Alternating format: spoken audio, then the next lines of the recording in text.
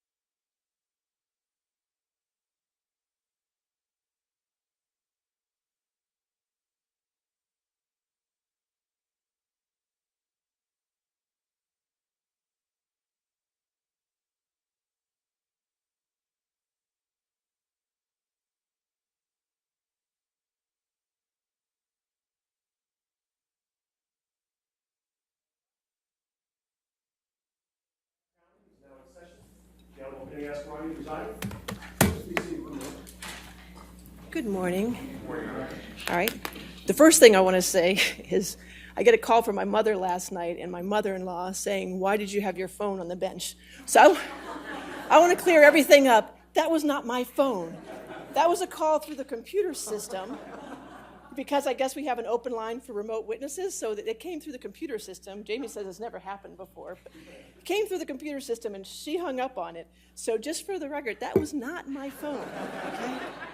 So I don't need that kind of grief from my mother, all right? Come on. Okay. Thank you. All right. So I think before the jury comes out, we do have one issue with Exhibit 2. Is it Exhibit 548? Plaintiff's Exhibit 548, okay. So you had offered it to come into evidence, and I know there was an objection. There's a lot of hearsay on it, and so is there a redacted copy for me, or is that something you haven't worked through? We haven't seen it. Okay. Okay, that's fine, Mr. Chu. I think it was her witness, but that's fine. Well, I know it's their exhibit, but you're offering it, and so if you're offering it, you have to redact it to basically, I think it says two. I wanted to make sure that, in fact, I was going to bring that up right this morning. I wasn't sure of the court's ruling, so I didn't know what. Well, I just wanted to make sure. I know there. I think we need to work out the details on that, Your Honor. Okay, if you could work out the details, so you owe me one exhibit, so we'll get that at some point today, right? Or even if, I guess, tomorrow when I see you guys, that's fine. Okay, perfect. All right. Anything else preliminary before the jury? Mr. Rottenborn? One brief matter, Your Honor. May we approach? Yes, that's fine.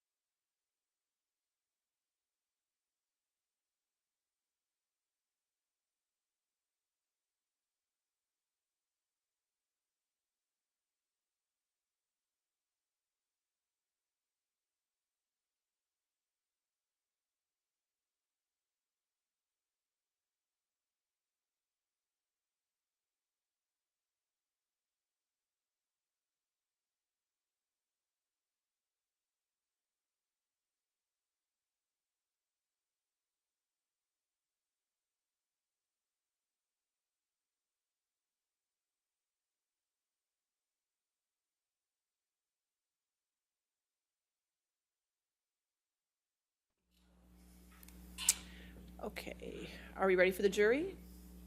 Yes, sir. Okay.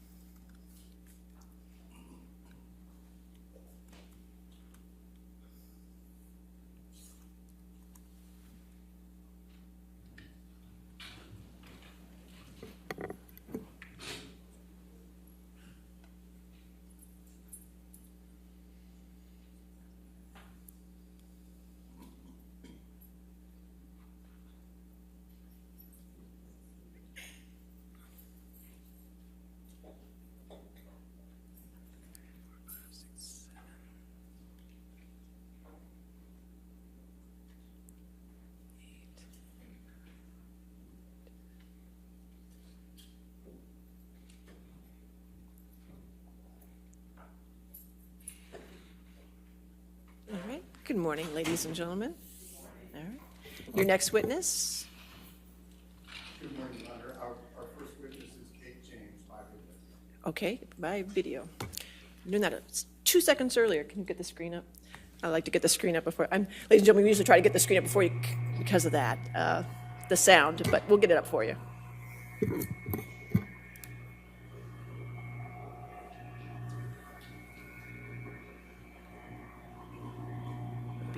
Like this too.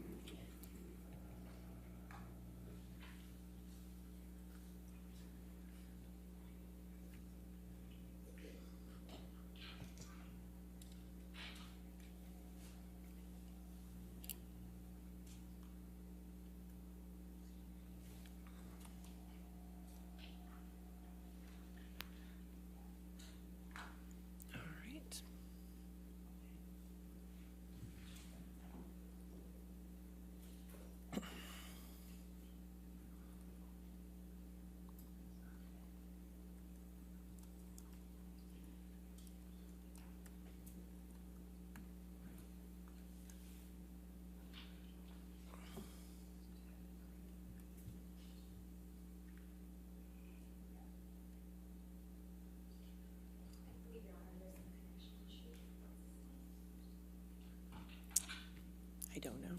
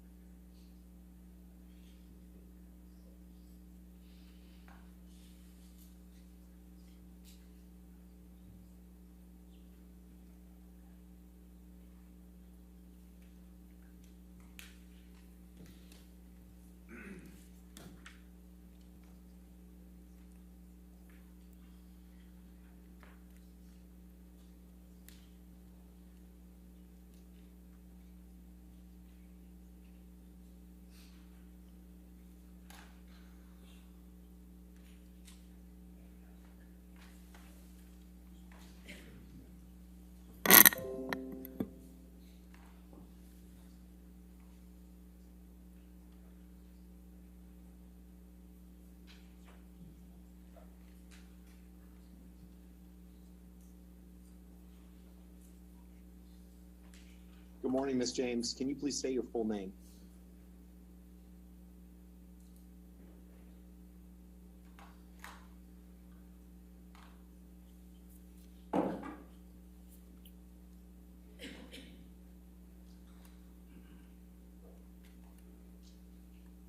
My name is Catherine Olwyn James. What's your current address? Have you ever spoken with Ms. Vasquez before today? Yes, When? I don't recall. What was the substance of that conversation? I don't recall. Was it in the past month? No. Was it in the past year? Yes. Did you talk about this case? No. What did you talk about?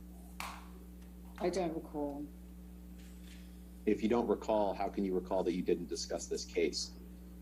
Have you discussed this case or the UK litigation with Mr. Waldman? Yes, I discussed the UK case with Mr. Waldman. What did you discuss about the UK case with Mr. Waldman? Your Honor, can we stop this, please? Okay.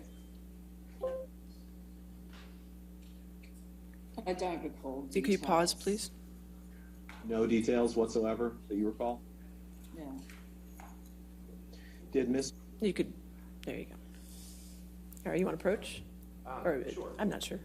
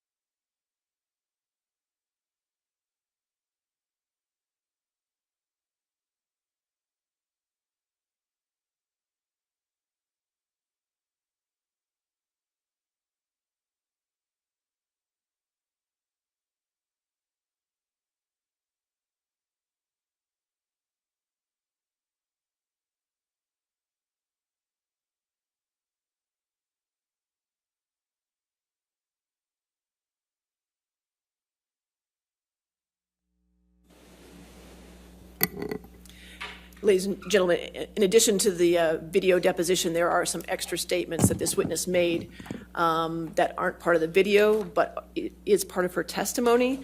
So Mr. Rottenborn is just going to read those into the record and for you as well, okay? Question. Have you spoken with Adam Waldman before? Answer, yes. Question. When was the last time you spoke with him? Answer, I don't recall. Question. How many times have you spoken with him? Answer. I would say somewhere around 10 times total. Question. Have you spoken with him in 2022? Answer. Yes. Question. What was the substance of that conversation? Answer. Friendly banter. Question. About what? Answer. Nothing to do with the case at all. Question. What was it about? Answer. We have gotten to know each other, and, you know, I was on vacation, said Happy New Year, that's it. Question, did you call him or did he call you? Answer, I didn't call him. Question, did you text him? Answer, I sent a message saying Happy New Year to a lot of my friends. Question, over text? Answer, yes. All right, thank you, sir. All right, you can continue the video. Waldman assist you in preparing your witness statements for the UK litigation? No. Did you exchange drafts of those statements with Mr. Waldman? No. Who did you send those drafts to? Shillings. Is every word in those witness statements words that you drafted? Yes. Did anyone provide edits to those witness statements for your consideration? I'm very good at my own editing, I can assure you. That didn't answer my question. Did anyone else provide edits to those witness statements for No. your?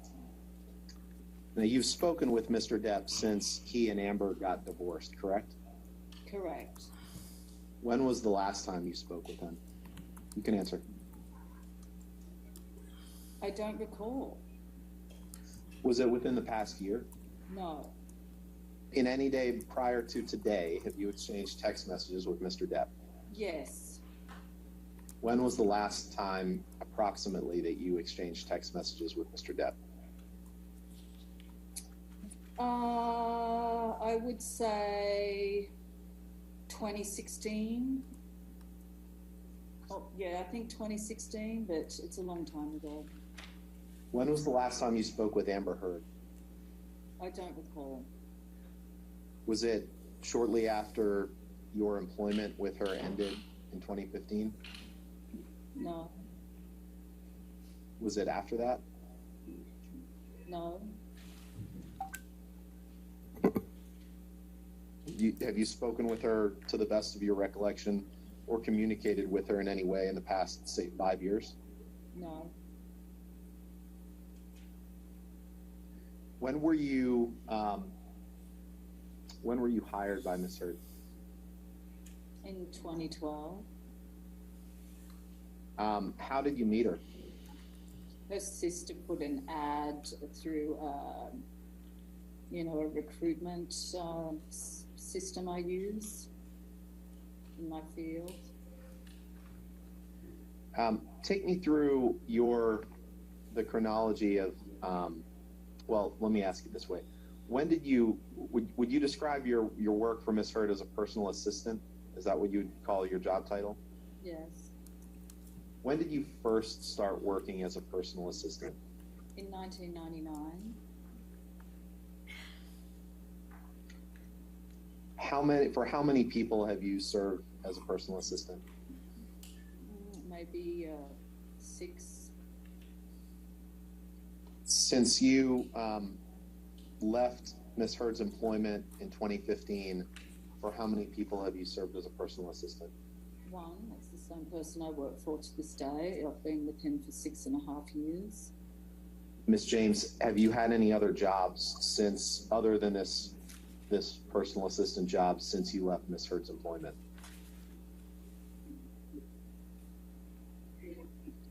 No,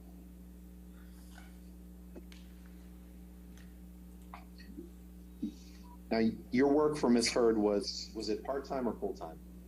it started as part-time and became full-time. When did you change from part-time to full-time? I don't recall. What were your job duties? Too many to mention.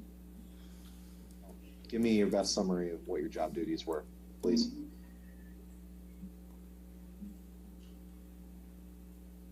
Is this relevant? Okay, so let's see. I mean, if you are ready for a really, really long time of me explaining all of the details, that's fine.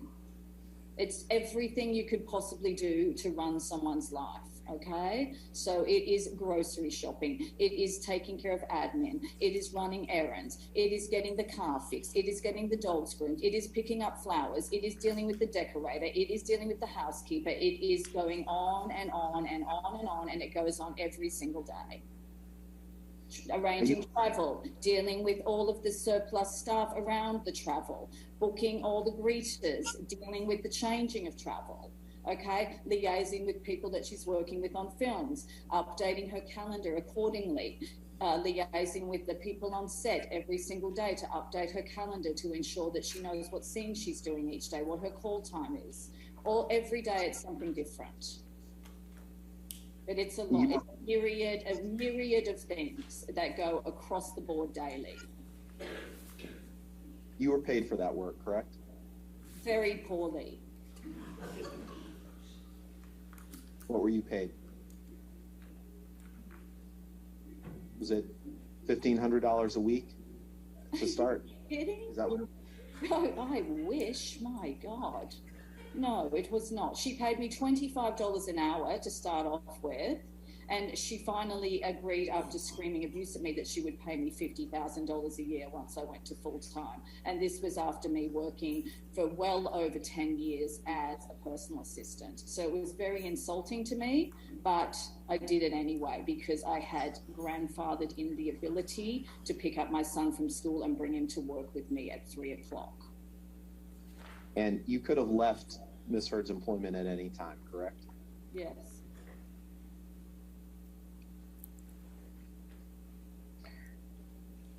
You were based in Los Angeles when you were providing personal assistant services to Ms. Hurd, right? I have always lived in Los Angeles since 1999. So you didn't travel with Ms. Hurd when she was out of town, correct?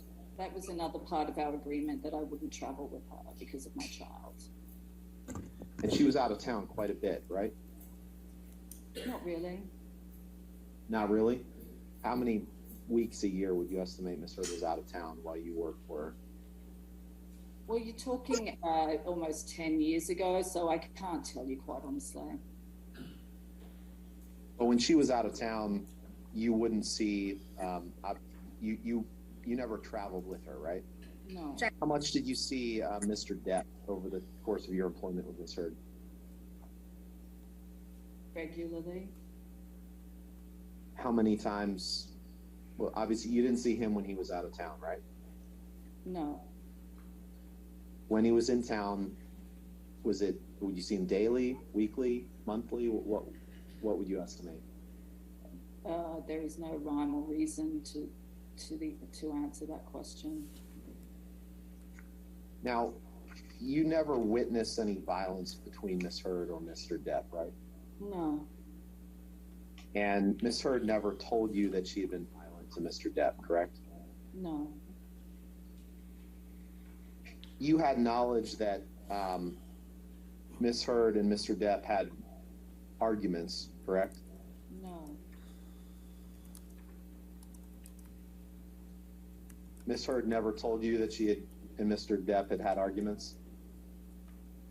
Occasionally she'd send a text message complaining about her mental state, but it's never clear exactly what was going on. Okay, so you never... It was like, I remember she would text me complaining about her mental state, and that was about it. I don't have any of the text messages, so it's hard to remember. Do you recall hearing anything about an alleged incident between Amber and Johnny on a flight from Boston to LA around this time frame? Like I said, I remember that day very well. And to follow up on that, I'm not asking just about what Amber may have told you. I'm just trying to drill down generally to what you may have heard, whether from Amber or Johnny or anyone, about that flight. Does that make sense?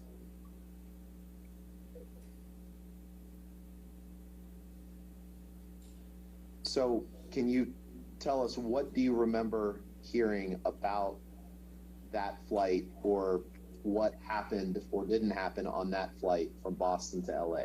Don't know. Sitting here today, you don't remember anything that you heard about that? I don't know. I wasn't on the plane. I just know what happened afterwards, okay? When she asked me to come meet her at the shuttle. Did you think to ask her if she was okay? You know, I probably did, because that's my role, to play a caregiver. That's all I can imagine. So what do you remember about this day that you alluded to earlier? Mostly my surprise that they went to the Chateau Marmont, because Amber had an apartment of her own in West Hollywood that was like completely set up and available to her. So that was my biggest confusion. Like, why did she go to the Chateau? And then she asked me to get her bathing suit. I remember that. So I had to go to her apartment to get her bathing suit, which again seems strange to me. And then what also seemed strange is when I got there, she had a bunch of friends with her. And originally I thought she was alone. When you refer to Amber's apartment, are you referring to the apartment on Orange Avenue? Yes, yeah. And isn't it true that Mr. Depp would spend time in that apartment with Amber time to time, correct? Well, I don't really know what the question is in relation to that. He wasn't there at that time, if that's what you're referring to. Yeah, no, that's not my question. My question was just, over the course of your employment, you have knowledge of Mr. Depp spending time at that Orange Avenue apartment, They spent right? time there, and at his residences, they would go around different places. Yeah. Were you concerned about Miss Heard and her well-being on this day?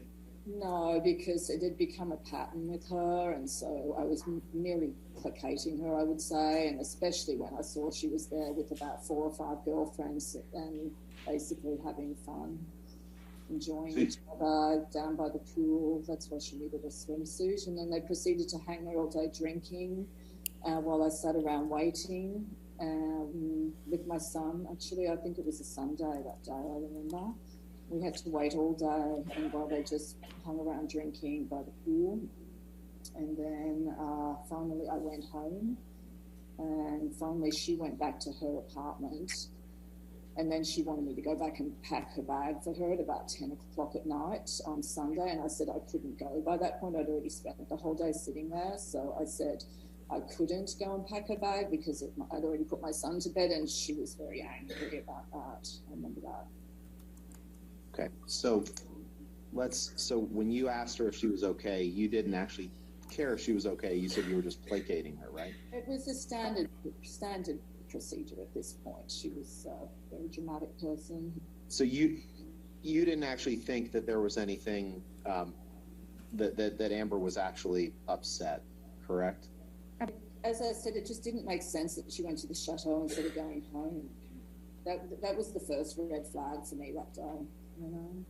So you came to the conclusion that day that she actually wasn't upset. Is that what you're saying? It's too much. I mean, I already answered once. What I'm asking is, did you come to the conclusion that there was nothing wrong with Miss Heard that day and that she wasn't actually upset? I don't know how to answer. I mean, it's such a strange question. Like they said, you already asked me and I already answered.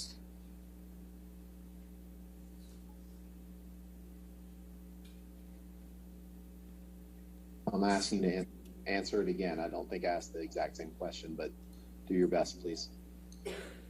Could you ask me the question in a different way or a clearer way that is not exactly the same as the last question you asked me? Did you reach the conclusion that day that Miss Heard hadn't experienced anything traumatic?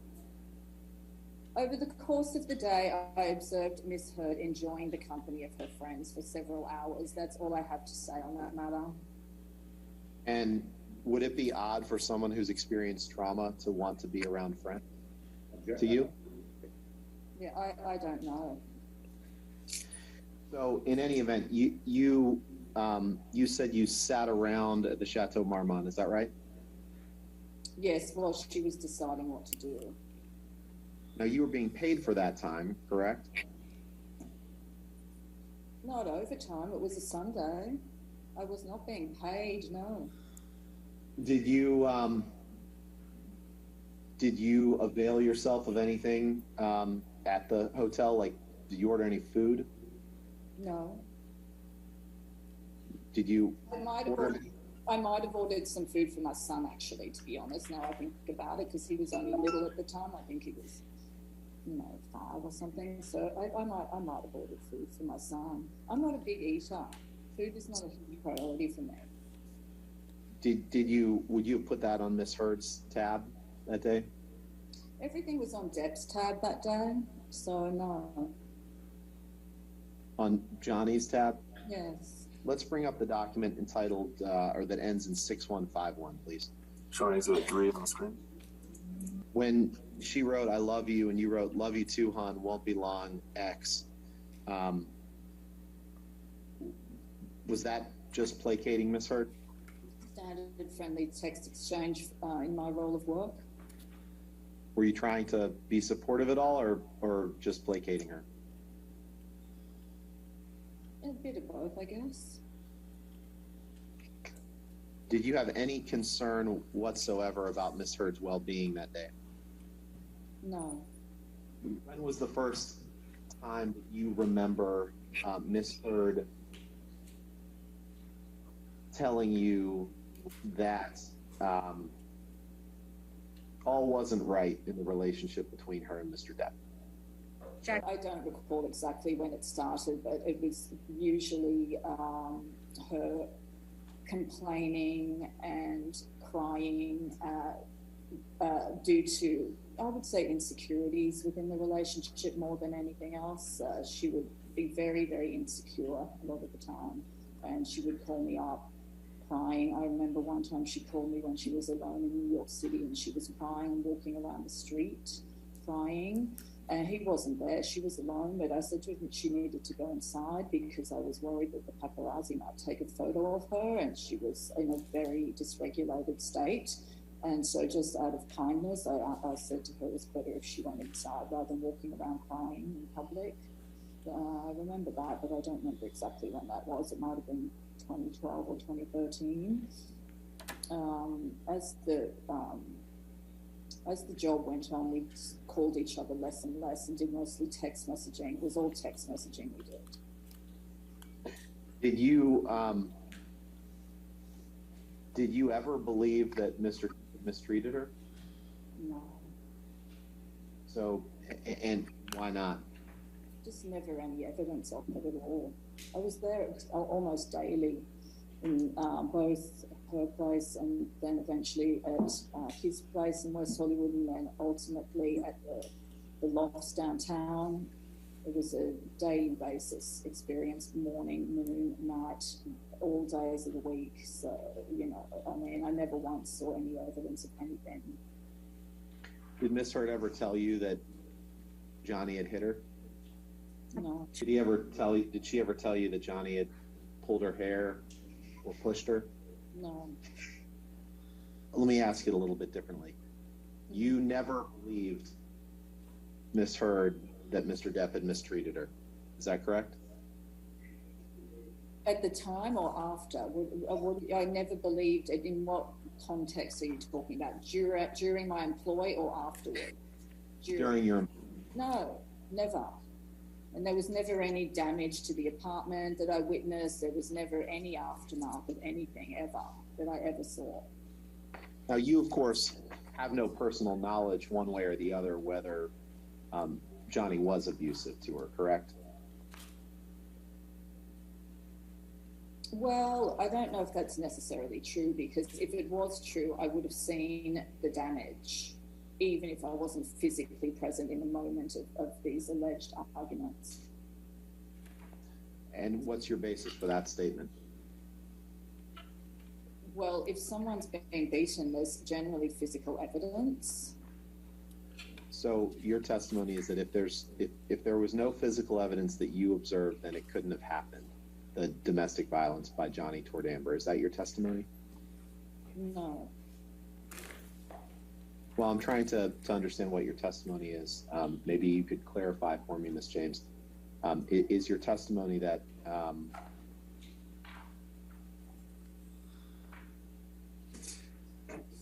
if you never saw firsthand evidence of Johnny being violent to Amber, that it couldn't have happened? That's not what I said. You're trying to put words into my mouth. I don't appreciate that. Can you pull up the document that is, well, let me see what it ends with here.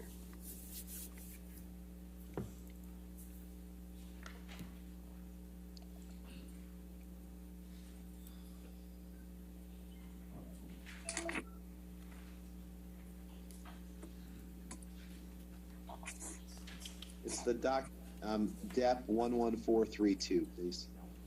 Showing Exhibit 4 on the screen. Could you pause for a moment, I'll please? direct your attention to the Okay. This is a document that we're just looking for the corresponding trial exhibit. You could just bear with us for 1 minute, and we'd like to move for admission of it. All right. What's the number on it? That's what we're trying to figure Okay. out. Sorry for the delay.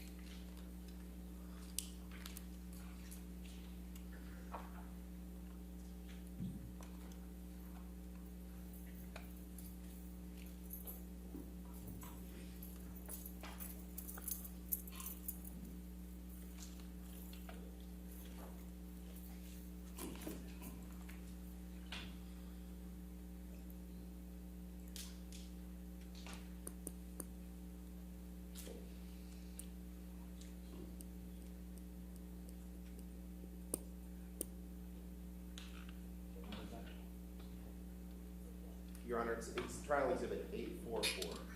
All right. And that's defendant's 844? Yes, ma'am. Okay, 844. Any objection to 844?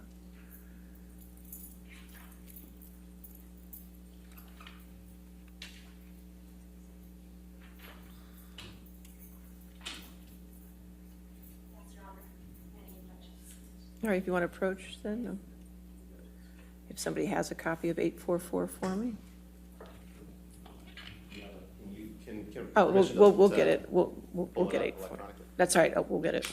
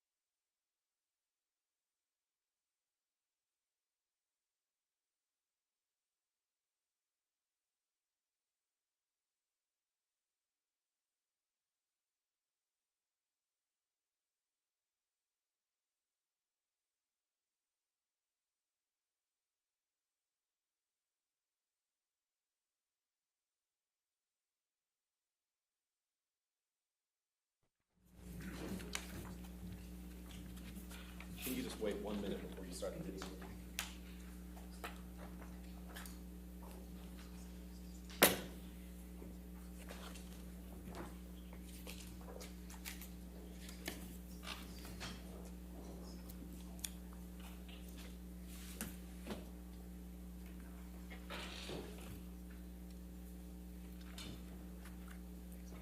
Yes, thanks.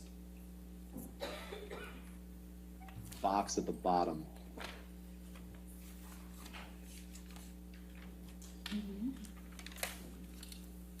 Do you see your name, Kate, in that the column labeled participants? Yeah. Is this a text message that you received from Mr. Depp on or around August 13th, 2016? Yes. And it appears that he's responding to something that you had sent him, correct? I don't know. You see where he says, "Thank you, sweetheart"? Yes. He's directing that to you, right? It looks like there's someone else CC'd on this text, so it could be to that person. I honestly don't know. I can't answer your question. Could we please pause the video? All right, could you pause for a second? Thank you. He already did. That was good. Thank you. Nice work. Could you And switch Your to? Honor, I'd like to. We'll we switch could to- switch to our. okay, that's fine. Thank you. Not yet, but don't, not yet. Don't. Make sure it's set right before you publish it. All right. And Your Honor, with the stipulation that we'll prepare a redacted version to be entered into evidence that has other personal identifiers redacted, we'd ask for permission to publish, to admit this into evidence and publish to the jury. All right. The objections are noted, and we will get the redacted copy. All right. So, Thank you, Your Honor. thank you. Yeah. Can you just blow it up, Heather?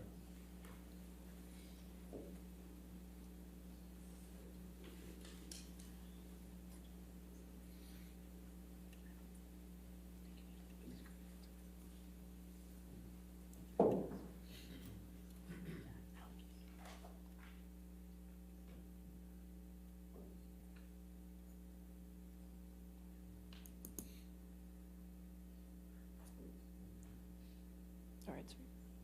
All right. Are we ready to continue? Ready to resume with the video. Thank you, Your Honor. All right.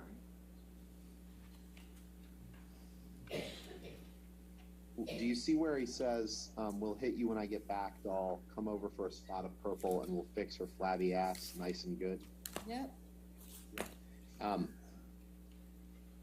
Come over for a spot of purple means come over for a drink of wine, right? I don't know. That's what you understood it to mean, correct? I don't know.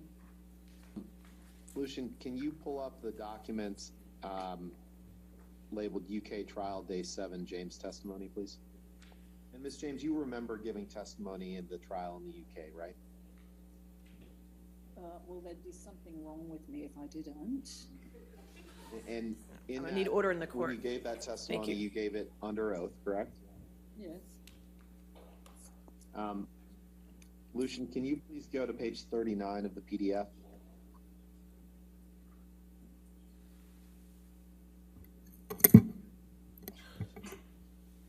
And can you please blow up the page that is labeled 1221?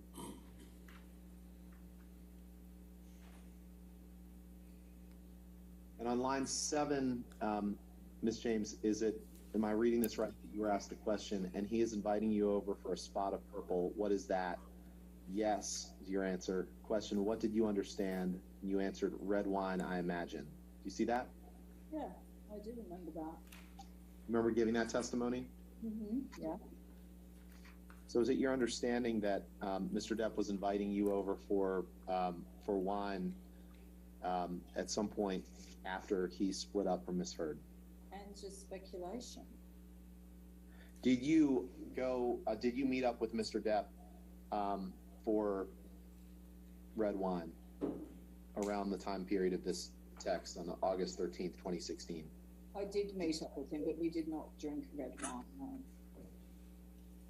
Was anyone else present for that meeting? No.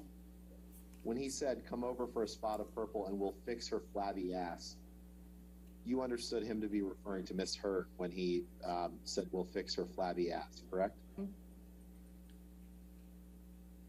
Yeah, it wasn't for me to speculate what he was referring to. And I'm not asking for you to speculate what he was referring to. I'm asking for your understanding was that he was talking to Miss Heard, correct? You can answer. There isn't an answer. I mean, this is the way he writes. It's very random and you don't sort of question it. Okay? It's just the way he writes. He writes in a very abstract way. Okay. Lucian, if you can just pull up the prior testimony that we just looked at.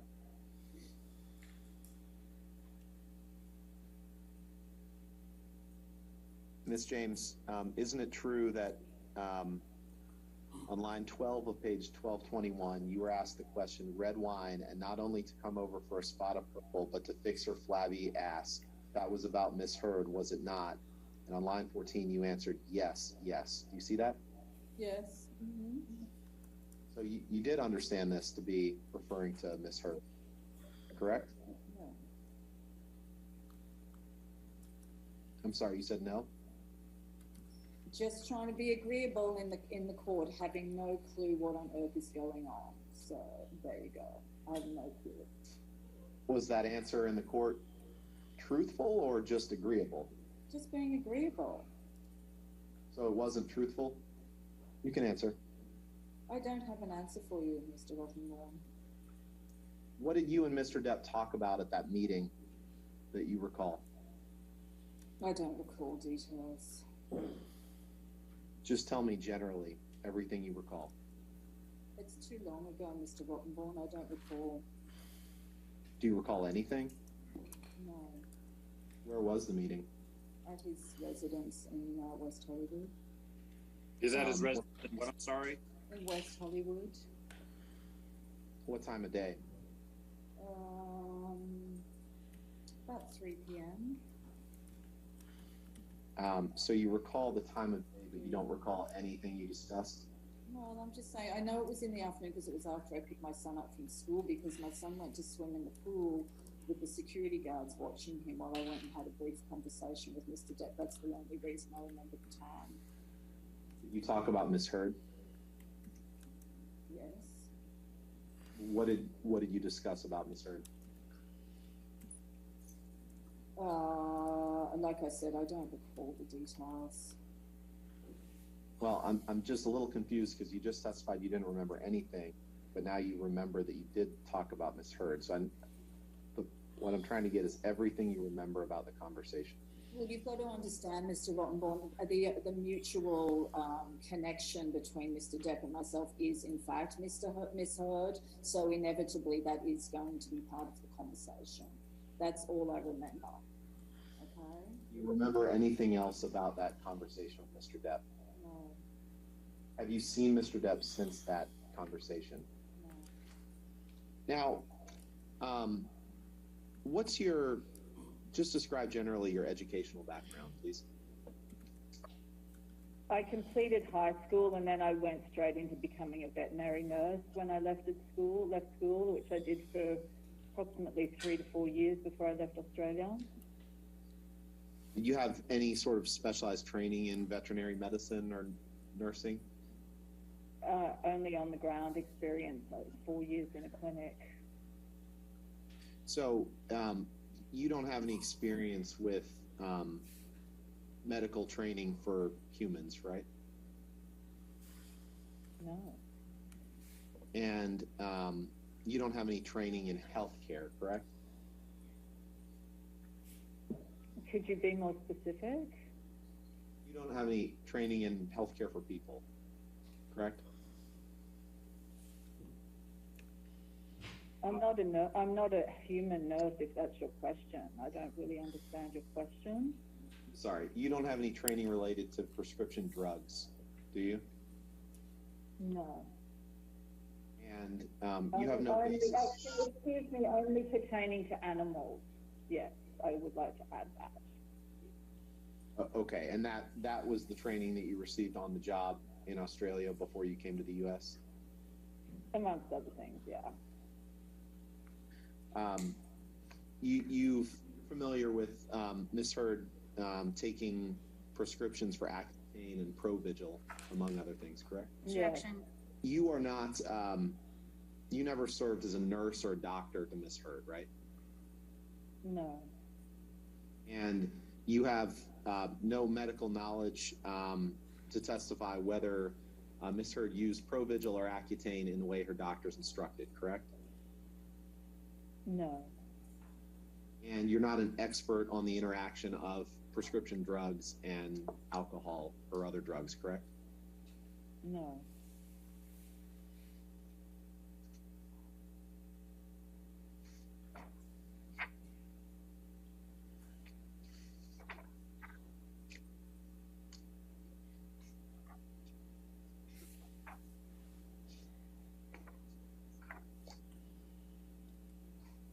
Did you, during the course of your employment, develop any personal knowledge of Mr. Depp's use of alcohol or drugs?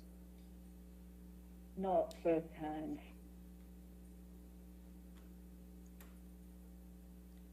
And what do you mean by not firsthand? Well, I worked with Amber. I didn't work with him. Did you ever see Mr. Depp using illegal drugs? No. Did you ever see Mr. Depp abuse alcohol? No. Did you ever speak with Dr. Kipper? No. Did you ever speak with Aaron Borum? Yes. And Aaron Borum was a nurse who worked for Dr. Kipper, right? She was assigned to Amber. That's how sorry. I spoke to her. I'm sorry. She was assigned to Amber. That's how I came to be speaking to her. And she also provided medical services to Johnny, right? I don't know. What do you recall speaking to Aaron Borum about? Just random chit chat in the course of the day, nothing specific. Do you recall ever forming any concern in your own mind about any of Mr. Depp's behavior in his relationship with Amber? Never. Nothing you heard, nothing you witnessed, nothing you saw during your time with Miss Heard ever gave you an inkling of concern about Mr. Depp's behavior toward Amber? Never.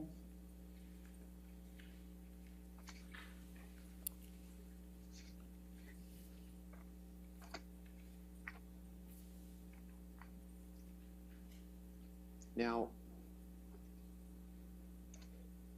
you left your employment, your employment with Amber ended in early 2015, correct? Yeah, just after they came back from the wedding on the island. Did Miss Heard terminate your employment? When Miss Heard came back from the island, she informed me that she now needed to support her mother because her mother could no longer work after a diagnosis, a medical diagnosis, and she told me she could no longer afford to pay me since she had to support her mother, and therefore she would have to terminate my employment to support her family. And did you resent Miss Heard for that, for terminating your employment?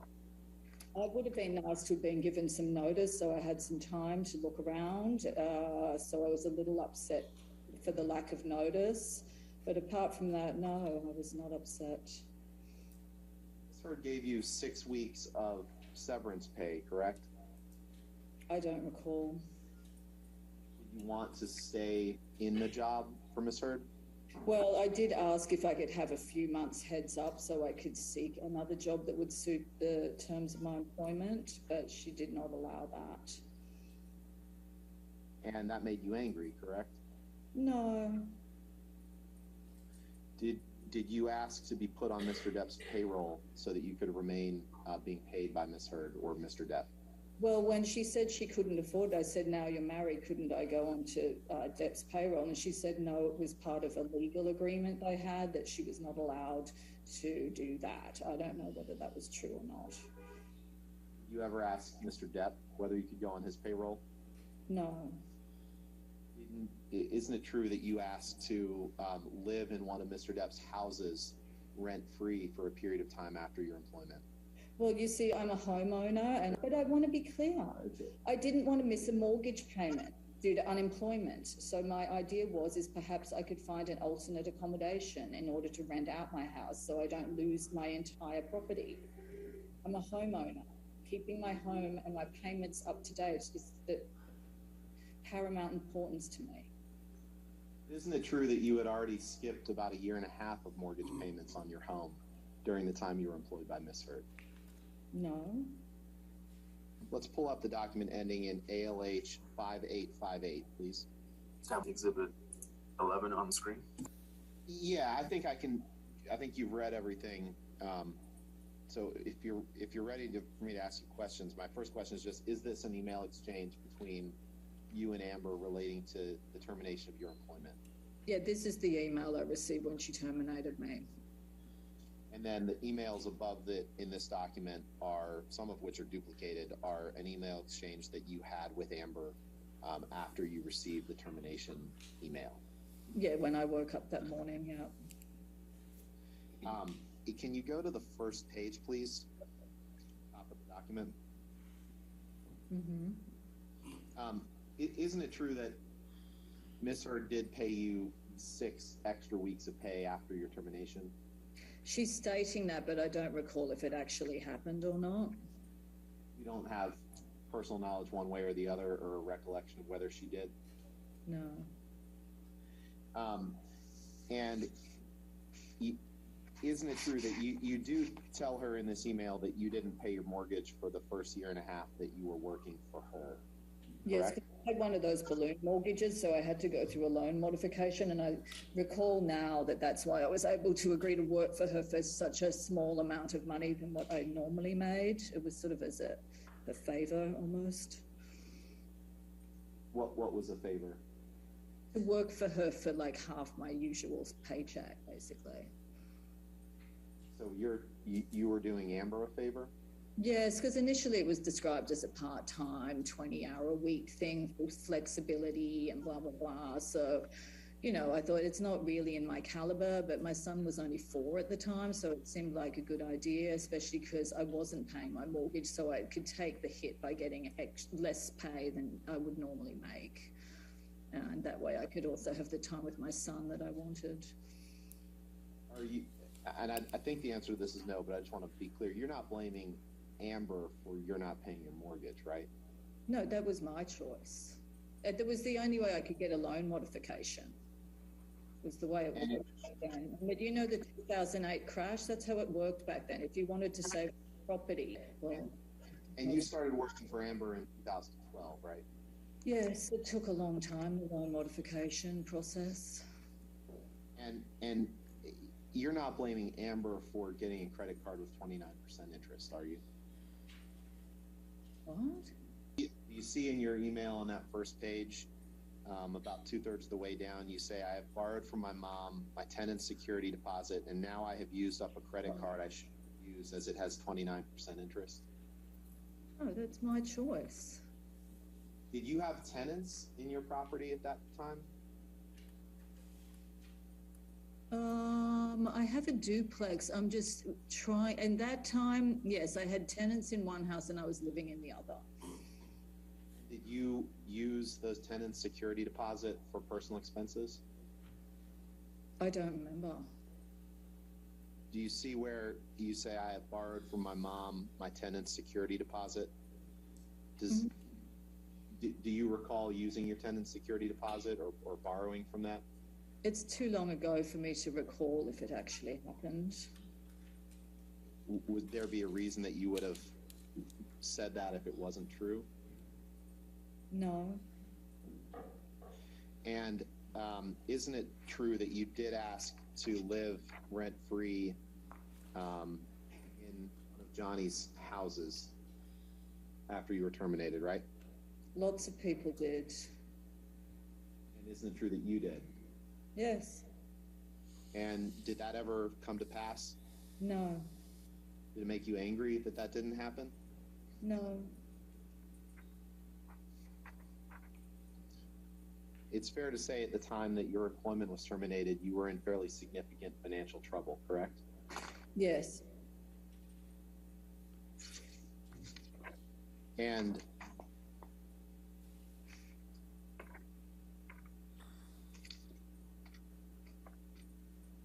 you were angry with Amber for terminating you at this time when you were in financial trouble, correct? No. See at the bottom of your email on page 2, you say, Max and I love you very much, as the sign off to your email. Yes. And Max is your son, right? Yes. That wasn't true, correct? In fact, you didn't love Amber. You didn't like her, did you? Any close relationship has ebbs and flows in the energy that you feel towards one another. It's pretty standard. And at that point in time, you, since your termination, you've had nothing but animosity toward Miss Heard, correct? No, I actually bumped into her at the P.O. box about 3 months after, and she was in her Range Rover, and saw her sister and she said, come say hi to Amber. And I went back there and I was going to say hi, but she was on the phone and she was saying, wait, but then I had to go. That's the only time I've ever seen her, but I wanted to go and say hi. I wasn't feeling like I wanted to avoid her or anything. You know, things happen and life goes on, you know. I understand you're a personal assistant, Ms. James. What type of people do you work for? High-profile celebrities. Are they celebrities in the entertainment industry? Yes. You previously testified that in March of 2012, you worked as a personal assistant for Ms. Heard, yes? Yes. In total, how long did you work for Ms. Heard as her personal assistant? Almost 3 years. And at the time you were hired in March of 2012, had you ever heard of Ms. Heard? No. You previously testified today that at some point while working for Ms. Heard, you transitioned from working part-time to full-time. Is that right? Mm-hmm. When did that transition happen? I don't recall specifically. Do you think it happened within the first year of your employment? I believe it happened within around 6 months into the employment. So most definitely it happened in the first year of your employment. Is that correct? Yes. You previously testified that you stopped working for Ms. Heard as her personal assistant in February of 2015. Is that right? Yes. And you also testified that Ms. Heard let you go upon her return from the Bahamas in February of 2015. Yes? Yes. Did Ms. Heard ever give you any indication or warning that your employment might end upon her marriage to Mr. Depp? No. How did it make you feel when Ms. Heard terminated your employment without warning? Bit of a shock, a bit of a feeling of being blindsided. When you first began working for Ms. Heard, and when Ms. Heard was in town, in other words, not traveling, how many times per week would you see her? Almost daily. And did that change when you became a full-time personal assistant for Ms. Heard? No.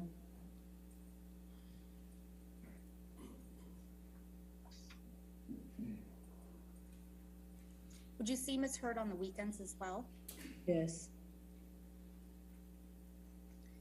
And when you would see Ms. Heard in person, did you coordinate with her when you would be seeing her? No, I would arrive whenever it was necessary to bring stuff that I'd picked up on errands or whatnot. There was no given set schedule. And when you say you would arrive, where would you arrive to? It depended where she was at the time. Sometimes she was at Orange, sometimes she was at one of Johnny's houses on Sweetser, and then eventually they all moved down to the lofts downtown. You previously testified that your work as being Ms. Heard's private assistant was extensive. Would you please tell us everything that you were responsible for?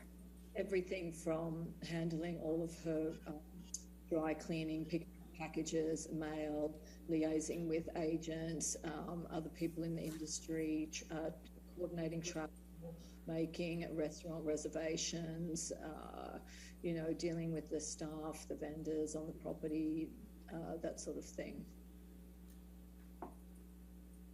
Did Ms. Heard ever ask you to monitor press for her? Yes.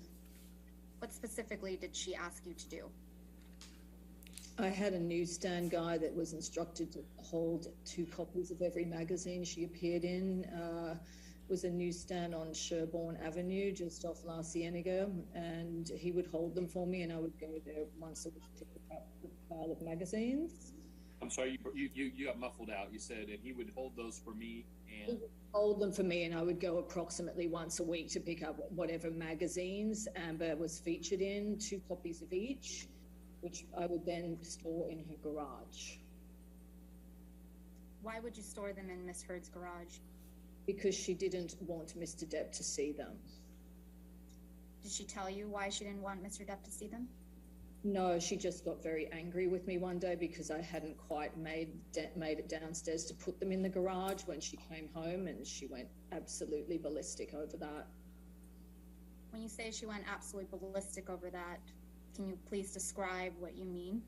Screaming, yelling, abuse. Do you remember what she said to you? No. But it was abusive in your opinion? Blind rage.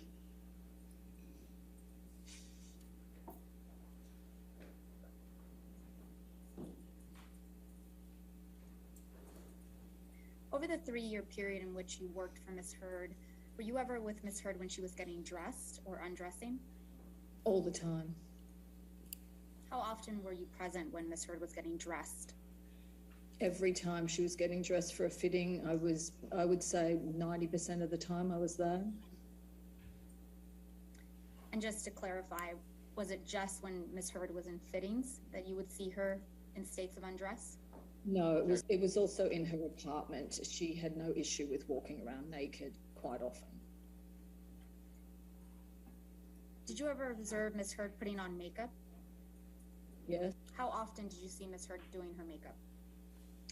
Just when she was getting ready to go out somewhere for a party or something. And when you interacted with Miss Heard, and I understand it was quite frequent and regular, did it appear to you that she was wearing makeup? She usually never wore makeup unless she was going to a special event. And when she did go to special events, would you describe her makeup as heavy? It would depend. It would, a makeup artist would do it, or if she would do it herself. If she did it herself, it would be light and usually adding lashes, and that's about it.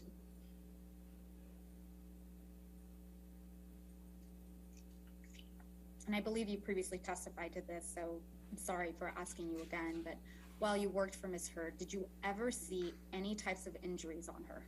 No. Did you ever see any cuts? No.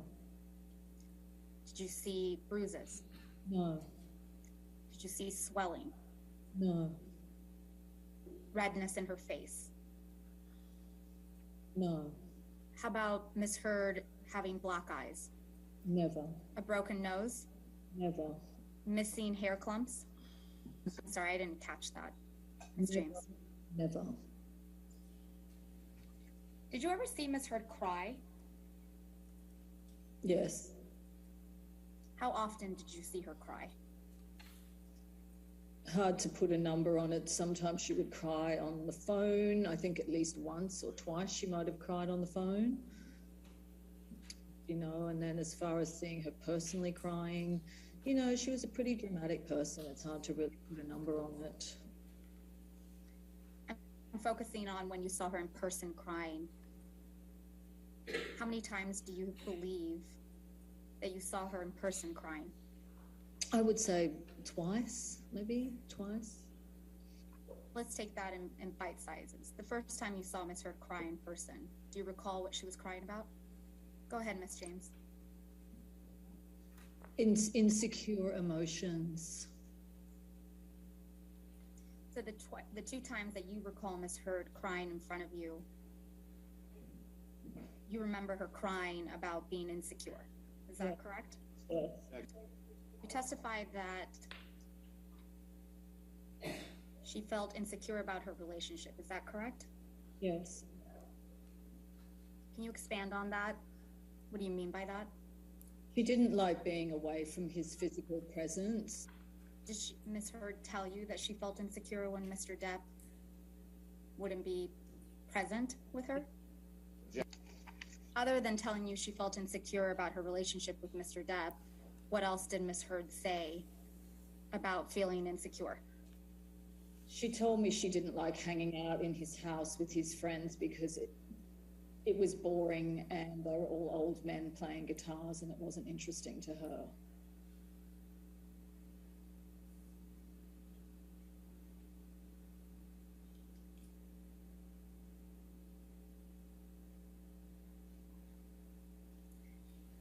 Was Miss Heard dating Mr. Depp when you first started working for her? Yes.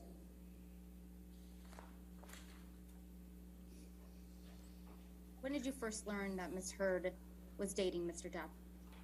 After about a month, I think. How did you learn that she was dating Mr. Depp? She told me. What did she tell you? She told me she was dating Johnny Depp.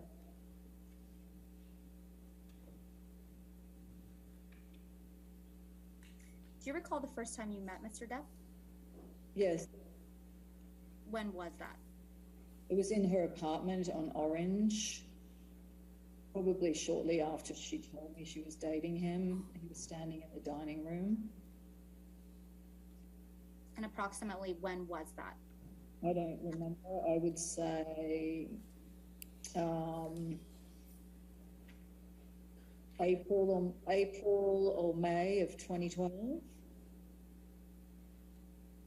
What was your impression of Mr. Depp?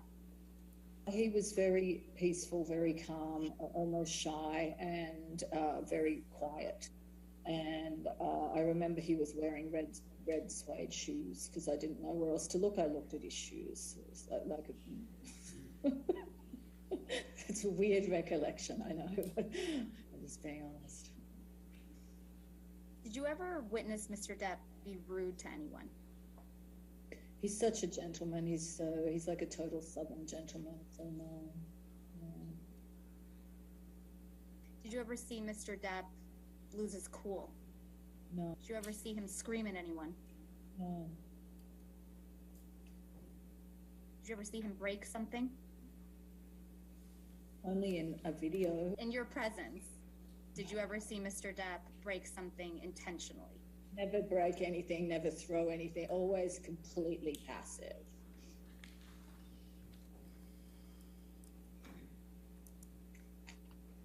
I believe you've testified previously, but you have a son, correct? Yes. How old was your son when you first started working for Ms. Heard? 4 years old. And did you ever bring your son to work with you? Yes. How often? Quite often, if I had to keep working, I would bring him back there after school. And if I had to work on the weekends, he would come with me then. Did Mr. Depp ever interact with your son? Yes, he was very kind.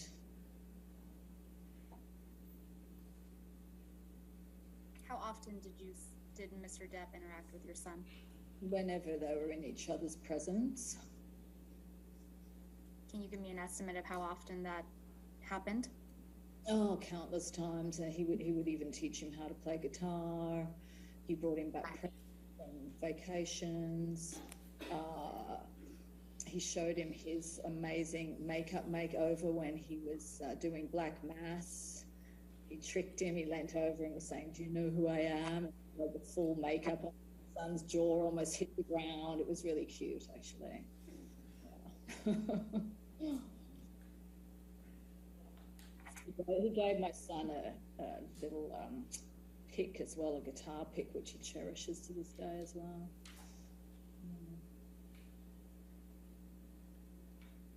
Fair to say you were around Mr. Depp and Ms. Heard together quite a lot. Yeah, it became increasingly more as the time went on. Yeah. What was your impression of Ms. Heard and Mr. Depp's relationship? It did not seem like a perfect relationship to me, based on a lot of insecurity on her behalf, which seemed to cause confusion in the relationship. Maybe the age gap was an issue because of their interests. I know that much. Apart from that, who am I to know the relationship, you know?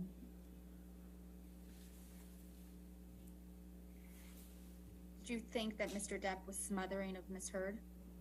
Oh, no. Did it appear to you that Mr. Depp was jealous of Ms. Heard? No.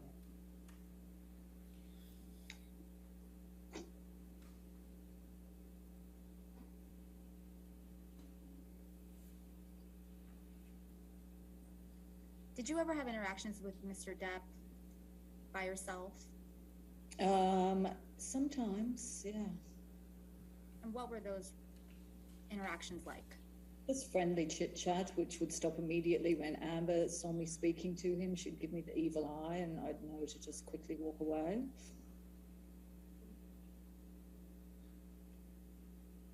Did Amber ever talk to you about your interactions with Mr. Depp? No.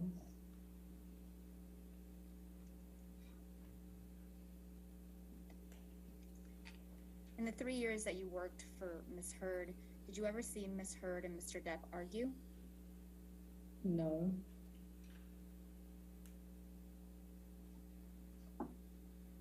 In the 3 years that you worked for Miss Heard, did you ever see any physical violence between Miss Heard and Mr. Depp? Never. Did you ever see either of them being physically aggressive with one another? No. Did you ever see any property damage at Miss Heard's home? Never.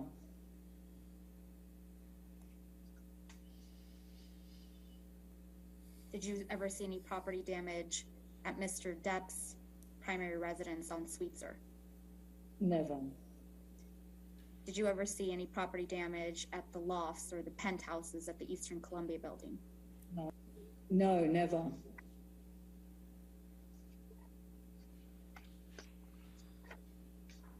Over the 3-year period in which you worked for Miss Heard, did you ever hear from anyone that Mr. Depp or Miss Heard had been in a physical altercation? No.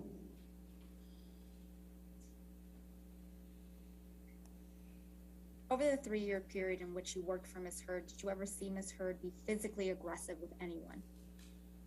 No. Let's break that down a bit. When you say she was verbally abusive to you regularly, can you explain to me how she was verbally abusive to you? Screaming over the phone. She screamed at me once in person, multiple times screaming at me over the phone. Barrages of abusive text messages, day and night, a lot of them in the middle of the night, I think you're aware. I think between 2 and 4 a.m. the barrage would start. That's what I'd wake up to. All incoherent, not really making sense, just basically someone to lash out at, no apparent reason to it. You testified previously that you observed Ms. Heard be verbally abusive to her sister. Yes. What do you recall about that? It was ongoing kick the dog kind of relationship with her sister, so it's really hard to pinpoint any specifics, but her poor sister was treated like the dog that you kick, basically. You previously testified that you observed Ms. Heard be verbally abusive to her mother. Mm-hmm. What specifically did you observe?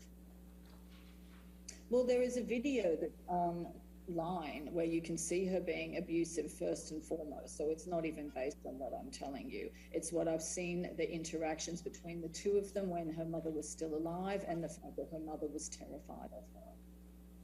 Did her mother tell you she was terrified of her? She personally told me she was terrified of her. Did you ever witness Ms. Heard tongue lash her mother? Here and there, yes. Especially when it was build up to a stressful event or something like that, yeah.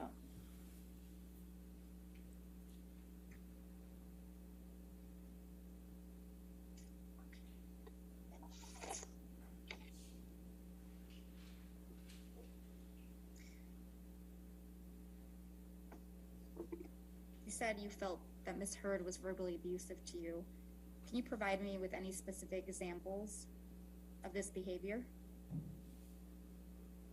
Well, I thought I did earlier, but yeah, it was just so random and ongoing. You would never know when it was going to come left of center. I do remember on one occasion when we were moving from part-time to full-time, and then the salary negotiations became a real bone of contention. And I specifically remember standing in her office where she leapt up out of her chair, put her face approximately 4 inches from my face. She was spitting in my face and telling me how dare I ask for the salary I was asking for, which was in fact approximately half of my regular annual salary. I was offering her that as a favor, and she felt that gave her the right to spit in my face. And there was a witness in the apartment at that time, by the way. Who was at the apartment at the time? The handyman, Hector Galindo. I'm sorry? The handyman, Hector Galindo. He was so mortified. He was so embarrassed to hear her speaking to me like that. Miss James, while you worked for Miss Heard, did you ever observe her drinking alcohol? Yes, I did. How often did you observe Miss Heard drink alcohol? Don't recall.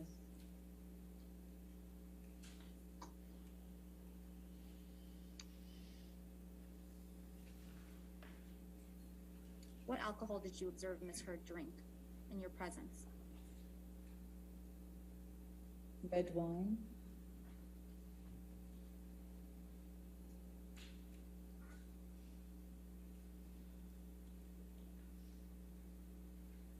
Did Miss Heard ever appear intoxicated to you?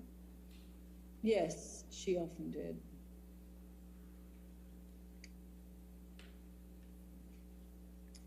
While you worked for Miss Heard, were you aware of what, if any, prescription drugs she was taking? Yes, because I had to pick it up and I often had to deliver it to her to You set. anticipated. I'm sorry, Miss James, I interrupted your question, or your answer, excuse me. The last part of your answer was to... It was my job to pick it up and deliver it to her, also bring it to her if she was doing a photo shoot or, on set or something, if she'd forgotten it. What prescription drugs do you remember picking up from Miss Heard? Provigil.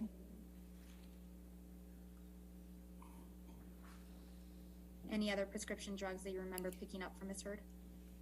Accutane. Any others? Not specifically. To your knowledge, did Miss Heard ever stop taking Provigil or Accutane while you were working for her?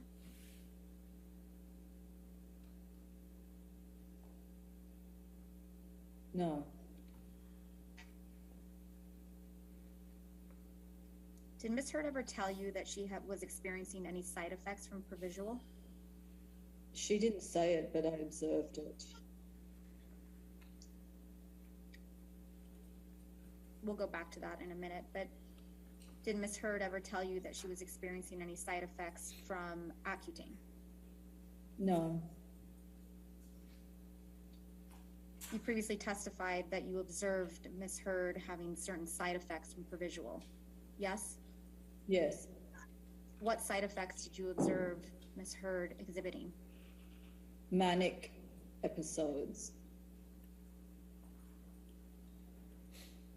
Can you tell me what you mean by manic episodes? Similar to if someone was on some sort of amphetamine drug. Moving very fast, not making a lot of sense, hyper-organizing, hyper-tasking, just very, very hyper. Yeah.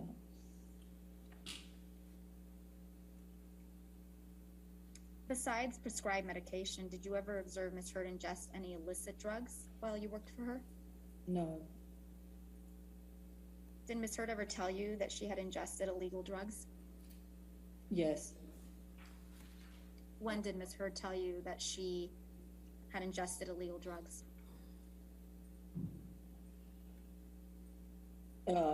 Sporadically here and there. What drugs did Miss Heard tell you she had ingested? Mushrooms, ecstasy, and cocaine.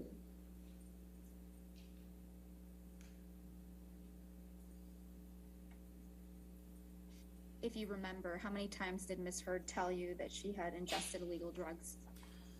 I can't remember.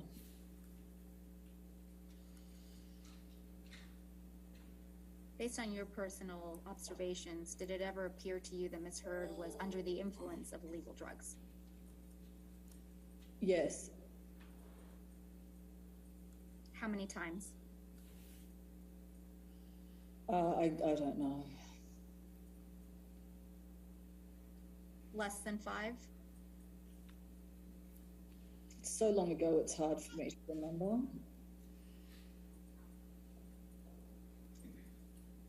why did you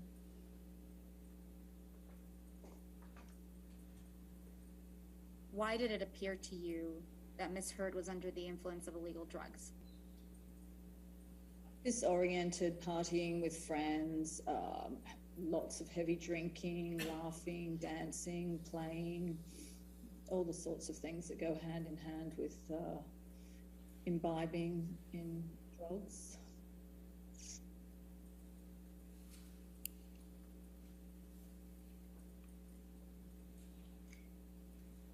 Would Miss Heard's treatment of you change when she was intoxicated? Yes. How so? She became more and more belligerent and abusive. Ms. James, you previously testified that you provided testimony in a matter involving Mr. Depp in the United Kingdom. Do you remember that testimony? Mm-hmm. Yep. And how did you provide testimony in the United Kingdom? Well, I wrote a witness statement and then I had to do a live video feed. And did you understand that your witness statement was made under oath? Yes. And did you understand that your testimony during the trial live was also under oath? Yes.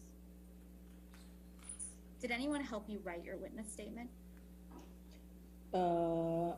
Shillings over in the UK helped me with the first draft, and then I took over and completely edited it to be my own words. That was after a phone conversation we had. They jotted down notes, sent me some basic notes to work with, and then I worked on it from there. How long did it take you to write your witness statement? About 3 or 4 days. Did you feel you had an adequate amount of time to prepare and write your witness statement? Yes, I was very proud with the outcome of how I wrote it because it was all my words and it was the absolute truth.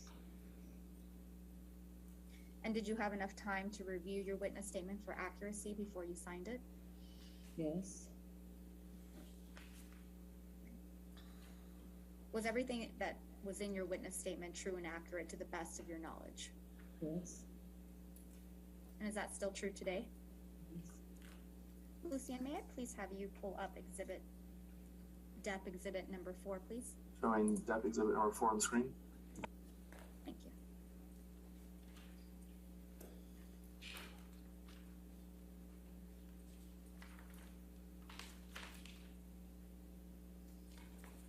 Ms. James, do you remember receiving an email from Ms. Heard on or about February 12th, 2015?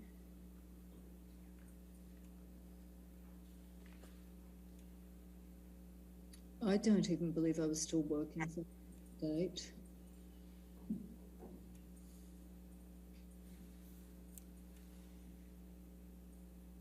Do you remember receiving this email in particular from February 12th, 2015? Again, I don't, as far as I know, I wasn't even working for her at that time, so I wouldn't even know why she wrote this letter to me, quite honestly. Do you remember receiving this email then? No. Okay. Can we please pull up exhibit number 5? Stand by.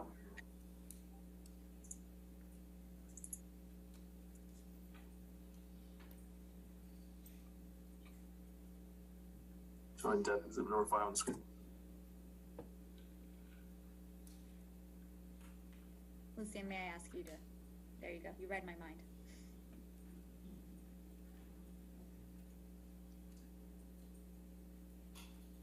Lucian, may I either take control or have you scroll down to the bottom? Thank you.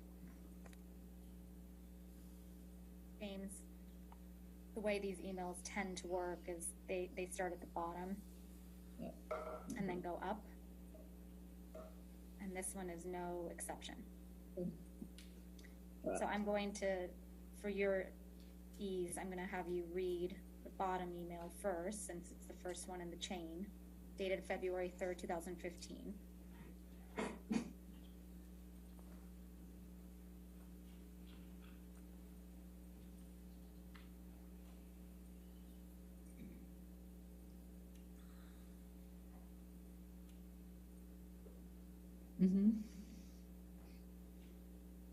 Looks like she was travelling straight to London after the wedding. That's what I'm reading. Do you remember, actually, you know what? Why don't you read this entire email chain, and then I'm going to ask you some questions about it.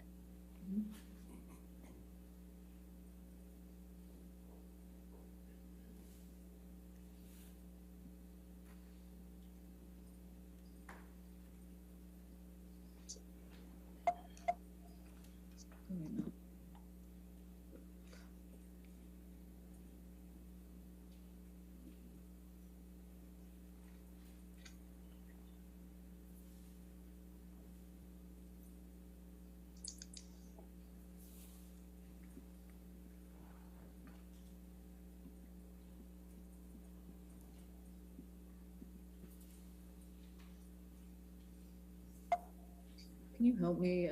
Oh no, now it's moving. I don't know. It's being finicky. No, do you have control of this? I do have control. Sorry, Miss James.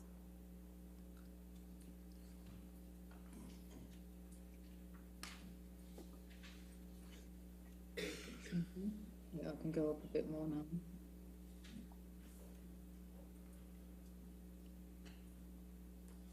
Mm-hmm. Do you remember receiving these emails from Miss Heard? Not really, no. No. Do you see where Miss Heard on February 4th, 2015 writes in all caps, "Are there no direct flights? Question mark, exclamation." I'm just pointing her to the top email, Mr. Rottenborn. Do you see where Miss Heard writes to you, "Are there no direct flights?" in all caps? Yep.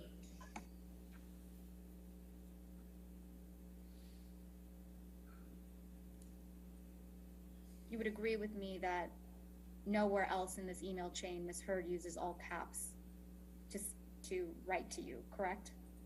No, there's not.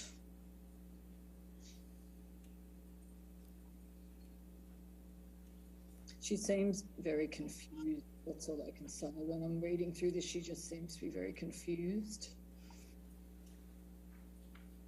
And the thing is like if that question were to be directed to anyone, it should have been to the travel agent, not me. I mean, I'm not the travel agent. The travel agent was down there in the beginning, Trudy Sullivan. Directing your attention, Miss James, to May of 2014, when you met Miss Heard at the Chateau Marmont in Los Angeles, California. Do you remember your testimony about that incident? You testified previously that Miss Heard asked you to bring a bathing suit to the hotel. Is that correct? Right, yes. Did you see Miss Heard wearing a bathing suit in May of 2014 at the Chateau Marmont? Yes.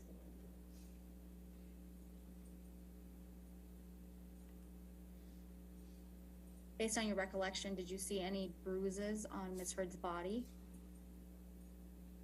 Objection. No. Did you see any red marks on Miss Heard's body? No. How would you describe the general atmosphere or mood of Miss Heard and her friends at the Chateau Marmont? To be honest, it seemed a little conspiratorial to me.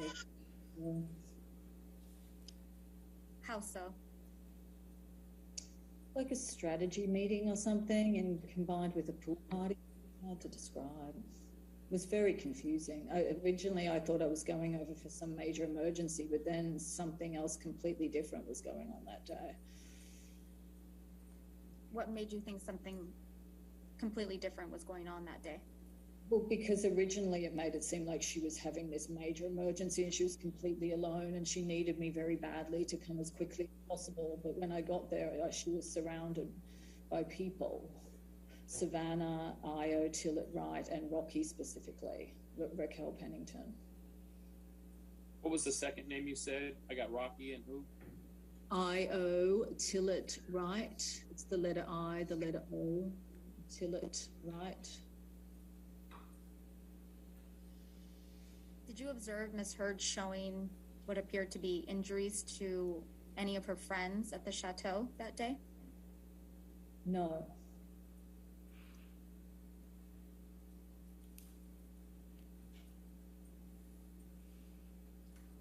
Did it appear to you that Ms. Heard's friends were comforting her? How would you describe Ms. Heard's friends' behavior?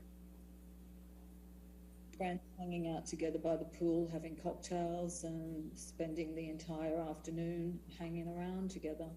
Did you ever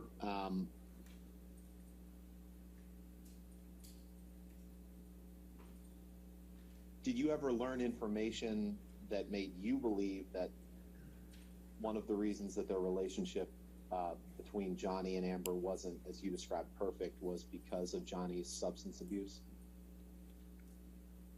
I couldn't speculate on the details of their personal relationship.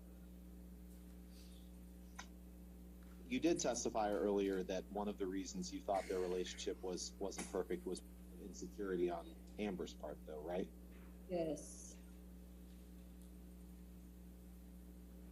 So you developed an opinion that insecurity on Amber's part affected their relationship, but you did not develop an opinion that substance abuse or any actions by Johnny affected their relationship. Is that right? That statement was based on communications directed to me from Amber, basically. What communications specifically? Expressing, exactly what I just stated. That she was sad, she didn't want to be away from him, blah, blah, blah, that sort of thing. It would happen all the time. And you believe that those statements were the reason that their relationship wasn't perfect? It's not for me to speculate. You would agree that just because someone is insecure in a relationship does not mean that she deserves to be abused, correct? I have no answer for you for that. You would agree that even if someone acts quote unquote smothering in a relationship doesn't mean she deserves to be abused, correct? I don't have an answer for you for that. I don't have any further questions. Thank you for your time today. All right, thank you. All right, ladies and gentlemen, let's go ahead and take our morning recess for 15 minutes. No outside research, do not talk about the case, right? Okay, thank you.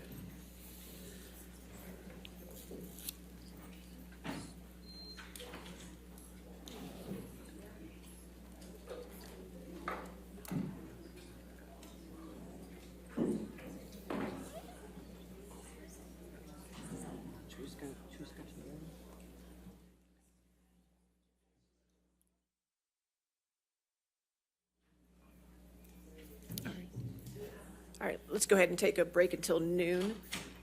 Is your next witness, we're going to set it up so it's all ready to go in next, okay. I really appreciate that. Okay, thank you. We'll be in recess till noon.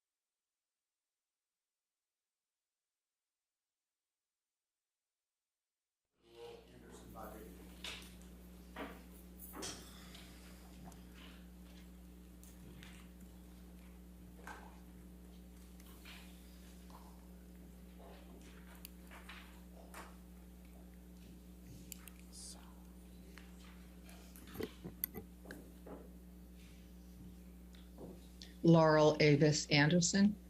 And what is your business address?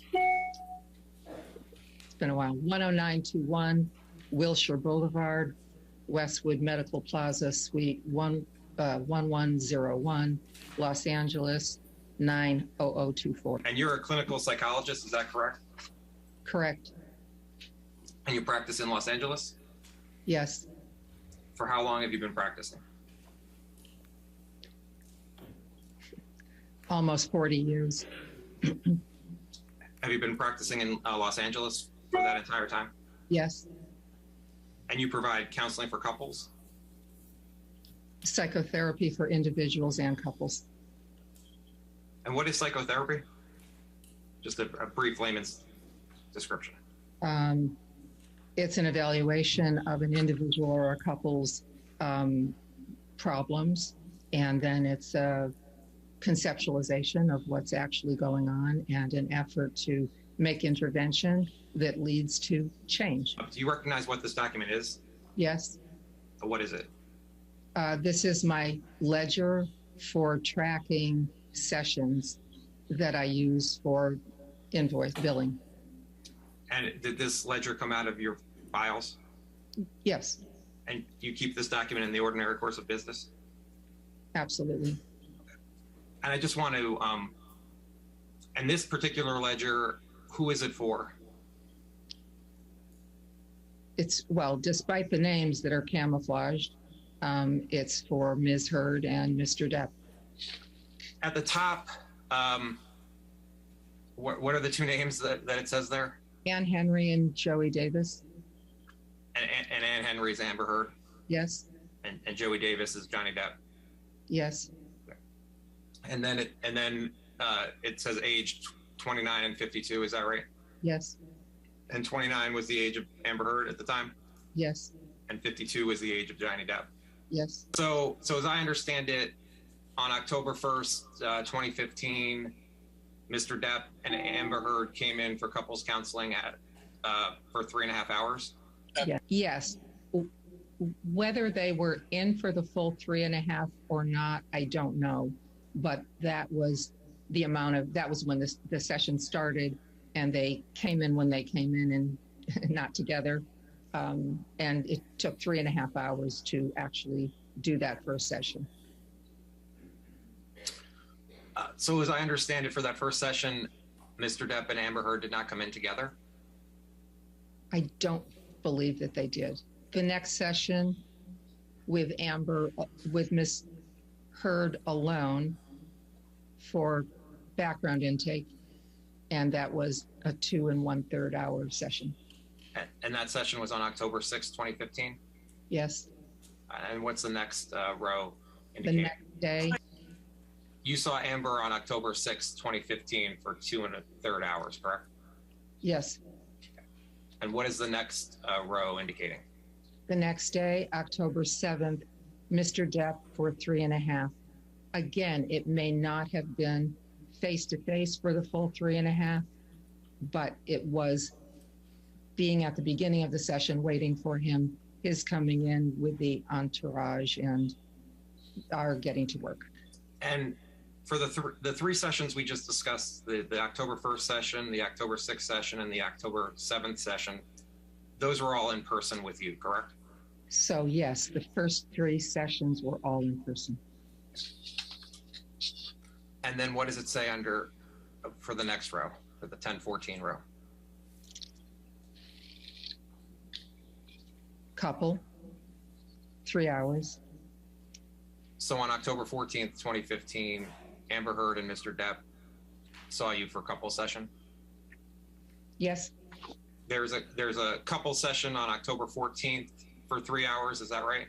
10/14, there's a couple session.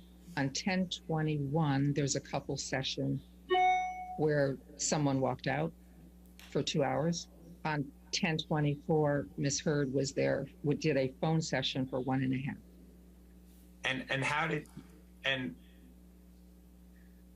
On the 1024 row, next to the 2 hours, it says W out, correct? It's 10/21. In the 1021 row, what does it say in the 4th column? For me, that's walk out. And do you recall who walked out of that meeting? I have tried to, and I don't, because each threatened and stood up. And I'm not positive who finally did the walkout. And then what does it say? What is it indicating on the row for 11/12/2015? Couple session showed 1.5 hours. And then on 12/17, what does that show? Amber alone showed 2.25 hours. Based on this ledger, you saw Amber and Mr. Depp for 4 couple sessions? That's right. Dr. Anderson, I'm showing you it's been marked as Anderson 3. And Your Honor, at this time, we're looking to move defense exhibit 397. I understand there's no objections from All right. plaintiff's side. 397, no objection, is that correct? You do have hearsay and relevance objections. They didn't list objections in their exhibit list, and then we actually communicated this morning, and they said they weren't objecting. All right, do you know who on the team you talked with? I'm sorry.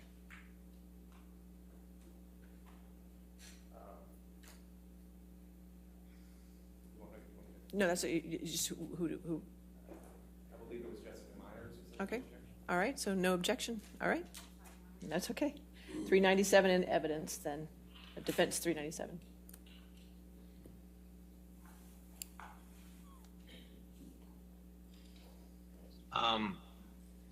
And I will let you, which is CC 000172, I'll let you take a look at it. So it's a 1-page email. So let me know when you're finished. Do you recognize this email chain? Yes, Do you know who Christian Carino is? yes, again, On the page where it says laurel.anderson28@gmail.com, that's your email address? yes, The email of March 28th, 2015 from Mr. Carino, he wrote, Laurel, my closest friend, Amber, on copy, wants to come see you alone first, and then with her husband, Johnny. We'll leave it to you two to arrange a time. Love you both. You see that email? Did you receive that email from March 18th, 2015? I did. And you responded to Mr. Carino's email, correct? As you can see, yes. What was your understanding as to why Amber Heard wanted to meet with you?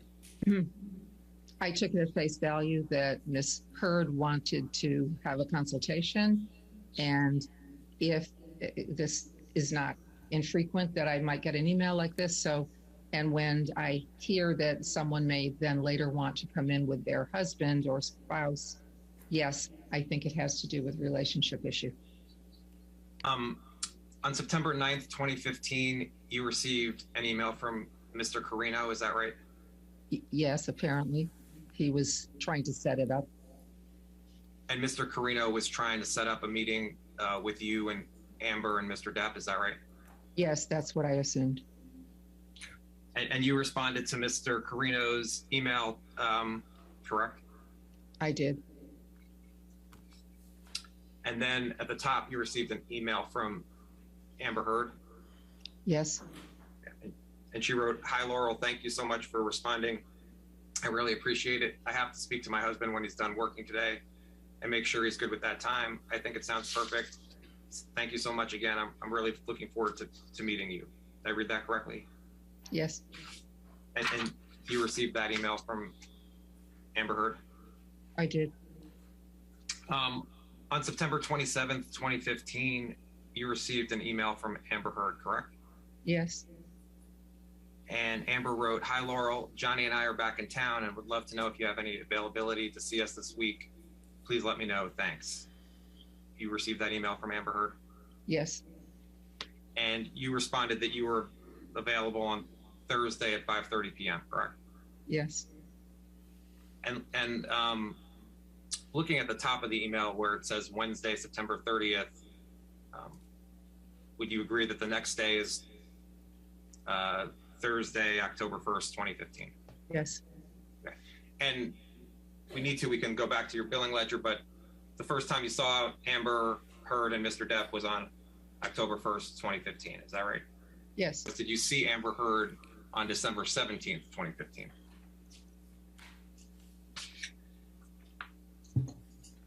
Yes, we had established that, yes. Exhibit 7 on screen. Dr. Anderson, I'm showing you it's been marked as Anderson Exhibit 7, which is depth 3202. Take a chance, read it, and let me know when you're finished.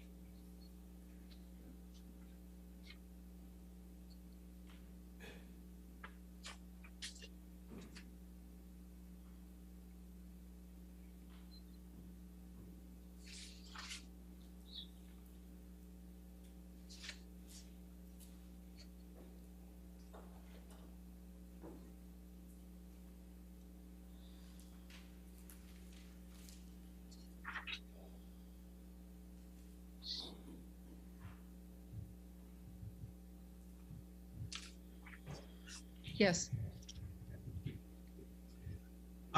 Attachment 7 is at the bottom is you see a March 8th, 2016 email from Christian Carino to you, correct?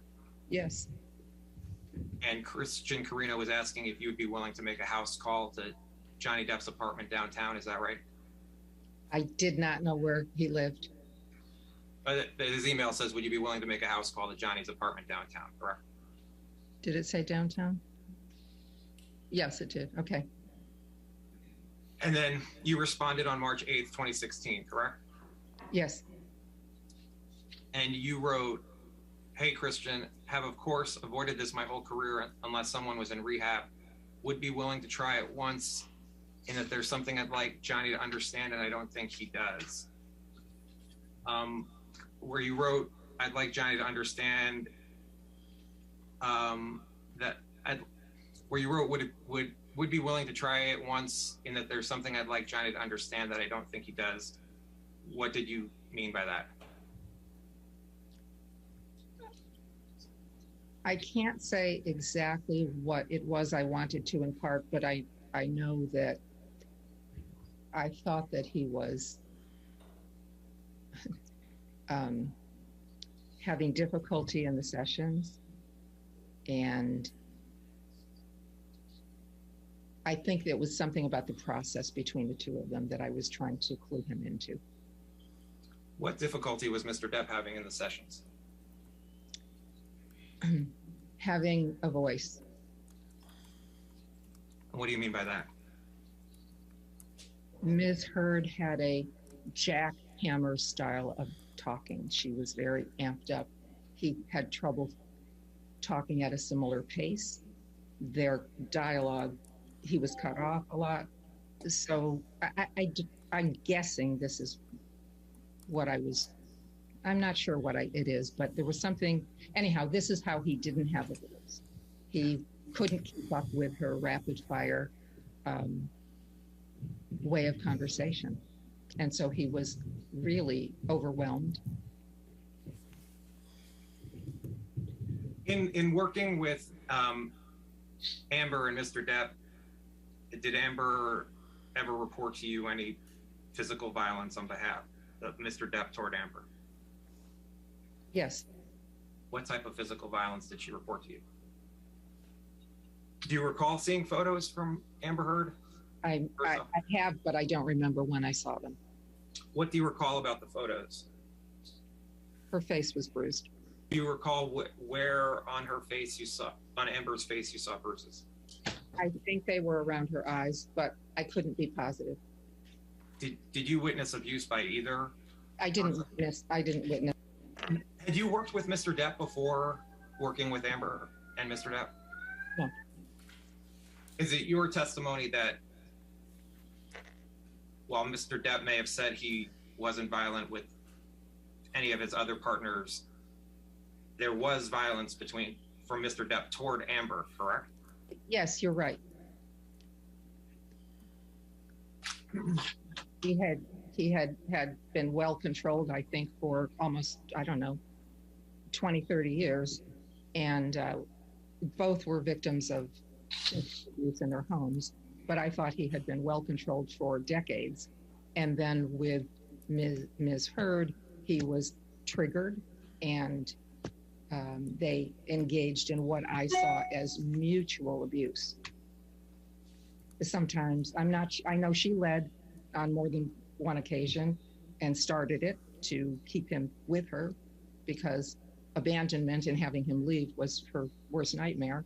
And I think he may have initiated it on occasions too. I'm less sure on. And how did you come to the understanding that on some occasions Ms. Heard physically abused Mr. Depp? Ms. Heard reported that. What did Ms. Heard report to you? That it was a point of pride, two things. It was a point of pride to her if she felt disrespected to initiate a fight, and her father had beaten her. She was not going to. And the second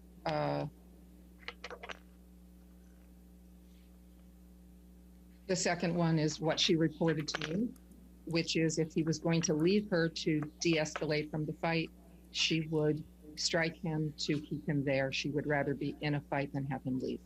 Did you speak to any other doctors or psychologists that worked with either Amber or Mr. Depp? No. Did you review any medical documents of Mr. Depp or Amber? I reviewed a pharmacokinetic that Ms. Heard showed me, which has to do with neurotransmitter function, genetics, and medications. Just to go back, Doctor, what professional degrees do you hold? I have a couple of masters, a PhD, and a certified clinical nutrition certification. Would you mind please just elaborating on that for the record? Yes, I have a master's from early in my life in teaching and curriculum. I have a master's in psych. I have a PhD in clinical psychology. I have a CCN, which is a certified clinical nutrition certification. And do you recall, Doctor, in what year you obtained your PhD? Yes, I got it in '82.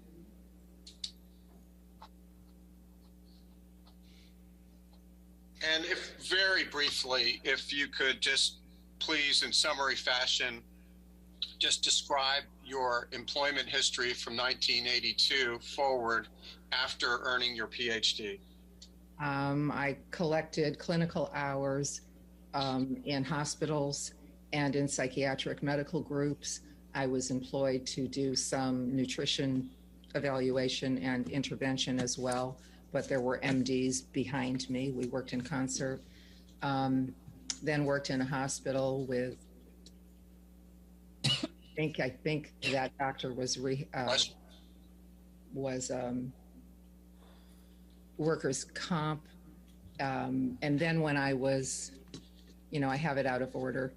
Then I was on my own, but I was employed this is when I was employed by a psychiatric medical group to do kind of a combination of psychotherapy and some nutrition. And then since then, I have been a solo practitioner, out of network, word of mouth only, very small footprint, purposely, all of these years. When did you become a solo practitioner? Very soon, probably in '86. So is it fair to say that as of 2015, you were already quite established as a solo practitioner? Yes. Generally speaking, what type of services did you provide your patients in 2015? Adults only, individual or couples work, and with a limited number of people, there would have been neurotransmitter testing and some attention to lifestyle and how nutritional elements affect the brain. And if you would just please describe for us lay people what a clinical psychologist does. The first thing is evaluation, intake, gather material. The second thing, and the way I work, is during the intake process, could be one session, could be 4 sessions, depends on if it's an individual or a couple. I'm conceptualizing. I'm looking for the process. The content is something I make notes on, I care about. It leads me from session to session, but I'm really looking at process. What's going on between 2 people, or what's actually going on inside of someone. The third step is I show my hand. I talk about it. I try to get either 3 people in the room all on the same page with me, or one other person. This is what I see. And then the onus is on me to not just be a good friend and hold someone's hand and talk about mom, but to actually make change. And so I lay out, here are the things I think we need to work on.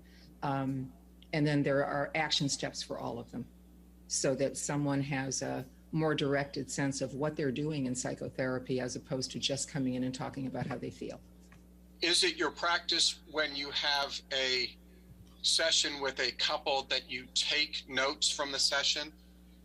I absolutely take notes from any session.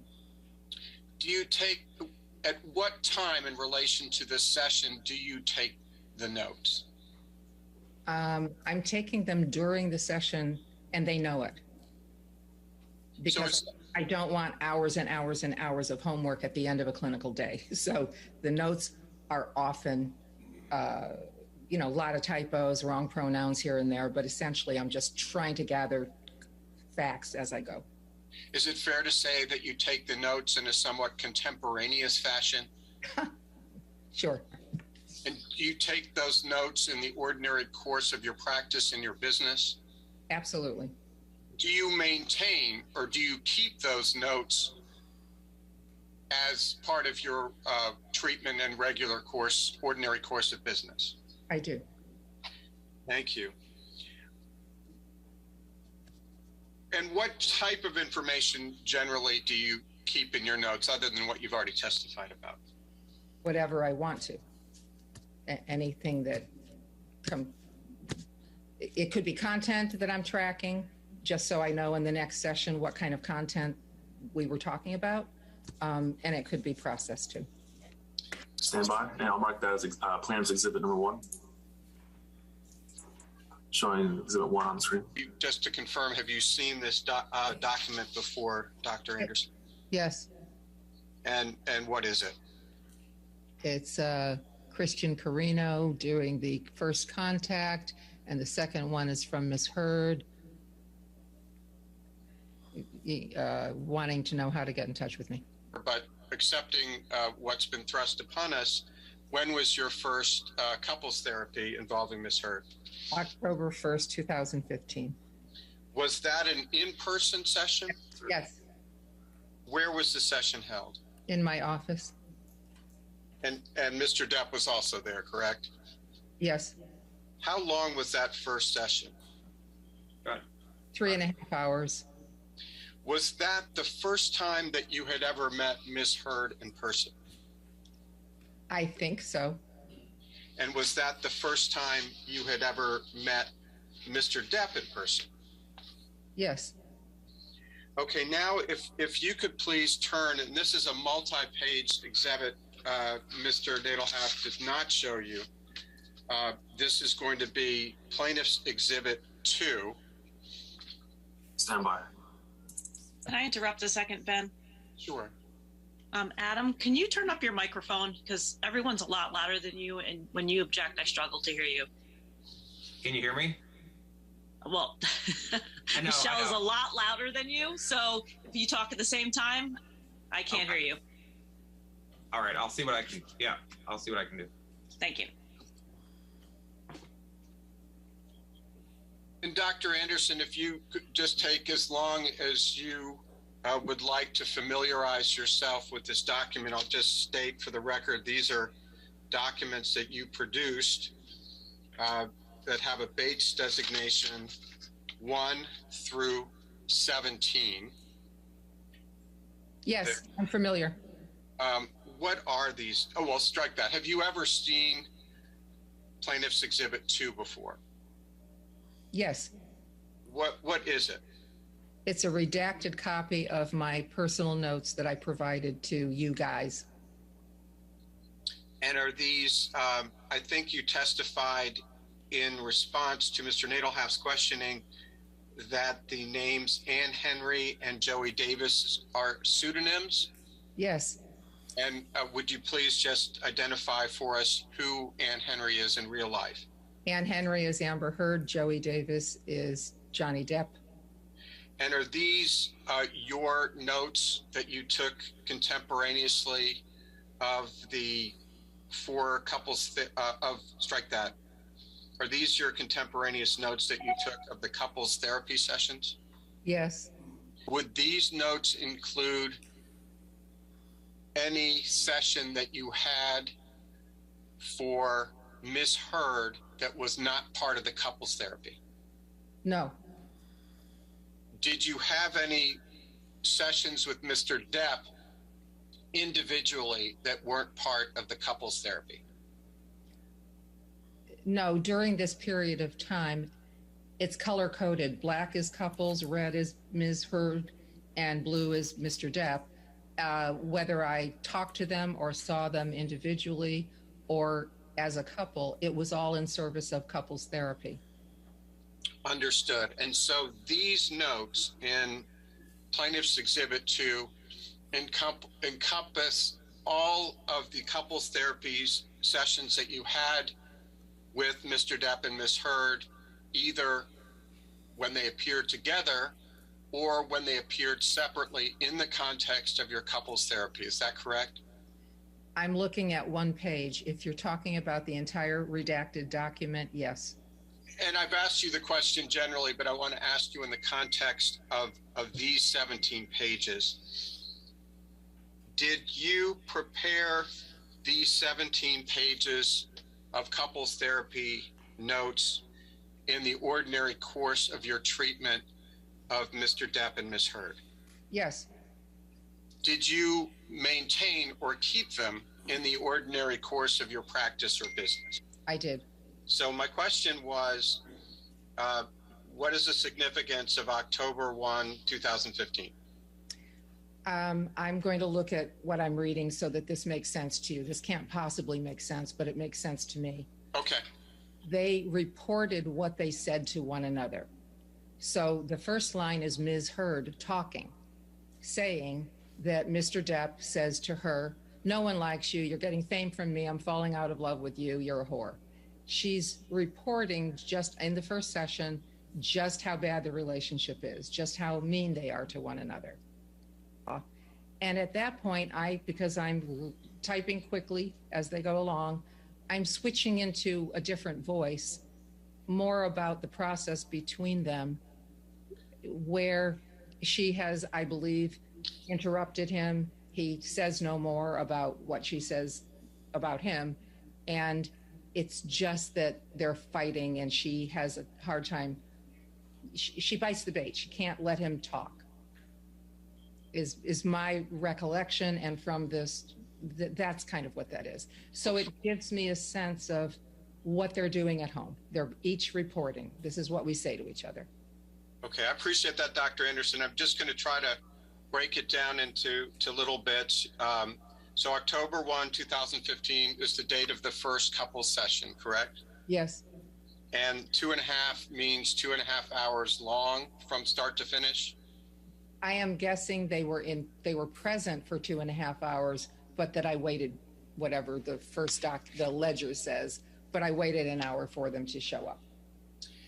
And Dr. Anderson, in that first bullet point that we can see, you write, "Jay says no one likes you, getting fame from me, falling out of love with you, whore." Jay is Johnny Depp? Yes, but that was said by Ms. Heard. So is it fair to say that Ms. Heard was saying that Johnny said to her, "No one likes you, you're getting fame from me, I'm falling out of love with you, whore"? That would have come from Mr. Depp, is that correct? Ms. Heard reported that that's what Mr. Depp said to her at their worst. Yeah. Did Amber, when Mr. Depp told you that Amber had hit him in the jaw Did Amber respond in any way? Did she deny it? Did she admit it? I don't think she denied it, but what I believe from my notes was that she galloped off in a new direction, and they continued to talk, and there was no more that Johnny Depp was going to say about what he was reporting. It was more that they started into a fight. And I wrote that their process is a back and forth firing at each other. At that point, he had some energy. And they don't communicate. They have terrible skills. At any point during the first session, did Ms. Heard interrupt Mr. Depp when he was trying to talk? Yes. She talked over him. She had rapid fire talking. Did she interrupt him during your other sessions that are reflected in Plaintiff's Exhibit 2? Yes, and I pointed out the process to her at some point, and she got it, that no one could actually have a decent dialogue with her if she was rapid firing and talking over and just barraging. It was a process issue. You write, doesn't answer directly when he asks her a question. To what were you referring there? Don't have a clue. If I could direct your attention further down the page from plan, you see the notation to October 6, 2015? Yes. Was that the second couples session? No, it's red. It's Amber alone. So is it fair to say that you met alone with Amber for 2 1/3 hours in the context of the couples therapy? Is that correct? Yes, this was to get her background material. So tell us what you mean in that one section. He hits her, no closed fist. She hits back and now starts it for pride because father hit her. Would you please tell us what you meant by that? This is her reporting to me. It's the only thing in this clinical session that apparently was about physical abuse, or else it would not have been redacted out. It's so when she said in terms of physical abuse that he hits her, a no closed fist means an open hand slap to me. And she says that she hits back, and now she starts it and sometimes hits him first because her history is having been violated by her father physically. And just out of pride, she, if she's, a lot of things trigger her. And if she's triggered, she would hit him first. And the he you're referring to is Johnny Depp, correct? Yes. When you said that she sometimes hits Johnny first because of pride, what did you mean? She was sensitive to feeling disrespected, and a number of other things. But, and if she felt disrespected, she had come out of her background history feeling that her pride needed to dominate, and she needed to stand up for herself. When Ms. Heard told you that Johnny Depp hits her or slaps her, Johnny Depp was not present, correct? Correct. Okay. And it wasn't plural. It was, she referred to, well, I wrote he hits her. Yes. So maybe it was plural. But he was not present when she made that assertion. He was not. Did Ms. Heard tell you that she socked Mr. Depp? Yes. She was describing kind of the progression of the physical violence. Did you have any understanding of what she meant when she admitted that she socks Mr. Depp? Yes, because there were 3 lines above this that explained the progression a bit. And I've already said what it was. She felt she had to hit him back if he hit her. And so she always did. And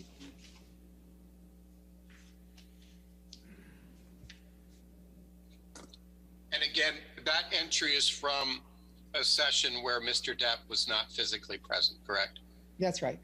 Okay, let's move to the next session, October 7, 2015. And this is a 3.5-hour session. Is that correct? Yes. Was that an in-person session? Yes. Did both Mr. Depp and Ms. Heard attend? No, this is Blue. This is Mr. Depp's intake. Understood. And let's move now toward the bottom of the page, and I think I'm finally getting the code right. So the next session occurred on October 14th, 2015, and it was the two of them for 3 hours. Is that correct? Yes. And that was another in-person session, true? Yes. And am I right to say that every single piece of your notes as to the October 14th, 2015 session has been redacted? Is that true? Yes, but to clarify something earlier on the ledger. Yes. I wrote 2 hours couple, then Amber. It means he is the one who walked out of that session. My question was, am I correct that all of your notes for the October 14th, 2015 couple session for 3 hours are completely redacted? Is that true? Yes. So, so the next session occurred on October 21, 2015, true? True. And it lasted 2 hours. It started as a couple, then Mr. Depp left, and then you spoke only with Amber, but in the context of couples therapy. Is that right? Yes. Okay, and let's go to the next session on page 10. The next session was on October 24th, 2015. And I can't see from the code, was that a couples therapy, or was it just one or the other of them attending? No. This is a red phone session with Ms. Heard. Okay, great. And it lasted 1.5 hours? Yes. So the next session was, after that, was on October 29th, 2015. Is that right? Yes. And that one was canceled. Oh, it was canceled. That's why it's so short. Okay. And then the one after that, still on page 10, was on November 12th, 2015. There's an appointment on 11/4 that was canceled that I didn't put an entry on. Okay. Well, that's helpful. What about November 12th? Was Yes. that a joint session? Yes, it was. And was that in person? Yes. Okay. And then the next session on page 11 is that even I can understand. So there was a no-show on December 4th, 2015. Is that right? Yes. I'd like to clarify the no-shows. Please do. I think they both told me, but I think Mr. Depp told me at one point. But I already knew because this happens with couples. When a couple is having a lot of trouble in sessions, but they're doing well at home and they're in a little bit of a honeymoon, period, they cancel instead of coming in because they know coming in will get them into conflict. Okay. And fair to say that happened again on December 10th, 2015? I can't tell which sessions they were sick or which sessions they were canceling because of this dynamic, but it was admitted and explained to me and I understood it fully. Okay. And still on page 11, the next session was on December 15th, 2015, and it was a telephonic session. Is that right? With Ms. Heard. That was with Ms. Heard. Okay. You write, then last night, Monday, she slapped him as he sat there talking incoherently. Who slapped who? I actually know what happened. What happened? This was, as I said, Ms. Heard talking on the phone to me. Mr. Depp's mother was in ICU. He had been doing he was fucked up, as she would say, on a lot of drugs. And She slapped him because he was being incoherent and talking about being with another woman. Did she tell you that he had hit her first, or was she the one who initiated the slap? She initiated that one because I think she felt demeaned and threatened. And this is what she reported to you, correct? Yes. He was not present. He was not on the call when she made these allegations. Was he? No. And you didn't see any of this, did you? No. And you didn't see her in person? No. Okay. Then there is a notation. Should she call police? ? Where is that? That's right below what we were just talking about. There, in red, it says, should she call police? What does that refer to? So what did you mean? That was her asking me. Did you respond to her? I believe I did. Then you write, doesn't want to divorce, wants to want to divorce. Yes. What did you mean by that? She loved him. He loved her. She believed that she wasn't stupid. She knew that what they were doing wasn't healthy. And so she wanted to divorce him, but she didn't. And yet it had escalated to this point. So she was trying to figure out what to do. And she had an entourage around her telling her what to do. Who was her entourage? She had a routine group of friends that stayed with her, lived in her home, probably as well as paid people that I don't know. Do you recall the names of any of her entourage? One was Rocky. Directing your attention to the last snippet from that session, will she have advantage if she leaves him but files with police for abuse first? Was that a question that she asked you? Yes, this was her talking out loud, trying to strategize for herself. Showing Plaintiff's Exhibit 3 on the screen. And Dr. Anderson, I think this is the same document that Mr. Nadelhoff showed you as Anderson Exhibit 6. So I'm not going to ask you to identify it again, but I do have a couple of questions about it that Mr. Nadelhoff did not ask. I believe you testified, and correct me if I'm wrong, that you have never spoken to any of Ms. Heard's other psychologists or therapists. Is that true? That's true. And putting that aside, when she refers to her own therapist in this Exhibit 3, do you know the name of that person, putting aside whether you had ever spoken to him or her? I do not. Okay. Did Ms. Heard ever explain to you why the nuances and complexity of her relationship with Mr. Depp would be lost on her own therapist? I believe that she felt known in a more thorough way in terms of her behavior inside of the relationship. And let's pick up where we left off on the bottom of page 11 of Plaintiff's Exhibit 2. Okay. And specifically the entry that begins on January 13. It's at the very bottom of page 11, literally the last line. Oh, that's it. On January 13, 2016, was this a joint session with Mr. Depp and Ms. Heard, or was this just with one of them? It was only Ms. Heard. And let me go back and see if it was phone. No, I'm sorry. It was in person. No, never mind. 11316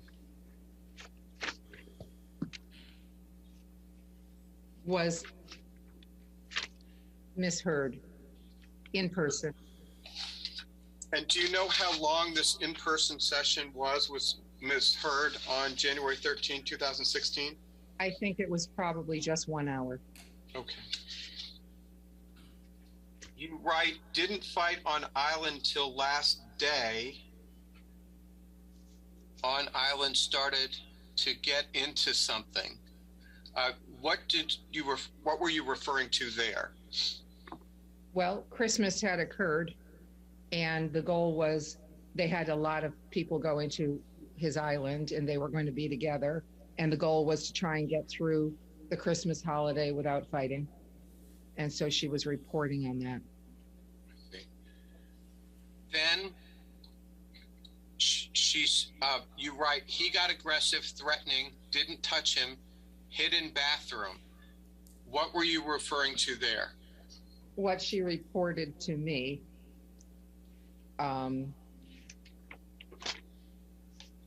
which was an improvement that she didn't participate. So is it fair to say that she told you she did not hit him at that time? Yes, that's what I believe my notes say, yes. Then you write, she threw can at him since home fighting, then she better. Who is the she who threw a can at him? Miss Heard.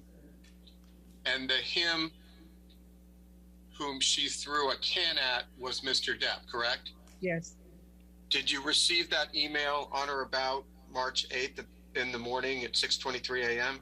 Well, apparently because I responded in the morning. Okay, well then we'll skip it. We'll go right back to your response. So the response at the top of the page, the second entry, I suppose, did you write that email to Mr. Carino on March 8th, 2016 at 7:27 a.m.? I did. And fair to say that you weren't enthusiastic about the idea of making a house call? I was not. And Mr. Nadelhaft asked you about what it was you wanted Johnny to understand about the process. And I was wrong, because I can see now the date of it, looking at it more carefully. This is after the relationship has devolved considerably. So what I think was guessing was earlier in the relationship. I don't know what it was I wanted him to understand. Let's go back to Exhibit 2 then, please. And we're not going to repeat. We're just picking up where we left off. And now we've gotten up to page 13 of the 17th page of your notes. So if we can start, exactly.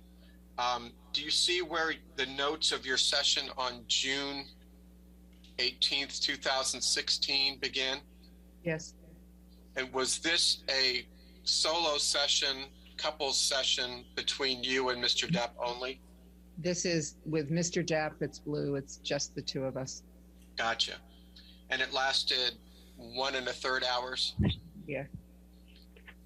You write, fight on her April 22nd birthday. He late, huge fight. His mother died on the 20th. I think I know what you're referring to, but if you could please describe that for the record. 1 second. This is when I got the Scaramanga Productions on my phone. So he found me at home, which was new. Domestic violence charges had already been made. His mother had just died on the 20th. Well, when he told you that there was a fight on April 22 birthday, was that Ms. Heard's 30th birthday? I think it was. And is he telling you that he arrived late for the birthday dinner party and there was a huge fight? Yes. Do you know who Tasha Von Rhee is? Yeah, well, I know her name. I know she was someone that Ms. Heard was in a relationship with. Then you write, was chaotic violence, but gave as good as she got. What does that mean? I believe I'm quoting. I think I'm quoting what. Some of this is just my typing the words he's using while he's talking. He's also very verbal when no one's interrupting him. And I think he talked about how chaotic it was, how violent it was, and she gave as good as she got. That's kind of a direct quote. That's not my language. Directing your attention further down the page to the entry for July 13th, 2016, 3 hours, Amber in person. Was that an in-person meeting you had, a couples therapy with only Ms. Heard? No, this is not couples therapy. This is Ms. Heard by herself. I wrote in person. Oh, okay. So just to be clear, what follows these are your notes for your individual treatment of Ms. Heard having nothing to do with couples therapy? Not true. In my mind, the dust had not settled on the couple yet. And this was just kind of aftermath of the kind of falling apart of the marriage. But okay. I didn't mean to mischaracterize anything. I was just trying to suss out what it was. No, this is not individual therapy for her. This is about the marriage. If we could please go to Exhibit 6, Lucian, which is a new document. When I say new, it was produced by Dr. Anderson's office, but new in the sense that Mr. Nadelhoff didn't ask her about it. Dr. Anderson, have you ever seen this document before? Of course, I created it. Okay, and what is it? It's a treatment summary. When I was first subpoenaed, or my notes were required years ago, my notes are jumbly. They don't say a lot. They're confusing. They're, as you've seen, or you haven't seen, actually. So I did what psychologists do. You go through all of those notes and your brain, because it's not as if you're not left with a very, I hope, a very clear sense of what went on. So I took everything I thought and believed conceptually about them. I went through all of my notes and I wrote this treatment summary. And then if you could go up. Paragraph that's still there. Yeah, and I want to ask you about that one paragraph.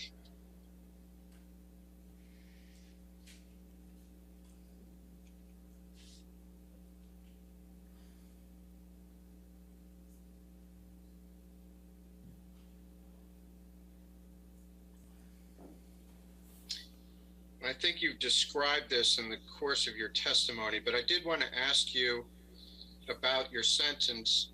She reported always hitting him back as a point of pride, but admitted that she eventually initiated the hitting herself. Is the she you're referring to Ms. Heard? It is. And is the him you're referring to Johnny Depp? It is. Okay, let's move to the next page, please. And I just want to focus on a snippet on page 3.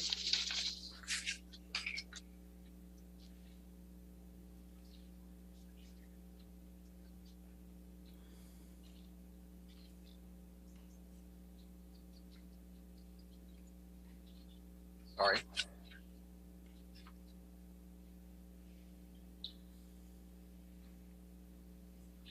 You write, she reported trying to initiate a fight with him one night by slapping him when she was offended by what he said.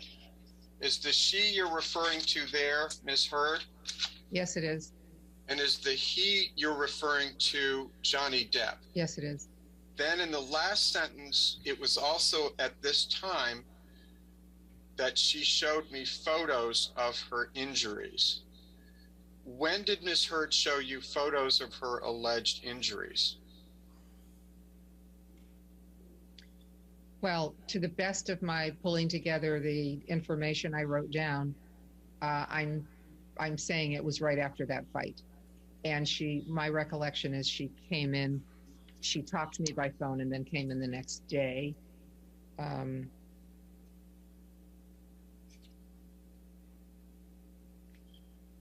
Or at least I thought that. Somewhere around the time she got the injury. I know she came in person to show me. Did she show you photos or did she show you? Both. Both. You said she showed you photos, and so is it your testimony that she showed you photos of her injuries shortly after the alleged event? Somewhere in the period while she still had injuries, she showed me photos, but she also came in and showed me in person. And what did she show you in person? Bruising on her face. Other than the bruising on her face, what else? What other injuries did she show you? I don't remember. There may have been more, but I don't remember. And you weren't present during the alleged physical injuries, correct? Correct. So the only basis you had with respect to the cause of the injuries was what Ms. Heard told you, correct? Yes. And you write, the physical violence that occurred between them appeared to me to be mutual. You never actually witnessed any physical violence by Mr. Depp or by Ms. Heard, correct? Never.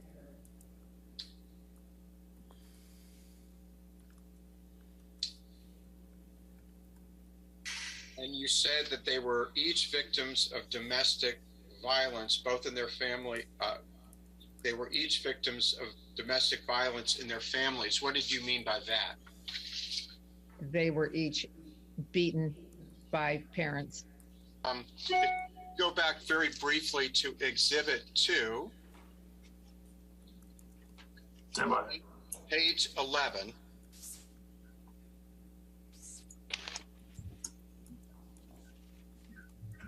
And after the part where this refers to a session that was just you and Ms. Heard, correct? Yes. And this call, which was just between you and Ms. Heard and not Mr. Depp involved, that occurred on or about December 15th, 2015? Yes.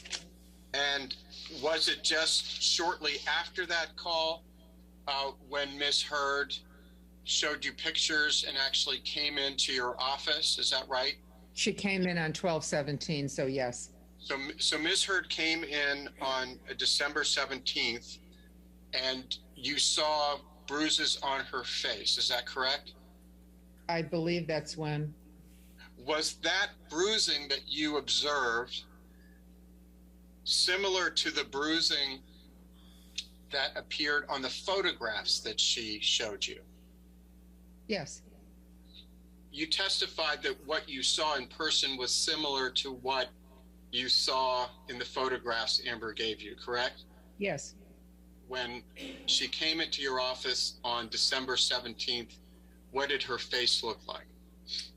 What I recall is not purple, green, and blue, but just a darkening, so kind of a darker gray blue sort of thing. But I don't have a photo of it. I don't remember that well. Is that, Dr. Anderson, consistent with your understanding that there were no other entries on December 15 or December 17th relating to physical abuse? You know, there was nothing about physical abuse, nothing in that next session. It was all about Christmas and her therapist telling her one thing. And what was the size of the bruise on her face that you observed on December 17th? Maybe like this, in more than one place, about an inch. You said it was in, so is it fair to say those are small bruises in more than one place? So there was, how many 1-inch size bruises were on her face that you observed? I'm not a good person to ask this question to. I don't really remember. I wasn't looking to memorize it. I think there's other data that will support this, not from me. A few minutes ago, you briefly spoke about seeing bruises about an inch on Amber Heard's face. You recall that testimony? Yes. And you were making motions with your fingers. But I was saying multiple. I'm not saying one. Right. You were seeing multiple bruises on Amber's face. Yes. Correct. When you were talking about how the size of it, your fingers were under your eyes. Did you remember seeing the bruises under Amber's eyes? That's what I recall. They may have been in other places throughout her body. I don't remember, but I do remember her face. You could turn to page 13.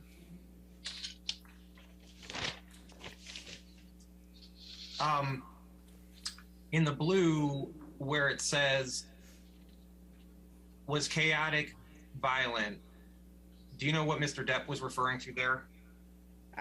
What I said previously, and I'll say it again, he's kind of doing a retrospective of trying to understand the relationship and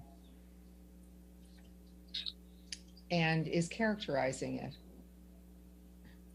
as chaotic and violent, but she gave as good as she got, and she started it, but he's complaining, but he's also just kind of describing what the relationship was. His mother is dead at this point. The relationship is not good. It's over pretty much, and he's trying to come to terms with it, and he still loves her and is mourning. So he's a very articulate man, and when left alone to speak, he can describe intelligently what's going on. I think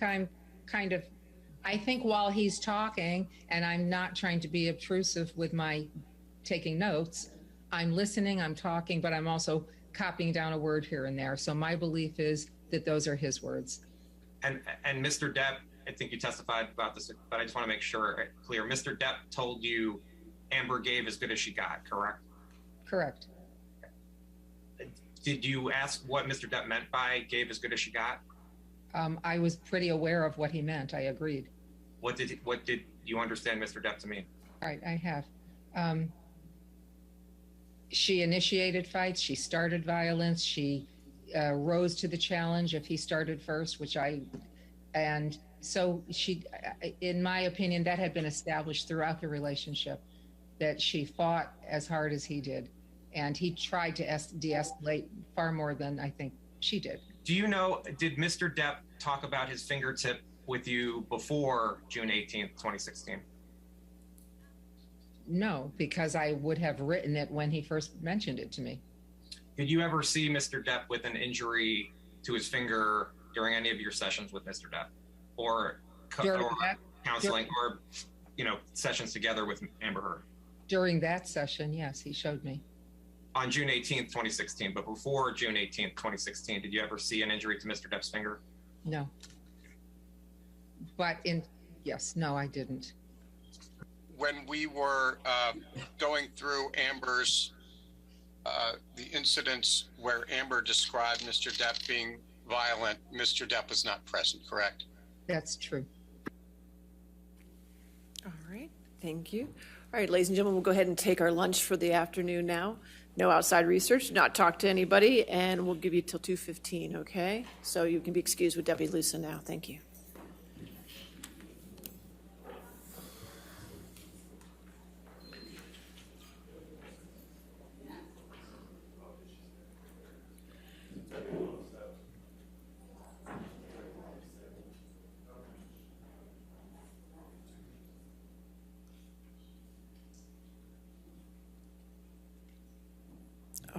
Right. For this afternoon, do you need this TV anymore for this afternoon? For the first witness, or? The last witness, so we can put it down during lunch. Okay, perfect. All right, we'll be back at 2:15 then. Thank you.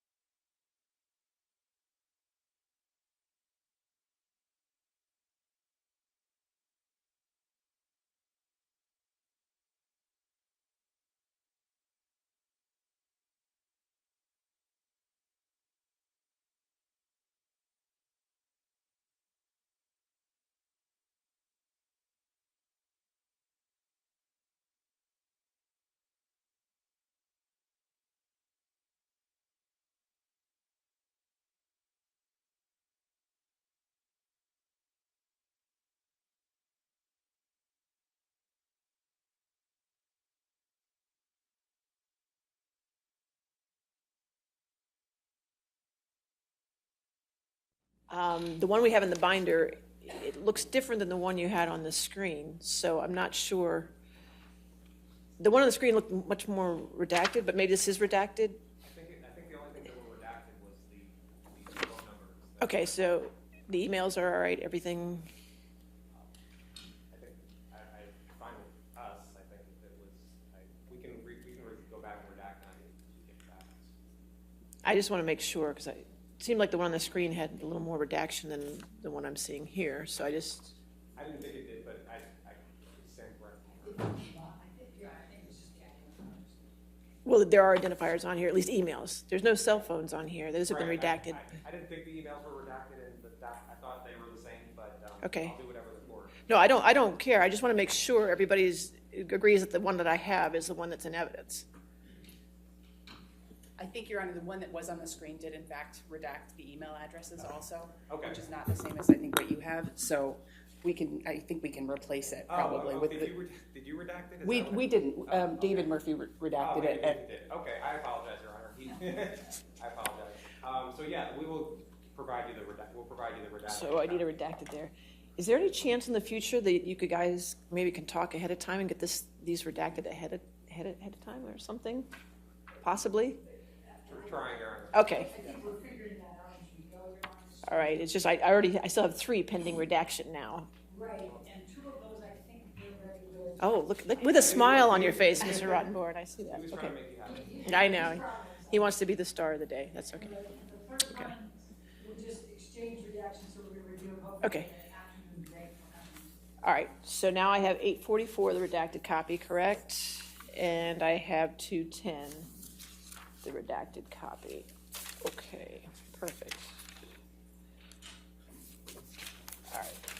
So that then just leaves me with 397 then, correct? The one who just... Plaintiff's 548. 548 also. Okay, 548 and 397 now. And we expect to have that to you. So. Okay, perfect. All right. Anything else this time? Oh, good. Okay, ready for the jury.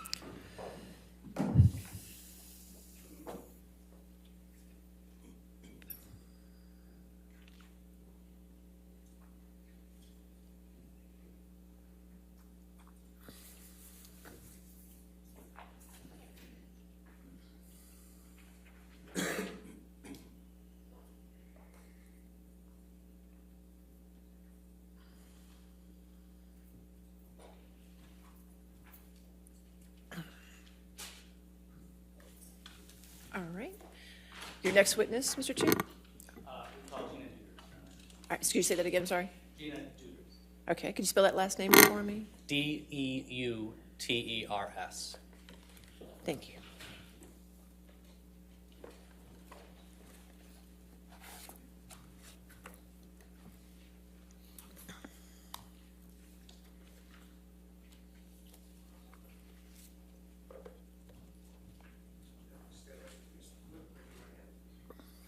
Do you solemnly swear or affirm to testify truthfully in this case and penalty of law?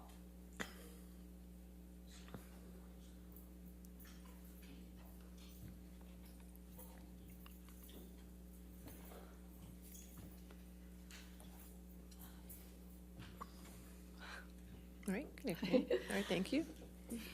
All right. And good afternoon, Ms. Deuters. Hi. Would you please state your full name for the record? Yes, it's Georgina Diane Deuters, but I go by Gina.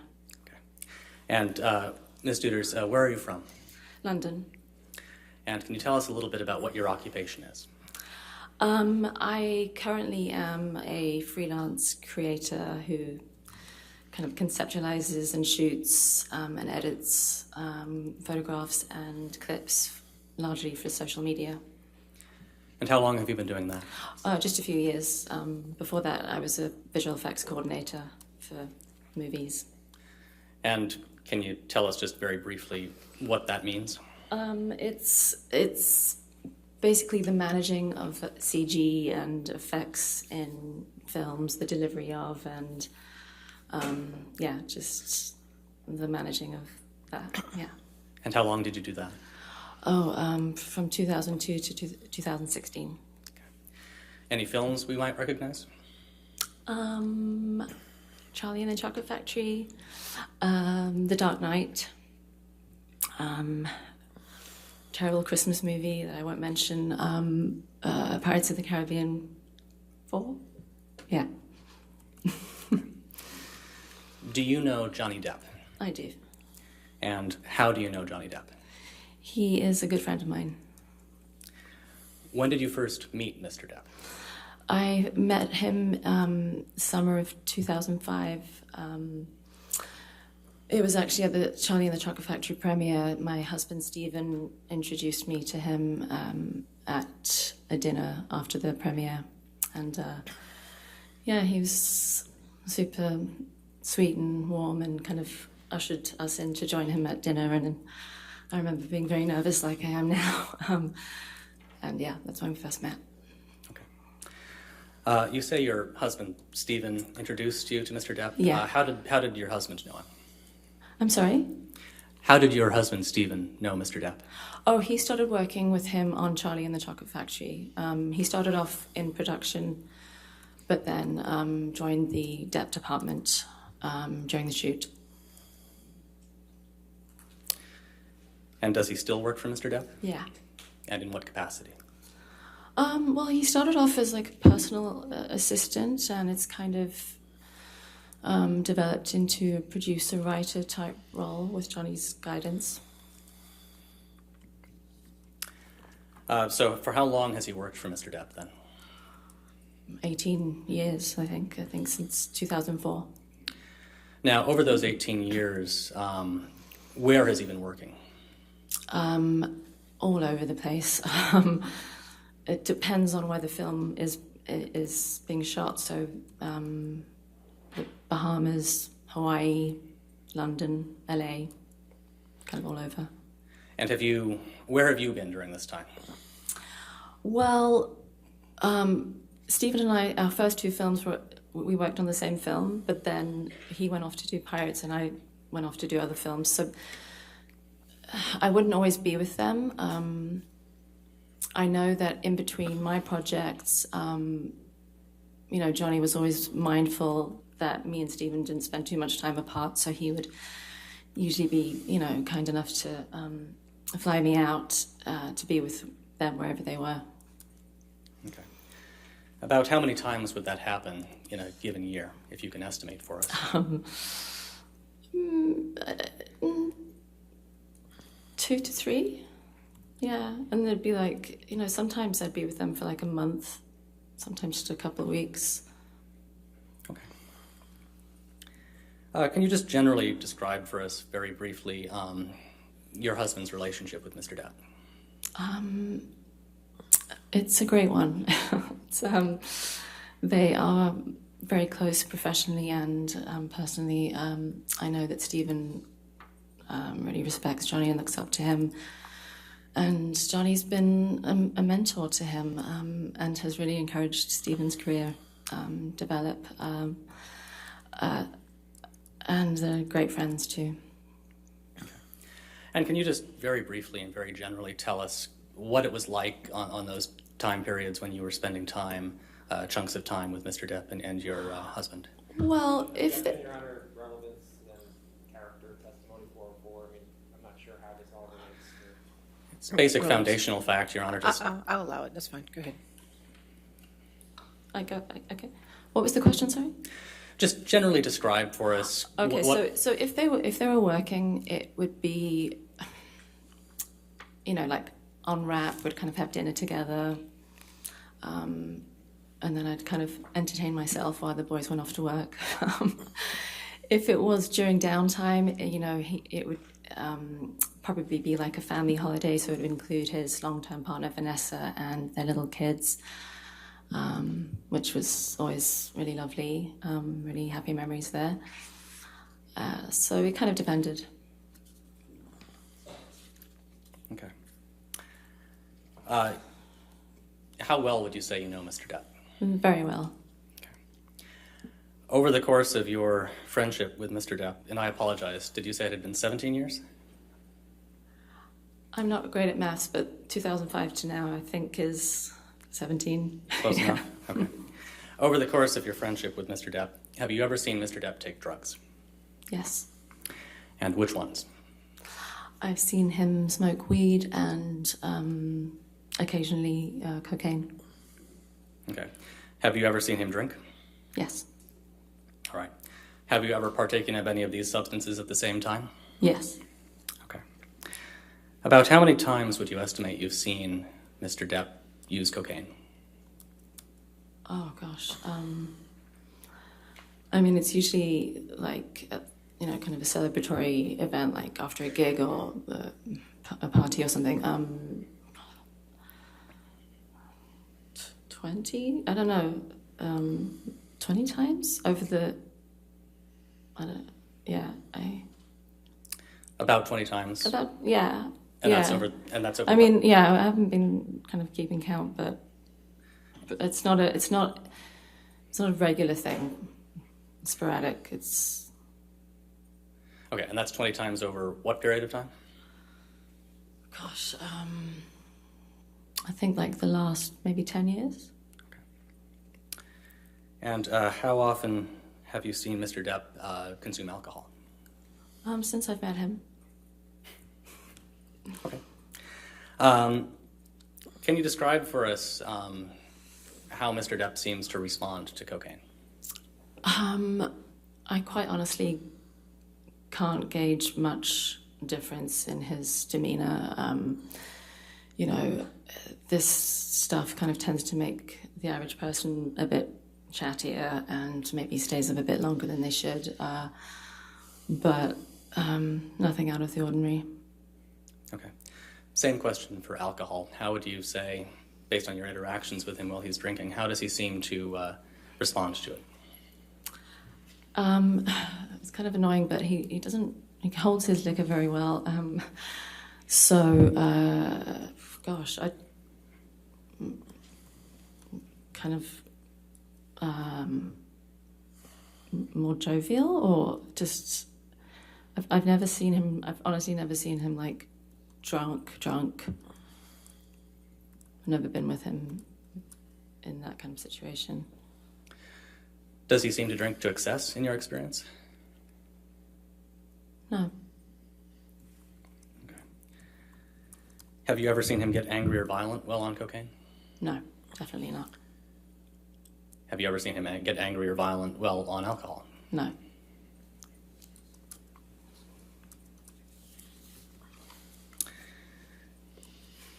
Ms. Deuters, do you know Amber Laura Heard? Yes. And when did you first meet Ms. Heard? When did I? Yes. Oh, well, we met kind of very briefly on the set of The Rum Diary, but it was just kind of quick greeting in the craft tent, I think. And just so everybody's on the same page, what is The Rum Diary? The Rum Diary is a movie that we shot in 2009 in Puerto Rico, and yeah, it starred Johnny and Amber, and I was there with Stephen. That was one of the times that I wasn't working, so I travelled out to be with Stephen, and I was around. I did end up doing a little thing for the visual effects department, but mostly it was leisure for me. Was there anything noteworthy about your interactions with Ms. Heard on that occasion? No. Okay. When did you next meet Ms. Heard? I think a couple of years later, Rum Diary press tour, I went to the premiere in London. And again, it was just a kind of, greeting. It wasn't, we didn't kind of hang out, chat properly or anything. And again, just so everybody's on the same page, what is a press tour? A press tour is when a film comes out, the actors and the director usually travel around with the film and show it in different cities all over the world, and the actors usually have to do interviews to promote it and just get the word out. Okay. And this was a press tour for Rum Diary? Yeah. And what city were you in? I went to the London one. Okay. And does anything stand out to you about your interactions with Ms. Heard on that occasion? No. Okay. Were you aware at that point that Mr. Depp and Ms. Heard had started a relationship? Yes. And how were you aware? Because Depp's team, Johnny's team, there's just always an open, constant flow of information. Because ultimately, Jerry Judge would be looking after Johnny, so would kind of get updates as to where they were going and what he was doing. And so in that way, we got kind of, notified that, they just got together. Okay. And you mentioned a name there, Jerry Judge. Can you just tell the jury who that is? Okay, I don't want to be upset, but Jerry Judge was Johnny's long-term security guy, and he, was a dear individual. We all loved him very much, and he was like family. He was like a dad, and unfortunately, he passed away. When did you next see Ms. Heard after the press tour in London? Okay, so that was like 2011.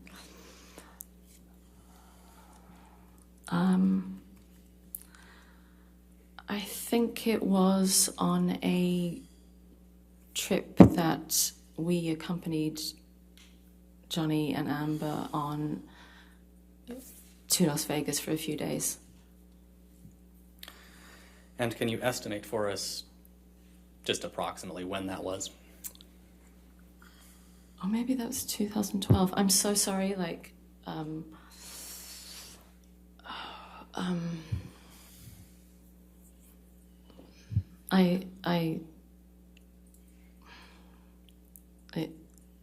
I'm blanking on the date, but it would have been after they'd started seeing each other, maybe a couple of months afterwards, and we just went out there for a few days. I don't remember if it was just like a little excursion for them, or if Johnny had something to do there. I don't remember that. It was just for like 2-3 days. Anything stand out to you about that trip? I was kind of excited to meet Amber, because she was Johnny's new girl, and but I remember kind of trying to, kind of make eye contact, and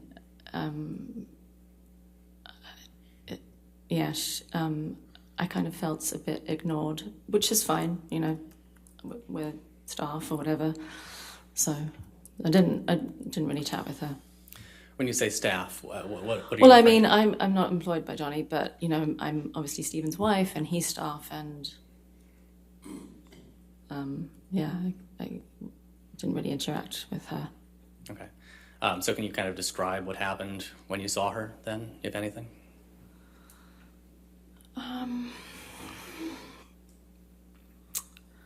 No, nothing of note. Just that she didn't really engage or make, just didn't really acknowledge our presence. Okay. Did you see Mr. Depp and Ms. Heard interact at all on that trip? Yeah. Okay, and can you describe that for us? They seemed pretty in love. They were tactile, and they seemed happy. When did you next meet Ms. Heard? When Johnny and Stephen had gone out on location to shoot The Lone Ranger, so I think that might have been the next year. So bad with dates, sorry.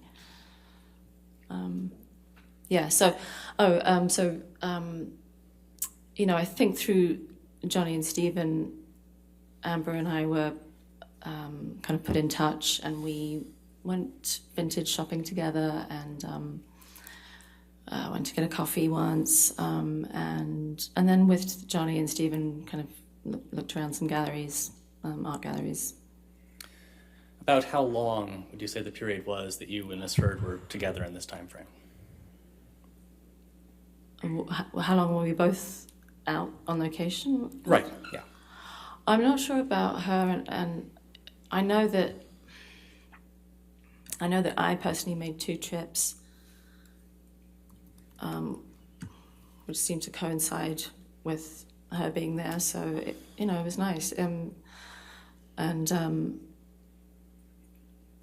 of meeting up to go vintage shopping. She was really, really lovely, really sweet.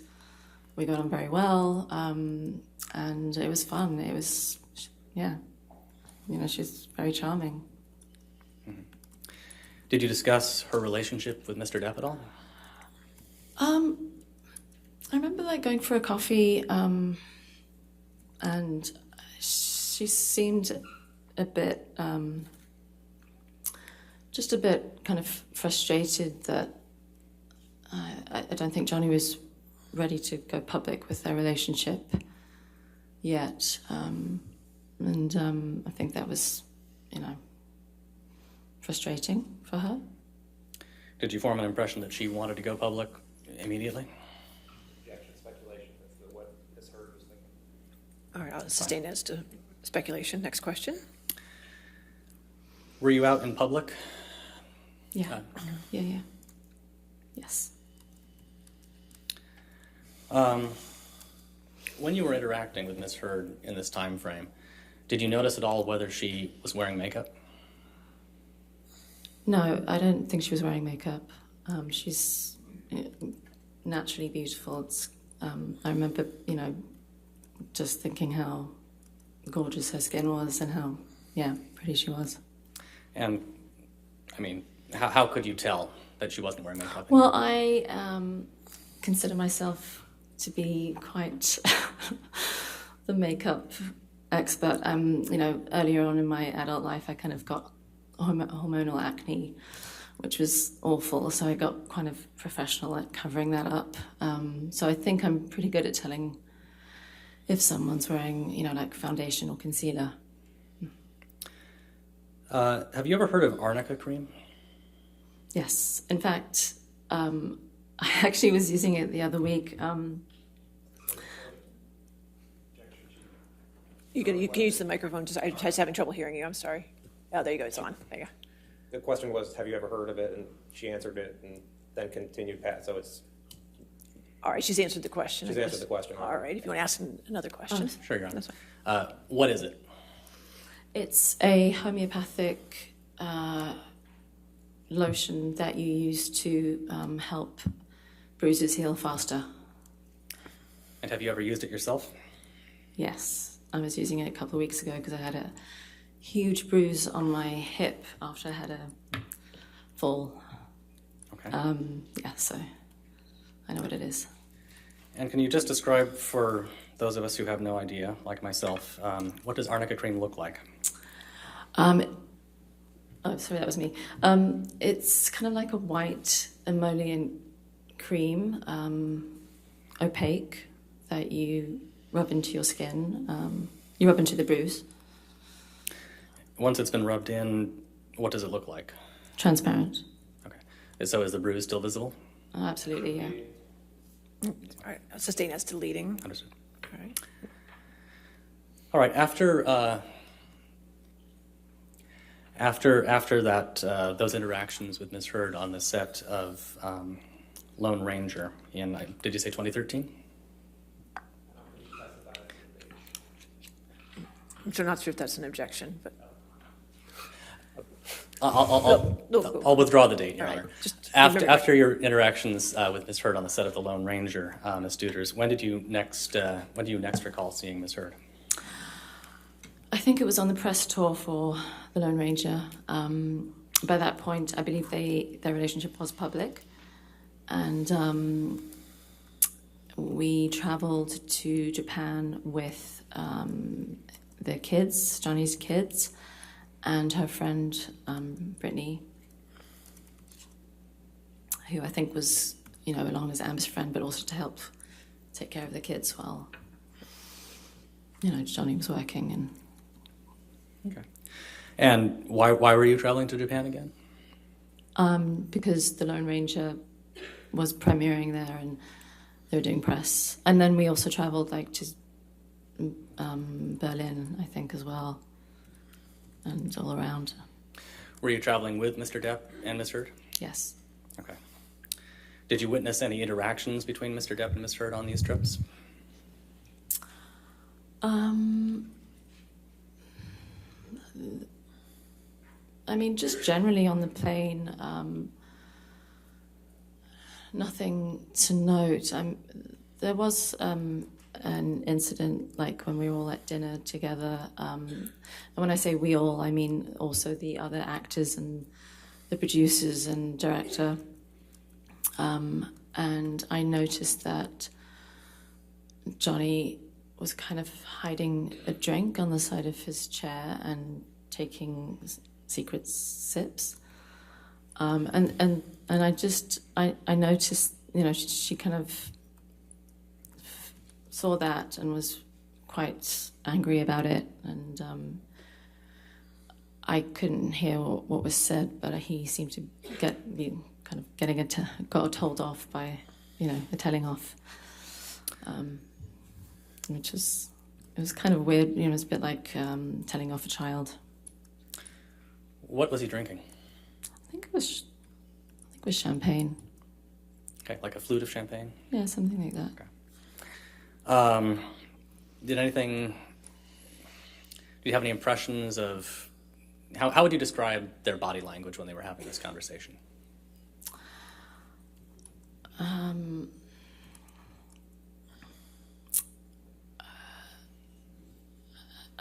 Quite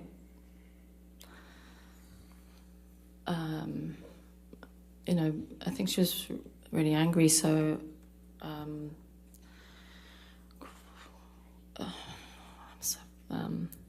yeah,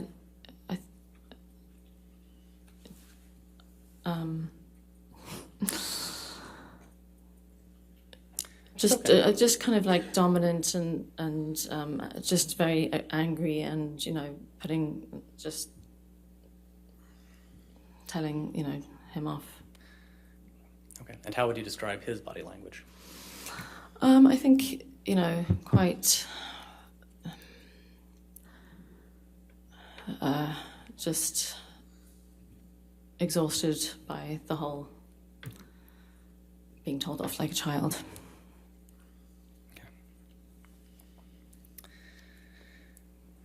Over this period of time, and just to clarify, were Ms. Heard and Ms. Depp public at this point? Yes. Okay, so it was. Yeah. Well, I mean, when we arrived at airports, there was photographers everywhere. So, and we, it wasn't very public. Yeah. Okay.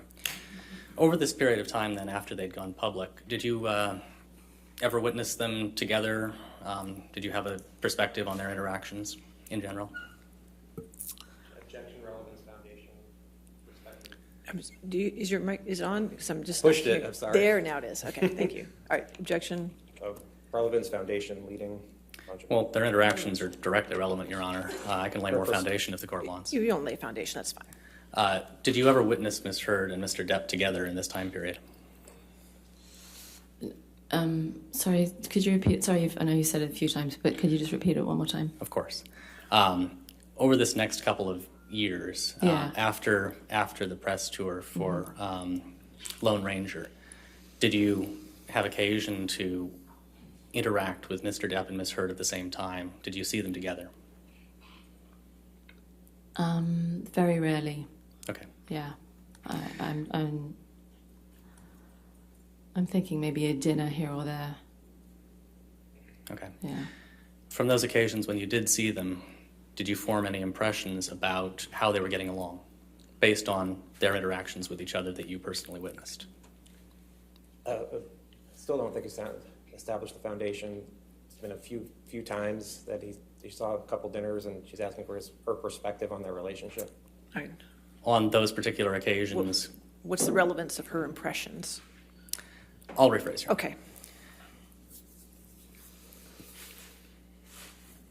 How would you describe their interactions on those occasions when you witnessed them? It's the same thing, Aaron. It's still no foundation. She's present. I'll allow it if it's fine.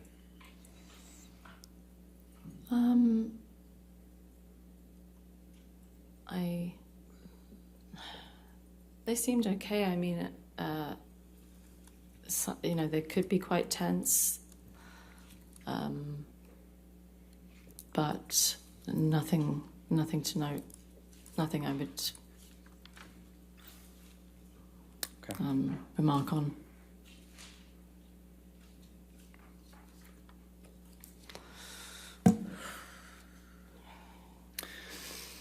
Were you invited to their wedding? Yeah. Yes. And did you attend? Yes. Okay. Can you just generally describe for us what the wedding was like?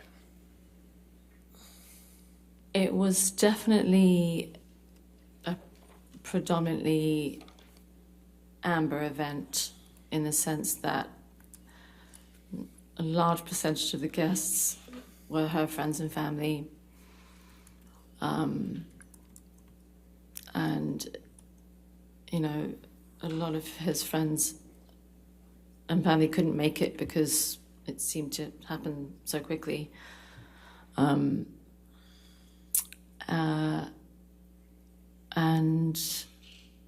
yeah, they seem to be having, her and her friends seem to be having a wonderful time.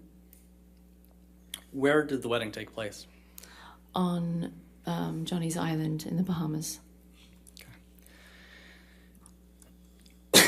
And did you have any interactions with Miss Heard during this time period? Or yes. Did you talk to Miss Heard when you were at the wedding? Yeah. There were dinners, and it was certainly a celebration every day. Amber and her friend Rocky gave me my first taste of MDMA. And everyone, all her friends were on it, and so I tried that for the first time with them. It was like a party atmosphere. Okay. Just briefly, can you sketch out for us in a little more detail how you came to take MDMA on that at the wedding? Oh, well, it was evening time. I think I was a bit hungover from the day before, and I can imagine those two saw me, and when they first dropped the pill into my hand, I thought it was like a supplement, like a vitamin supplement to make me feel better, but no, they quickly said it was MDMA, and I kind of decided to throw caution to the wind and just try it.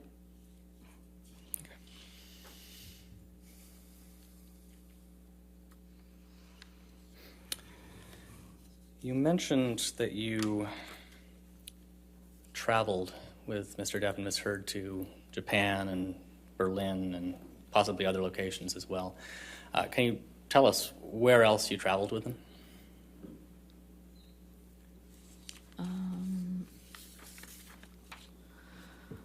Well, after the wedding, we headed to Australia. And why did you go to Australia? Because that's where Johnny would be shooting Pirates 5. Okay, and approximately when do you think you were in Australia? I think that I flew with Johnny and Jerry Judge and Stephen and a few others. I think that was February.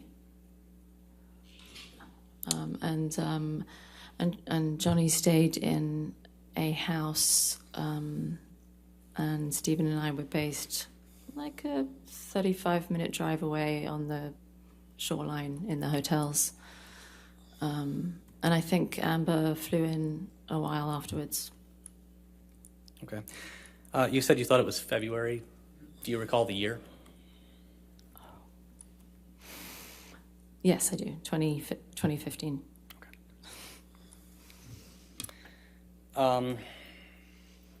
So just so we have the cast of characters clear, who from this group was in Australia at this point? So we've got, on the plane that I was on, it was Johnny, Jerry Judge, Stephen Deuters, Debbie Lloyd, and myself, and maybe one other. Okay. You mentioned a name there I don't think we've heard before. Can you just tell the jury quickly who Debbie Lloyd is? Okay.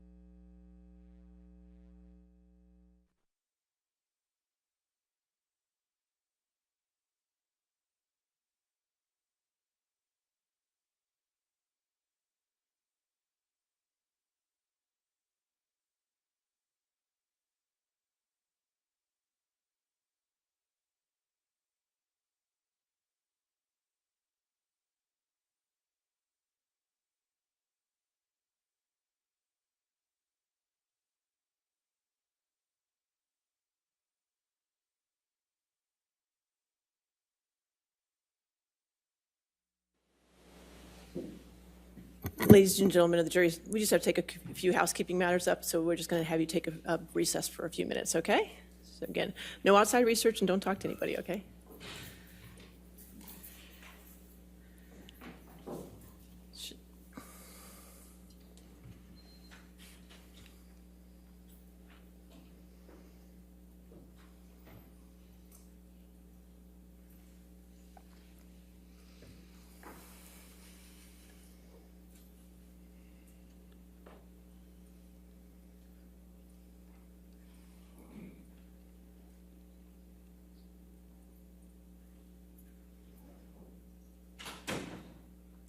Ms. Deuters, I just had a question for you. Have you been watching the trial this past week? I've seen clips of it online, yeah. You've been watching, so you have seen parts of this trial? Yeah. Okay, and witness testimonies? Yeah, I've seen clips of. You've seen everything. All right, does anybody have any follow-up questions? Ms. Deuters, have you been watching? It doesn't matter. She's been watching clips of witness testimony. All right, you're excused, ma'am. You can have your excuse. Okay. Thank you. I will instruct the jury. They'll have to strike the testimony of Ms. Deuters. There's a rule on witnesses, Mr. Moniz. Understood, Your Honor. This is the first word. I believe that. I have no doubt in my mind that this is the first you've heard of it. Have a good day, ma'am. Thank you.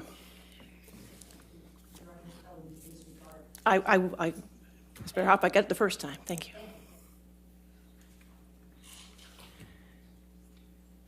you. Your next witness is going to be on deposition, right? Yes, Your Honor, it's going to be on video. Okay. All right. Did you want to just take the afternoon recess now before we? Because your video thing. I'll take the afternoon recess, then I'll instruct the jury. Okay. All right. We'll take 15 minutes. Let's come back at 3:15. All rise.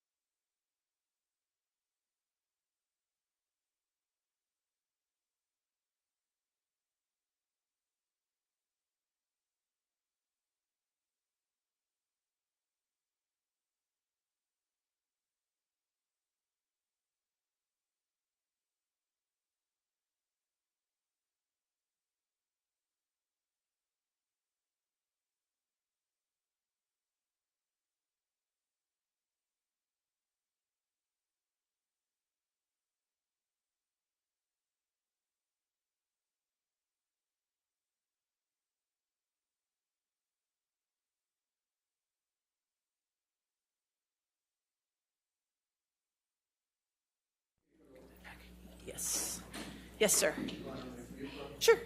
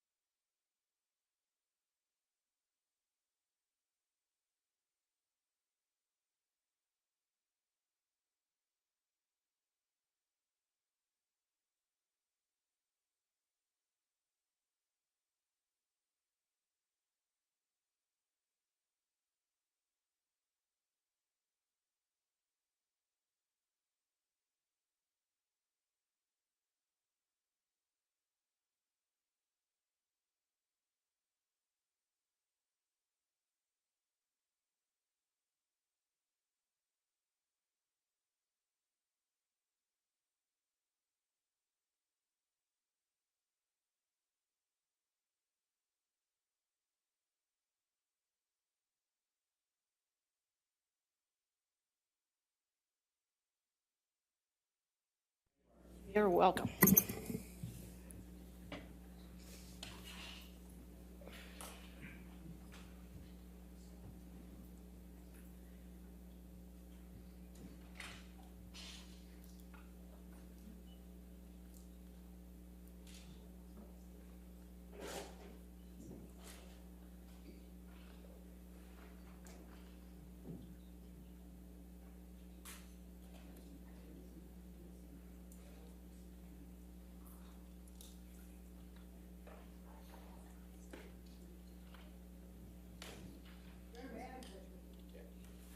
Can I get somebody from over here? Anybody?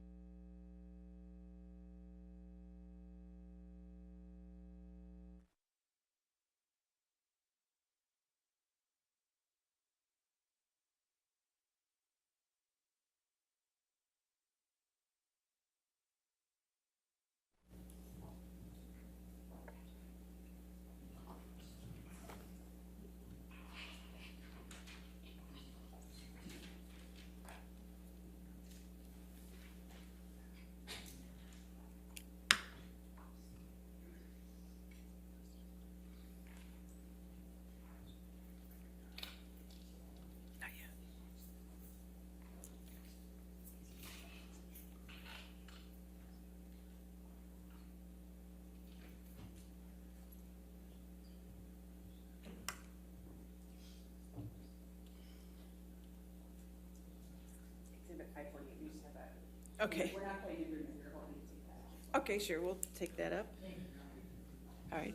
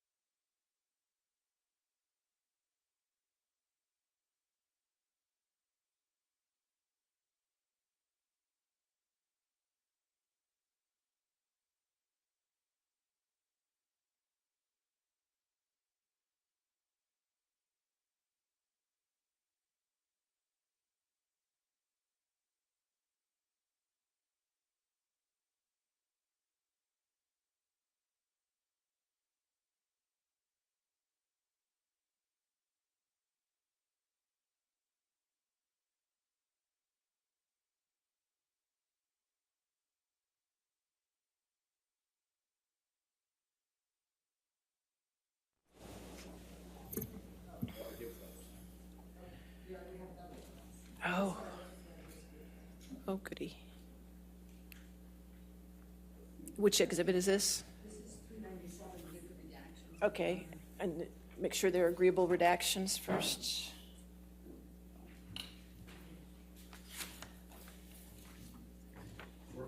All right, so 397 with these redactions. Okay, there we go. If I don't give it to Jamie now, I'll forget. Okay. All right, that takes care of 397. Now we're going to have to probably start the video tonight and probably have to finish it tomorrow morning, correct? By the length of it? Okay. And are the exhibits, so you're going to be switching back and forth again? I think, Your Honor, that we're just going to run this off of ours. I believe the parties have worked out the redactions. Okay. I think I could be wrong. Or is there any objections to the exhibits? I don't think we've talked at all about what exhibits were coming in. That's music to my ears. I know. I don't think we had any. We've just exchanged the objections for this. So. Oh well, in that case, I think we're handling introducing them to the extent they get introduced, and we'll discuss any objections. That's how I understand it. It would be okay. like a witness that when it. Oh, so we're just going to do objections as we get to them. Yes. That's fine. I don't have a problem with that. That works out. Okay, so we'll start it, and when we're at 5 o'clock, we'll see where we are, and we'll find a good breaking point. Okay. All right. Are we ready for the jury then? Make sure you're ready. I'm ready. Okay. All right. You're ready. All right. Thank you.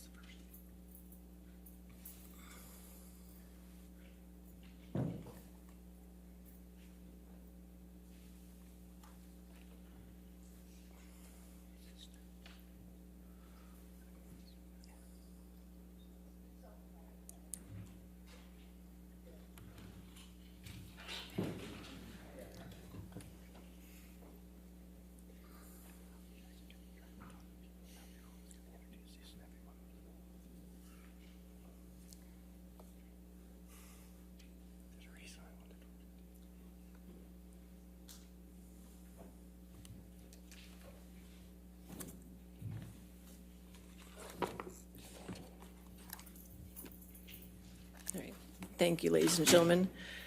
Ladies and gentlemen, the court is striking Ms. Gina Deuters' testimony in its entirety from the record, okay? Therefore, the court further instructs you, the jury, to disregard her testimony in its entirety. Understand? All right, thank you. All right, your next witness? Your Honor, we call Dr. David Kipper by video designation. All right, Dr. Kipper.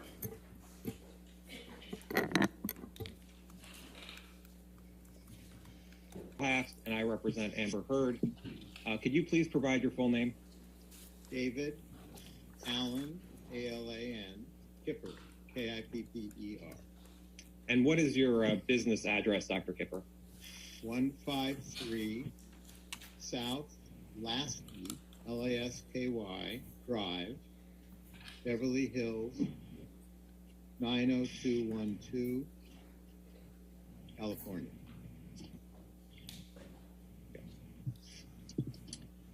Now you're a doctor, correct? Yes. And an internist?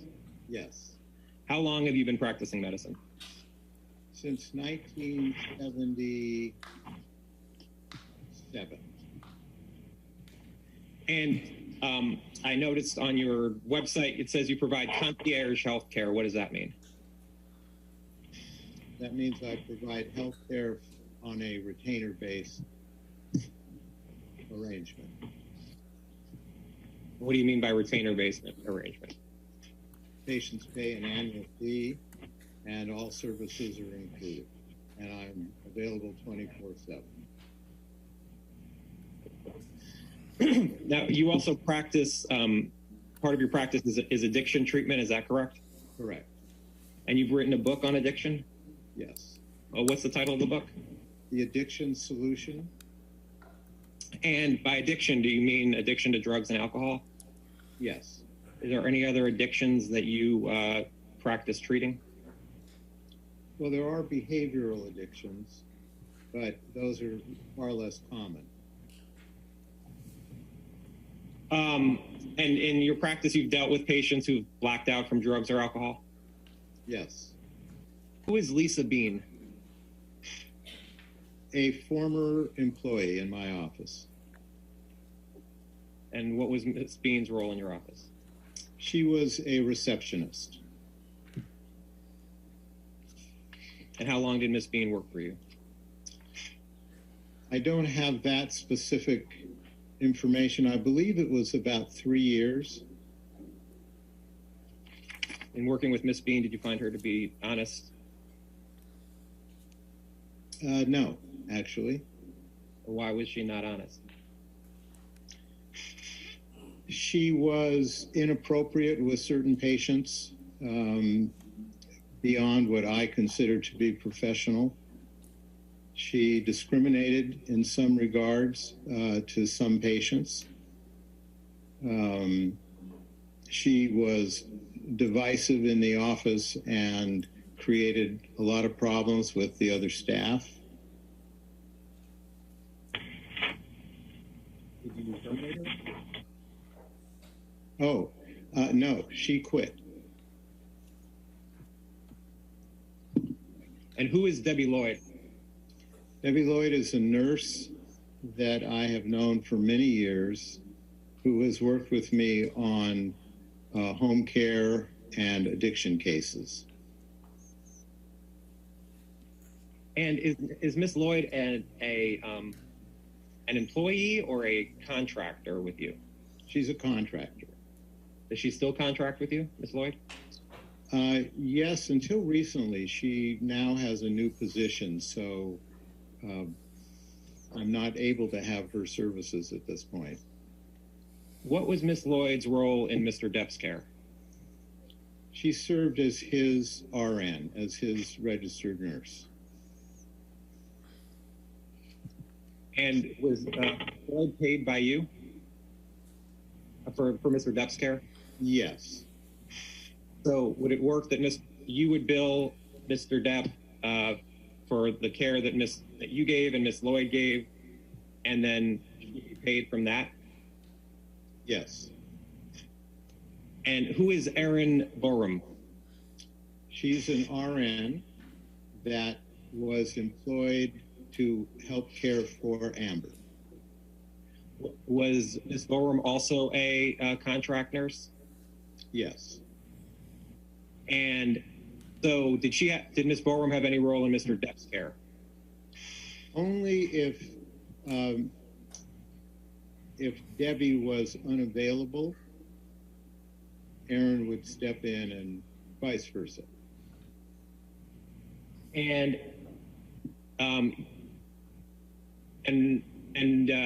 did Miss Borum work with you on anybody else besides Mr. Depp or Miss Heard? Yes. Does Miss Borum still work with you? Miss Borum now has 2 little kids, so she's not really available. I understand. I have 2 kids myself. When were you first contacted about treating Mr. Depp? Somewhere in the spring of 2014. And do you recall who first referred you to Mr. Depp? He was referred by another patient.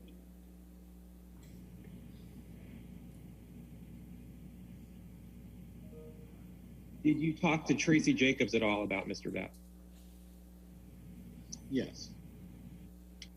What did you understand the business relationship was between Miss Jacobs and Mr. Depp? That she was his agent. Why don't we put up, Alex, can you put up Kipper 3, please?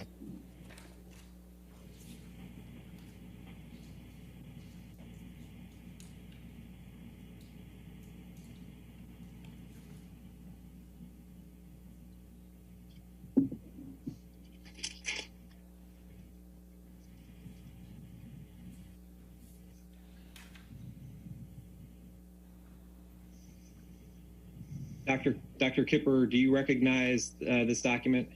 Yes, I do. And what is it? This is an intake evaluation that I had with Mr. Depp regarding his treatment. And do you keep these notes in the normal course of business? Yes. And the notes are meant to be accurate? Yes. Okay. And did you take the notes or did someone take them for you? I took these notes. Is May 22nd, 2014 the first time that you met Mr. Depp? No. Your Honor, when did you? Sorry, thank you. Your Honor, I move to admit Defendant's Exhibit 220, which is what Dr. Kipper was referring to there. Any objection to 220, Defendant's 220?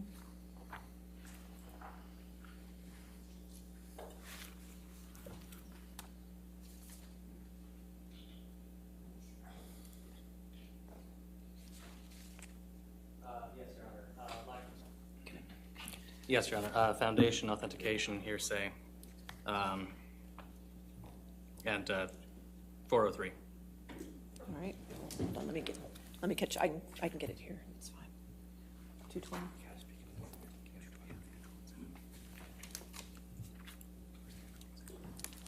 And Your Honor, Dr. Kipper testified just now that these are his notes that he keeps in the regular course of business of his meeting with his initial consultation with Mr. Depp. Which is what he does as a doctor, and and it's his medical records of his report with Mr. Depp. So I think he's established the foundation of that. All right. Yes, sir. Any response, Mr. Moniz? We're just having a slight technical issue pulling up the exhibit, Your Honor. I apologize. Okay, that's 1 minute.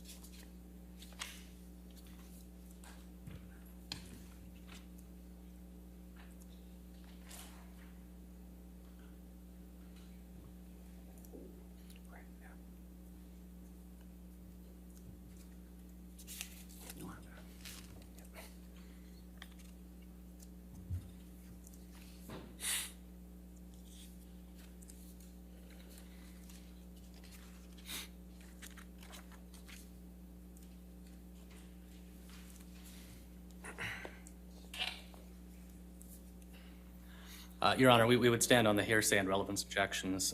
There's a lot of material in this document that is not really germane to the issues in this case. At minimum, and to the extent admitted, it should be admitted in redacted form. In addition, it's not clear that there's any hearsay exception that would apply to everything in here. Not everything in here is a statement of a party opponent, I don't believe. And finally, the medical records reflected here go well beyond any possible relevance to the issues in this case. It's not inappropriate. We would stand on that objection.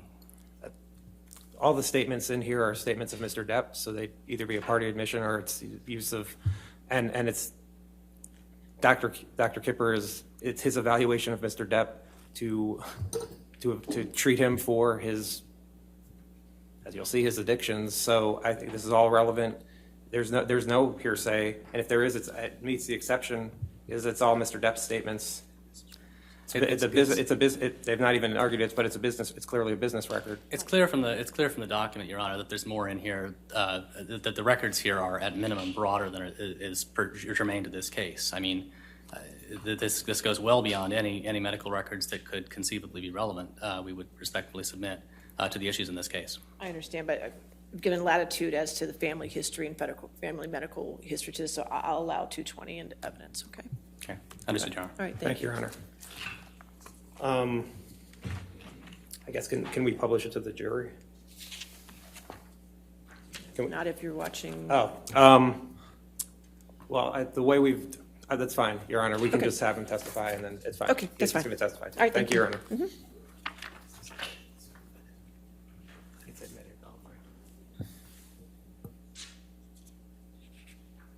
Mr. Depp, prior to May 22nd, 2014. I met him a couple months before that as just an initial introduction to discuss possible treatment. And where were you when you first met Mr. Depp? He met me at my home office. And did you have any notes of that meeting at the home office? No.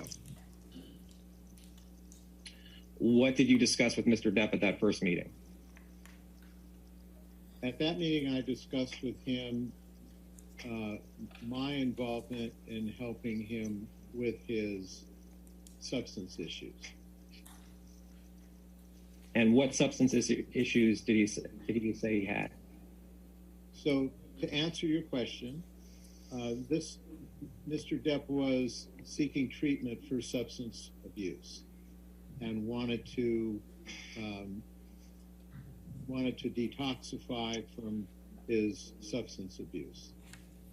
Did Mr. Depp say what substances he was trying to detox from? Yes, and as indicated in this note, it was polysubstance, so there was alcohol, opiates, benzodiazepines, and stimulants.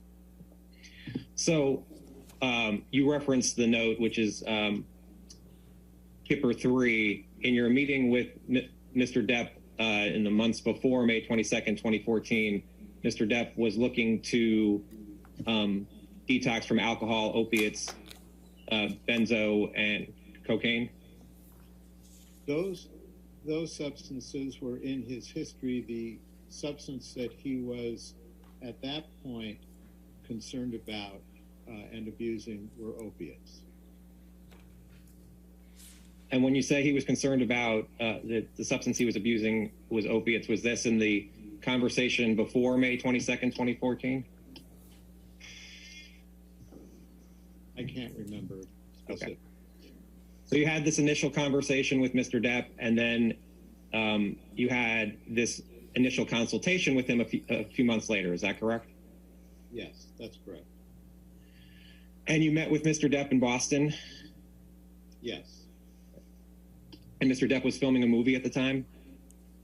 Yes.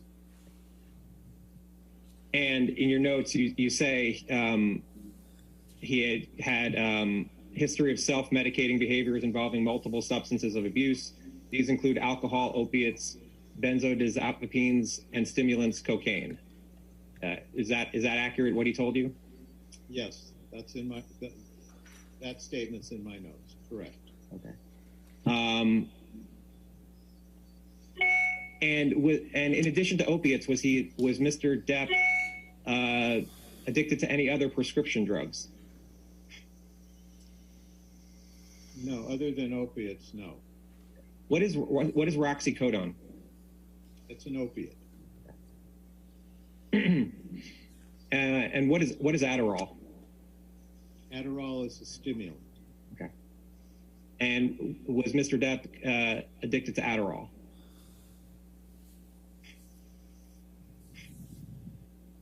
No. What is Xanax? Xanax is a benzodiazepine. This first paragraph on this page, these are notes based off of your discussion with Mr. Depp. Yes.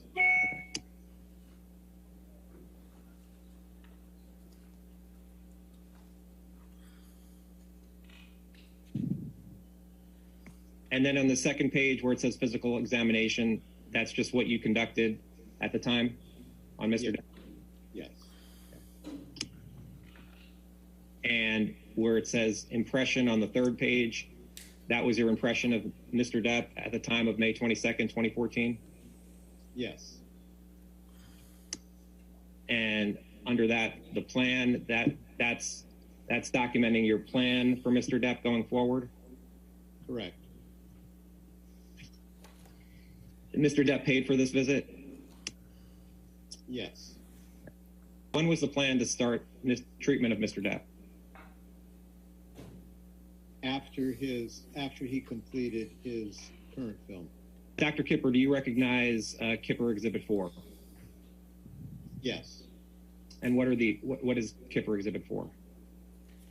It's a progress note dated June 11th, 2014. And did you keep these notes in the normal course of business? Yes. And did you take these notes? Yes. And the notes are meant to be accurate, correct? Yes. Okay. What is you had mentioned it before, but what is polysubstance abuse? Your Honor. Poly is multiple. You can pause. Thank you. It takes a second for it to catch up. No, so. I understand. Okay. Thank you. Your Honor, I move to the admission of Defendant's Exhibit 246. 246.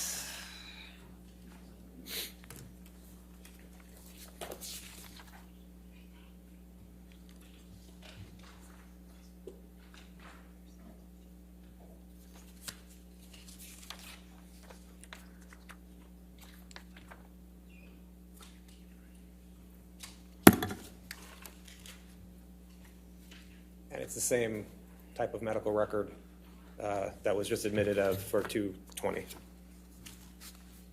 Any objection? But I'll give you a moment to read it. Thank you, Your Honor. Just one moment.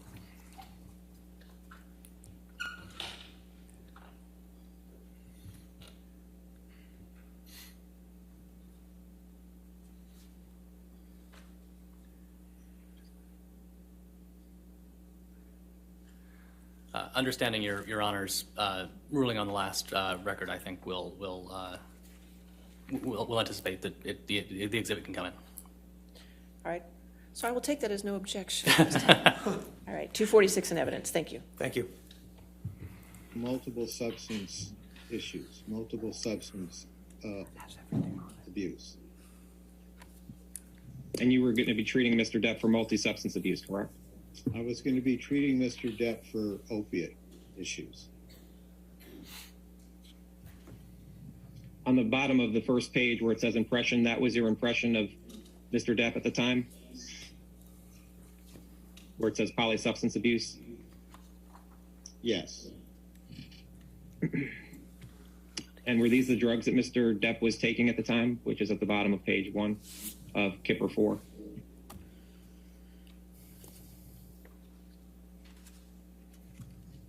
I'm sorry, am I relating to the first entry under impression? It says, what does it mean where it says dopaminergic imbalance with lithium 300 mg bid to be increased to 300 mg TID? Those were medications that I had planned to use upon our treatment. So all the medications that are on Kipper 4 under impression, those are medications you plan to use with Mr. Depp, is that correct? That's correct.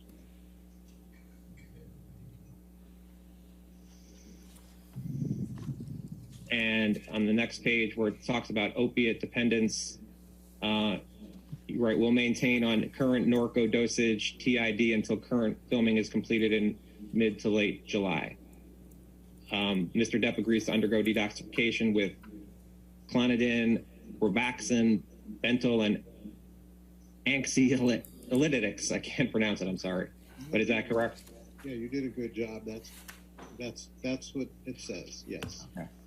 What does TID mean? Or you see, we're just 3 times a day. 3 times a day, okay. And Mr. Depp was also going to undergo a sobriety program, is that correct? Yes.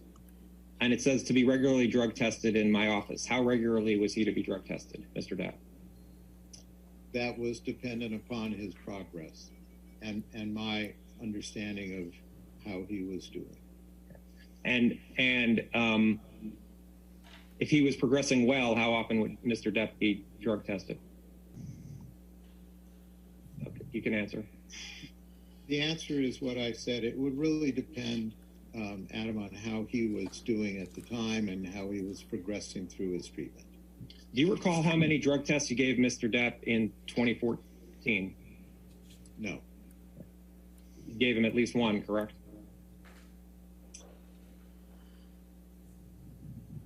Yes, I believe so. I'd have to check through my records. Okay. And Deborah Lloyd was going to be Mr. Depp's nurse, correct? Correct. You can take down Kipper 4. And can you put up Kipper 5, please?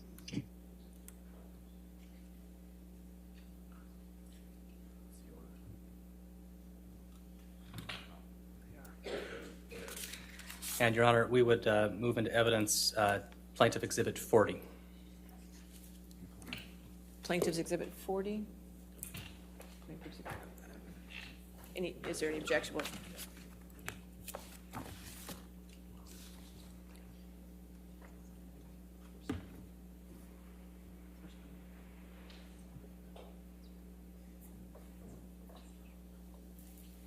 So my understanding, you're putting in, you want to move in the entire document, 123 pages. We have redacted portions of it. Yeah.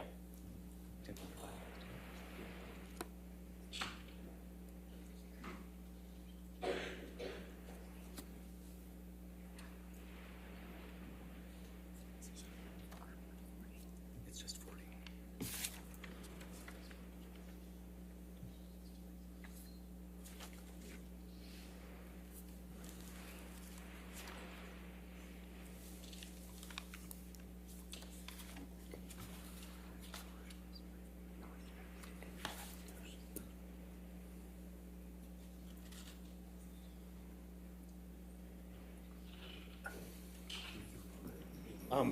Your Honor, I would just have to look to make.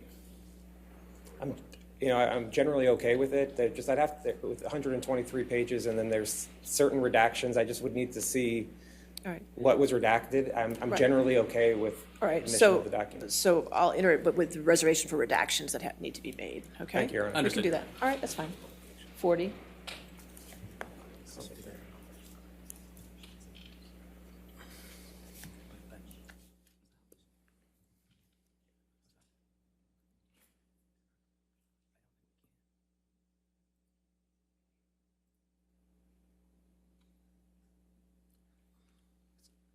So I don't know if they're thinking of publishing it, but I would ask that they not publish it and just let the video play as he testifies to it, and then we can discuss what needs to be. Is that okay? Given the lack of agreement, confirmed agreement on the redactions, Your Honor, I think that's okay, fine. We can just play the video.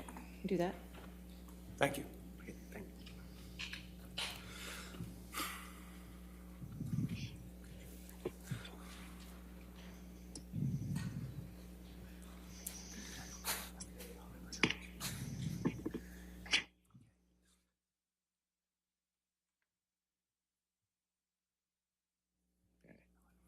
And Kipper 5 is a long document. It came out of your files. Do you recognize the document? Yes. What is Kipper 5? It's a progress note dated the 12th of June, 2014. So this exhibit, Kipper 5, which I will refer to throughout the your deposition, is a multi-page document that is progress notes throughout from multiple dates that came out of your files.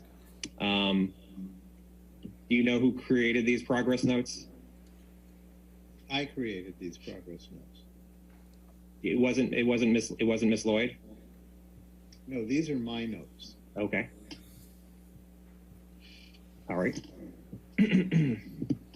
And you kept the notes in the normal course of business? Yes. And again, the notes are meant to be accurate?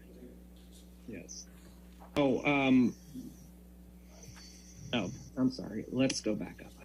So this 6/13/14, that is your notes? Correct. Okay. And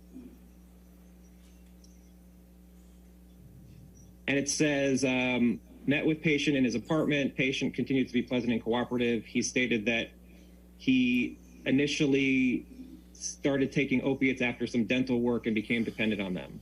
Do you recall that conversation with Mr. Depp? Yes, those are my notes. Okay. And it's also accurate that patient is fearful of coming off of opiates but knows what he needs to do? Yes, that reflects the conversation I had. Okay, and then patient also expressed some emotional trauma, which causes him depression and anxiety. Also true.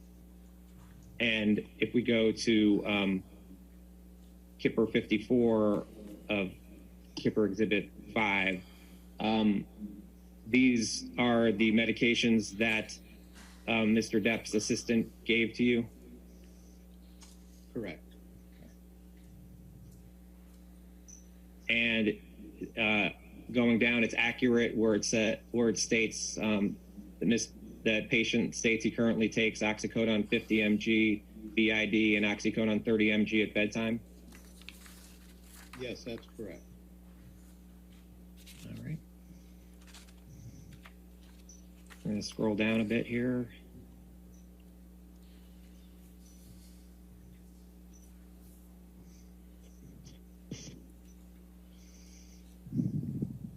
And we're going to go to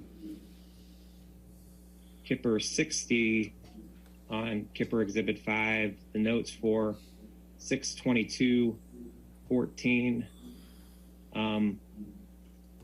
This is again a note that you prepared.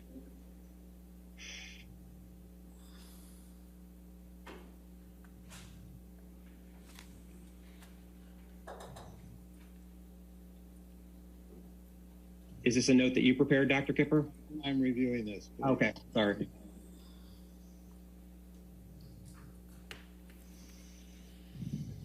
Yes. Okay.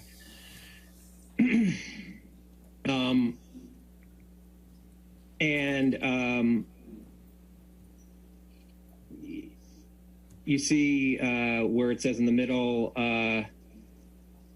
patient spoke about his difficult childhood and current mood swings. Yes. What did Mr. Depp tell you about his mood swings? That he had evanescent changes in his mood from good to bad. And did he give any more information about what a bad mood would be? No, it was implied that would be depression, sadness. What about anger? That was not. I don't remember him saying that. This note also said that he'd been depressed for the past 3 days. Right above where we just looked. Yes. And Alex, keep this up, but put out Kipper Exhibit 6, please.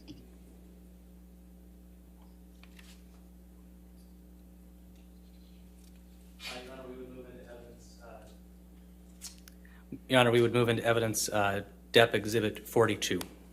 42? Any objection to 42?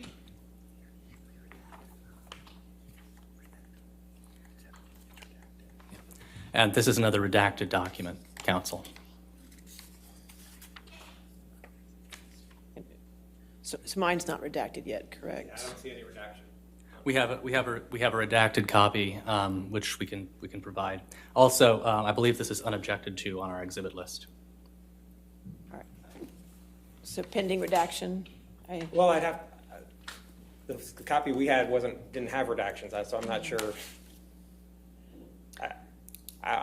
Non-redacted, I'm happy to have it included, but I would need to see the redactions. Well, I'll reserve on redactions then, as we did with 40. Okay, so 42 in with redaction. Understood, Your Honor. Decisions. Okay.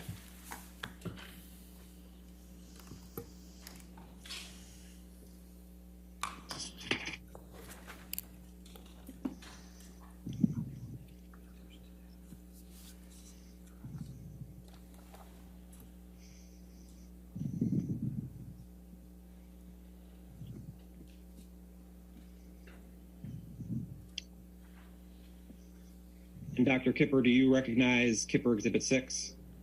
Yes. What is it? It's a summary of the treatment and encounter with Mr. Depp from June 22nd to June 24th of 2014. And you keep these notes in the normal course of business, correct? Yes. And again, they're meant to be accurate, correct? Yes. Okay. And these notes reflect that you saw Mr. Depp in Boston again? Correct. Okay. And in the second paragraph, you write, we discussed the need for compliance with his medications. We also discussed his nicotine habit and agreed we would address this when we completed the opiate and benzo detoxification. Mr. Depp's filming will be completed around mid-July, and we discussed the planned detoxification. Mr. Depp prefers to do this in his home in the Caribbean islands. The anticipated duration is between 10 to 14 days, and he will be completely isolated without any professional or personal obligations. Does this reflect the discussion you had with Mr. Depp? Yes, it does. And you also discussed that Mr. Depp understands that a nurse, Debbie Lloyd, will assist me with this program, and I will initiate this withdrawal and supervise daily, visiting him at the end of his treatment to design the next steps in his therapy.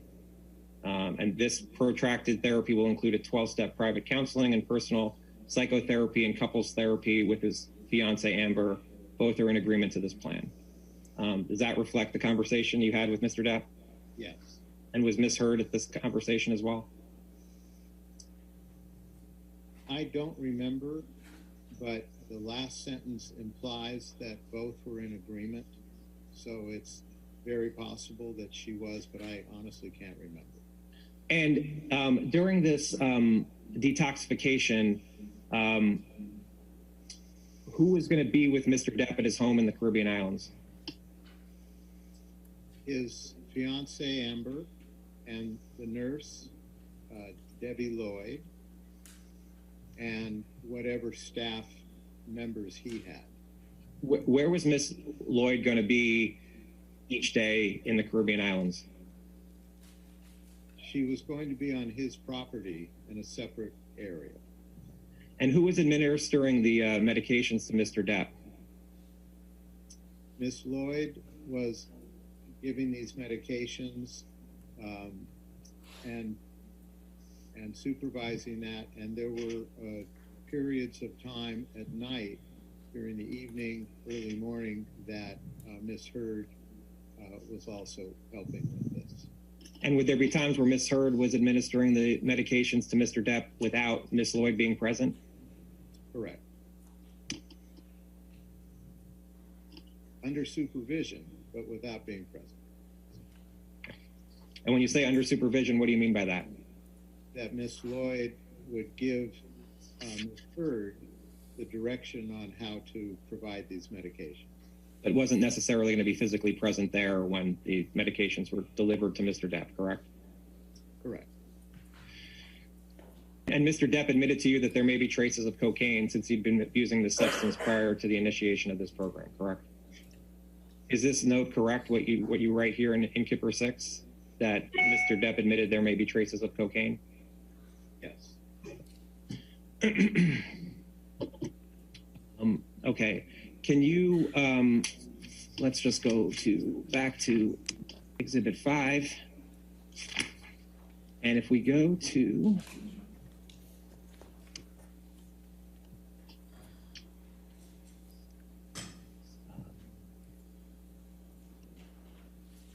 easier this way.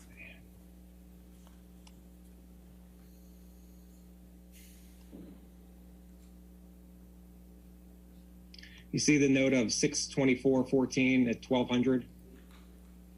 Yes. Is 1200 the time? Yes.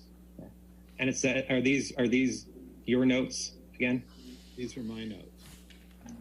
Dr. Kipper, these 18 pages came from your production, and I'll represent to you that there were no drug tests that I saw for 2014 or 2015 for Mr. Depp. Do you know why that is? The only thing I can, the answer is no. I don't understand that. We had a flood in our office in 2014 October.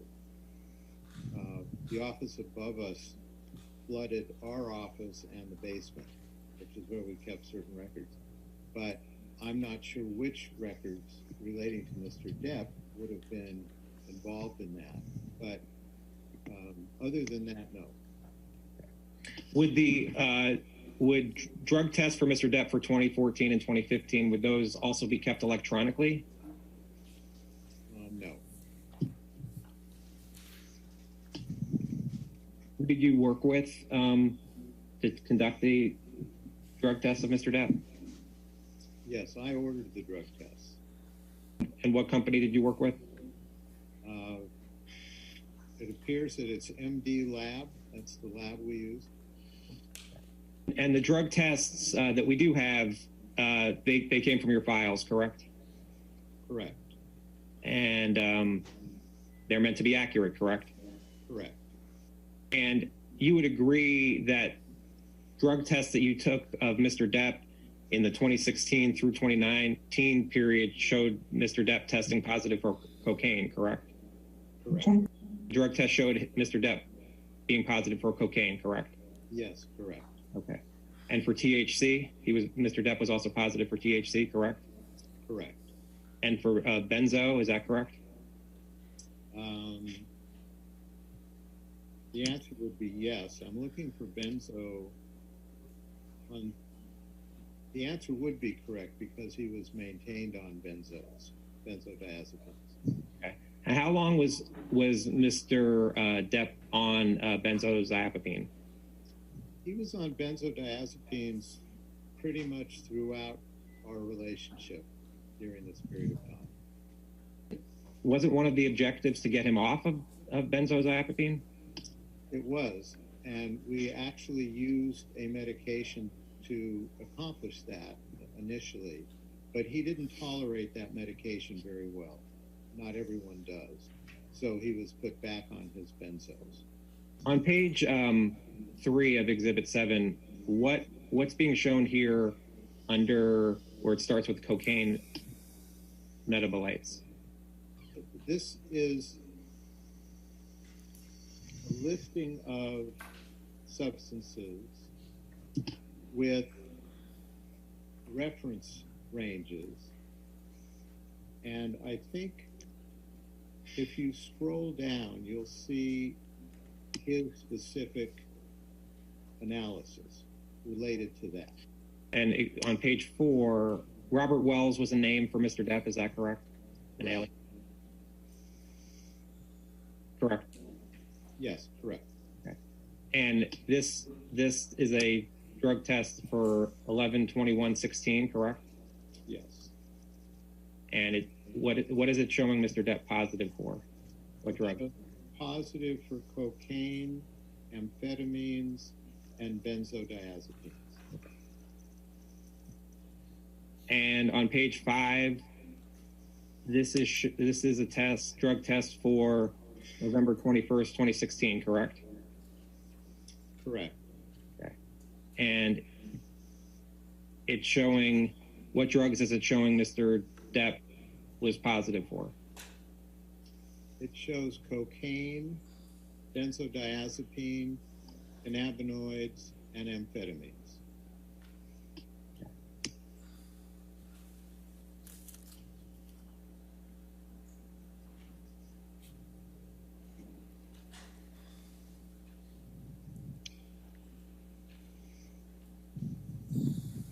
And again, you did take, the drug tests were taken of Mr. Depp in 2014 and 2015, correct? Correct. Now, you had mentioned before, and the note said that the plan was for Mr. Depp to detox on his island in the Bahamas. Is that right? Correct. Okay. Okay. And were you going to be going to the island at any point? Were you planning to? Yes. Was it going to be throughout Mr. Depp's entire detoxification, or when were you planning on being at the island? I was planning to see him and did see him towards the beginning as we initiated treatment, and towards the end when we were transitioning from that treatment into the next phase of his treatment.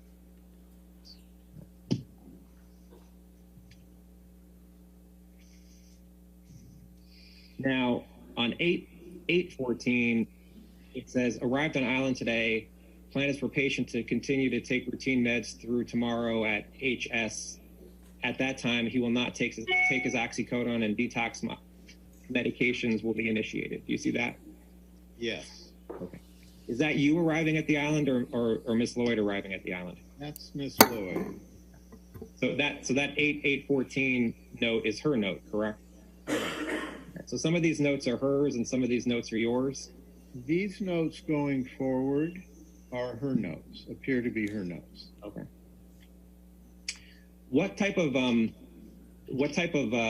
system were you putting these notes into? I don't understand your question. The notes just appear to be continuous, and you said some are your notes and some are her notes. I'm trying to understand how they got together. Because I put all of his treatment notes together to be in one place.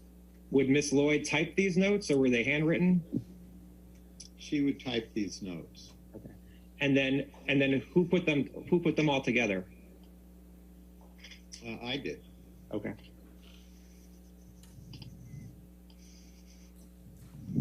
You see 8/9/14, patient expressed fears of never feeling normal without his drugs. See that? I see that. Was that, did Mr. Depp ever express that to you? Yes, in some form he discussed that with me.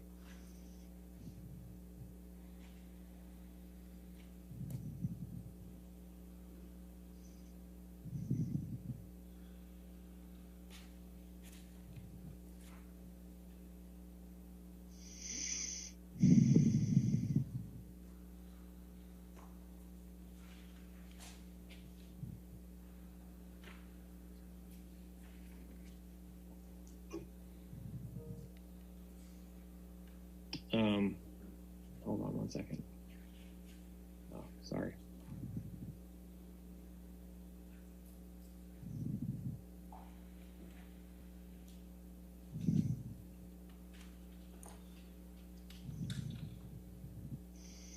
You see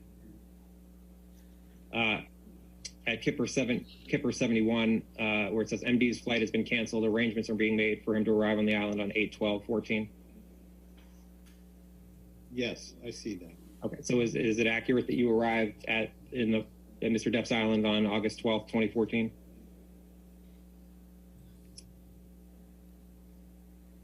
Is that accurate? Yes, that's accurate. Did you go to assess Mr. Depp on August 15th, 2014, according to these notes? That's correct. And by the way, fiance is misheard in these notes, correct? Yes. And patient is Mr. Depp, correct? Correct. And this is at Kipper 77 on Kipper 5. Text from fiance that patient is upset and irritable. MD and RN went to assess the patient. Is that accurate that you came to see Mr. Depp at 1 o'clock in the morning? Yes. And after receiving a text from Ms. Heard? Correct. And Mr. Depp, the note says he being Mr. Depp, states he had a fight with fiance and is questioning whether or not he can emotionally and physically handle detox. Do you recall this conversation? I can't remember that conversation, but I do know that he was struggling at that point. And how was he struggling? Again, he was frustrated. He was uncomfortable physically. Dr. Kipper, this is a email. Well, do you recognize this document? I do. And what is Kipper 8? This is an email that I sent to his sister, Christy. Christy Dombrowski is Mr. Depp's sister? Correct. Okay. And you sent this email to Ms. Dombrowski on August 18th at 7:54 a.m., correct? Correct. This email was shortly after you had met with Mr. Depp in the note we just discussed, correct? Oh, 7:54 Pacific. So it was sometime in the morning in the Bahamas, correct? I guess. I don't have that calculator in front of me. It's either 3 or 4 hours ahead. So it's either 10:54, maybe it's 11:54 in the morning. Correct. I guess that's right. I mean, I assume that's right. Okay. And you wrote this, and why did you write this email to Ms. Dombrowski? We were planning to transition back to Los Angeles. We had completed the initial phase of his detoxification, and I wanted to update her as to my impressions on how he was doing and how we would proceed going forward. And you wrote this to Ms. Dombrowski because you were concerned about Mr. Depp, is that correct? I wrote this so that she was aware of where we were in the process of his treatment. And you wrote this after he had an incident with Ms. Heard, correct? I did not witness the incident. I wrote this after we were called to see him because there was an alleged incident, but he clearly was uncomfortable at that time when we came to see him. And again, we were getting ready to transition off of the island, and I wanted Christy to have a clear understanding of where we were at that time. Can we pause? I was going to move for And then at 12:30. Thank you. I was going to move for the admission of Defendant's Exhibit 268. 268. And, Your Honor, we're going to have a substantial hearsay and speculation objection to this exhibit. This is a communication from Dr. Kipper to a third party. It's hearsay from start to finish and not within any exception, to say nothing of the fact that it contains speculation. Okay. I think there is certain hearsay in the first paragraph and in the third on the second page, but the rest of it is Dr. Kipper's impressions of Mr. Depp. It's an out-of-court statement offered for the truth, Your Honor. It's All right. hearsay. I'm going to sustain this to hearsay, okay? Okay, thank you, Your Honor. Mm-hmm. You and Ms. Lloyd met with Mr. Depp? Yes, according to these notes, yes. Okay. And do you know, was this now in the Bahamas or was this back in Los Angeles? I need to go back to the date, not the time. Can you scroll up? Thank you. 8/20/14. And I'm just looking at my calendar. Yes, we were now back in Los Angeles.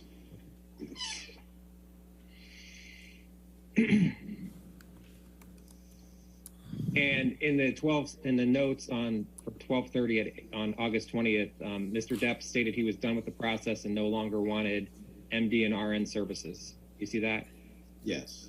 You recall Mr. Depp telling you that? Yes. And you recall Mr. Depp saying that there was tension between him and Ms. Heard? Yes. Was the plan for Ms. Heard to take a few days for herself? Yes. And Mr. Depp is it true that Mr. Depp wanted to stop taking all the medications you were providing him? Yes, that's reflected in this note. Now you mentioned you had, you did text with Mr. Depp on occasion, correct? I believe so, but I really can't remember any specific time or message that I sent to him. Dr. Kipper, Mr. Depp has produced a number of texts in this litigation between you and him, and they're in this chart here, and we're not going to go through all of them, I promise you. But I want to ask you about a few of them, and we'll do this kind of throughout the deposition. I have control here.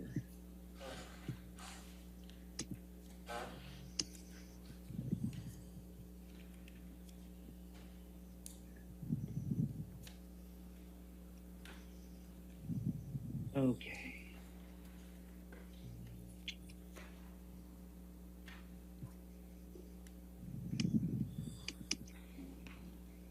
And on 8/21/2014, it says Dr. David Kipper. This 310 phone number, was that your phone number at the time? Yes. Okay. And this is a text from you that says to Mr. Depp that says, "Glad you're better today. Respect you as much as I love you. You're impossible not to love, but an easier job not to respect. You're making my job a pleasure and honor, and a few sleepless nights. Stop firing me. I know what I'm doing."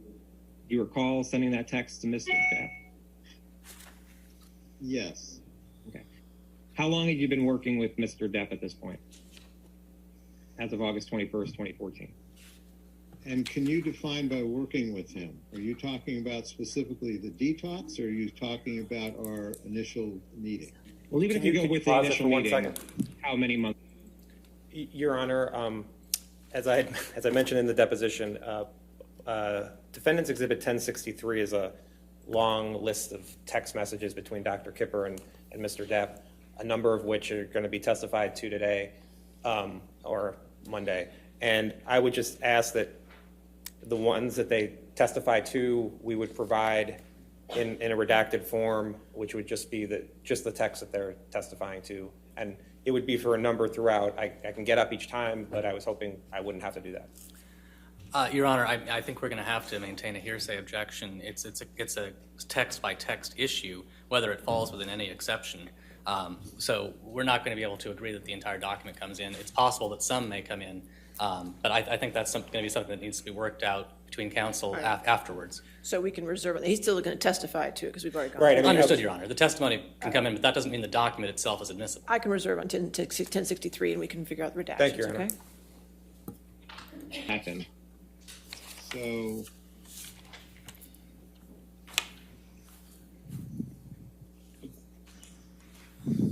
about 4 months. Okay, and you write "stop firing me." In that 4 months, how many times had Mr. Depp tried to fire you? I believe that was the first time. And again, this was in reference to him not wanting to proceed and not wanting our help. This is actually, I'm sorry, this is the second time, because the first time was on the island, just as we were getting ready to leave, that he did not want to proceed. He didn't think he could do it. That changed after a conversation. He was back on board. And this came from, I think, followed that incident that we just referred to in the notes, where we were asked to come and visit with them, and where he didn't want to proceed. And again, at the end of that visit, he was back on board.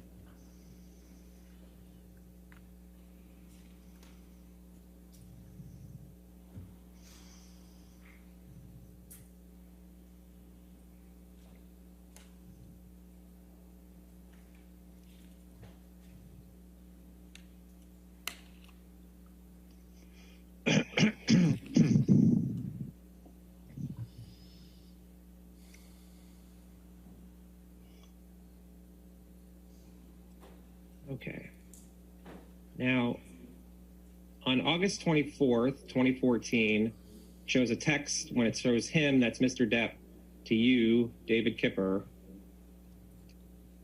And Mr. Depp wrote, forgot to tell you, had a hopefully very positive and free of ego squawk with Amber last night that went very well, ... And then I shot a few Negroes in a club on Sunset Boulevard. So far, so good, ... Do you recall this text from Mr. Depp? No. Okay. Was that Mr. Depp's typical language?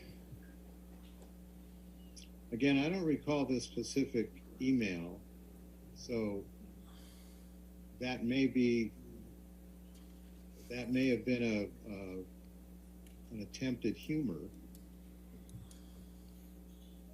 Dr. Kipper, Kipper 10 is, and do you recognize this document? No, but I'm looking at it.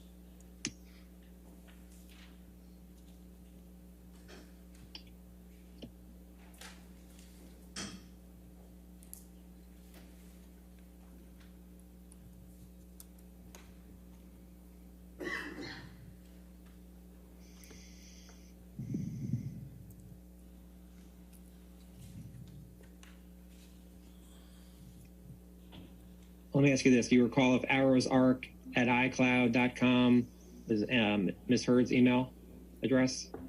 I assume that by looking at this document. Exhibit 5 at Kipper 101 at 9/22/14 at 1:25. You see it says, Ryan received text from patient stating that he had been in an argument with fiance and she had a, quote, nasty freak out and would like nurse to give him some, quote, some fucking knockout yum yum. RN instructed patient to take PRN Neurotin 300 mg, PRN and Seroquel 50 mg, and that RN was on her way. Do you see that? Yes. Okay. And this is a note from Ms. Lloyd? Correct. Okay.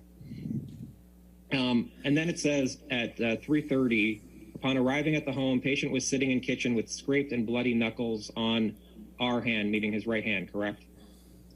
Correct. Patient stated he punched whiteboard in kitchen after fight. Patient stated he'd been texting his friend explaining why he didn't show up to play music, and fiance got upset he was not giving her enough support, and the fight escalated from there. Called the MD at 1:45 and instructed to give a stat order of Ambien 10 mg to help patient get to sleep as he has an early work day. Do you recall Ms. Lloyd telling you about her visiting Mr. Depp and him having bloody knuckles and a scraped hand? Specifics, I'm reading the note you're reading, and yes, I remember there was an incident. And an incident where Mr. Depp had scraped and bloody knuckles on his hand? As indicated in the note, yes. I did not see bloody knuckles. I did not see a punch board. This was a communication that I received through the notes from Ms. Lloyd. And do you recall if you had it does say you recall, do you recall if you had a conversation with Ms. Lloyd about? Yes, I recall having spoken about there had been an incident. I don't recall the specifics of that conversation. Okay. On Kipper 5 at the date of 10/14, to show you there, which is on Kipper 110 of Kipper 5, and then going down to 1930, it says patient finished filming and was extremely agitated leaving the set. Patient kicked in the door of his trailer and refused to speak to director. Patient was verbally aggressive to another person on the set for no apparent reason. Per MD, patient is to take Xanax 2 milligrams to reduce his agitation at this time. You recall that, Dr. Kipper? I do remember this entry, yes. And you remember being told that Mr. Depp kicked in a door of his trailer and refused to speak to his director, correct? I don't remember the specifics, but I do remember there was some disagreement between Mr. Depp and the director. And where it says per MD, patient is to take Xanax 2 milligrams to reduce his agitation at this time. Is that an increase of Xanax that he was to receive? Yes. And you see at 10:15 at 6:45, it says patient awake and states he slept from 2200 to 4:30. Patient continues to be agitated about work and is verbalizing having desires to escape with drugs. Do you recall seeing this note? Yes. Okay. And do you recall Miss Lloyd telling you this about Mr. Depp? You can I don't remember if she told me that he wanted to use, but I do remember her telling me that he was upset. And is that reflected in the note of 8:45? MD informed of his state of mind and continued agitated. He's on his way to assess patient. Is this can you accurate? Can you show me that note? Yeah, it's right under, it's right here, 8:45. Oh, okay. The note's accurate that MD informed of patient's state of mind and continued agitated. He is on his way to assess patient. Yes. And then at 12:30, as patient had fallen asleep and is now awake talking with MD, it has been decided patient is under too much stress as it would be best for him to stay home and rest today. You see that? Yes. You recall having a conversation with Mr. Depp about his stress? Yes, I do. Do you recall anything that Mr. Depp told you? You can answer. I remember he was very upset. I don't remember the specifics of that conversation, but I remember he was upset. And how was Mr. Depp displaying that he was very upset? He expressed himself very well, that he and the director had some misunderstanding and that he was upset about it. Was Mr. Depp yelling? No. Was he doing anything to display his being upset other than his words? Just his words. You don't doubt the accuracy of this note, though, do you? I can say that the note was written and I believe it was good reporting. I trusted my nurses that they would report what they were told. Not for the opiates. Not for the opiates, is that what you said? Correct. More positive for cocaine, for instance? Yes. Now, on November 17th, 2014, in 2014, Mr. Depp texted you and said, I have been to see Amber downtown. Yeah, interesting to say the least. Wow. Anyway, I'm still awake and don't foresee slumber arriving anytime soon to this broken instrument of a squash situated atop my shoulders. I would love to speak whenever you get a minute, dear David. Though honestly, if I were you, Debbie and or Aaron, I would, capital letters, run for the fucking hills, 3 exclamation points. I love you, Doc, ... Cannot thank you enough for all you've done, not only for me and my poor pack of wolves and my sweet, capital letters, fucking brave Mikey, ... These are the things that remind us that life should be a fucking gas. I'm waist deep in big muddy here, ... Hit me when you're drunk, ... It'll be far less boring.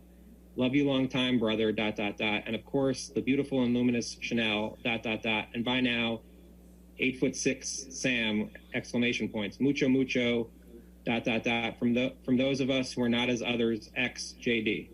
You recall this text from Mr. Depp? No, I don't. But clearly I see that I received that text. Okay. Alex, can you put up Kipper 13, please?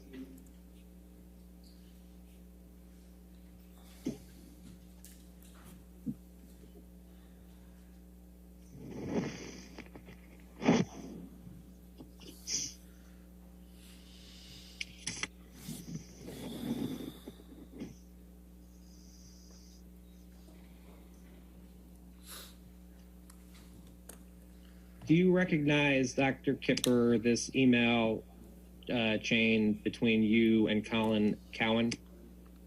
I don't remember it, but I'm refreshing myself with what you're showing me.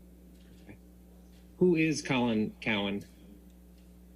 He's a psychologist that I had referred Amber to see.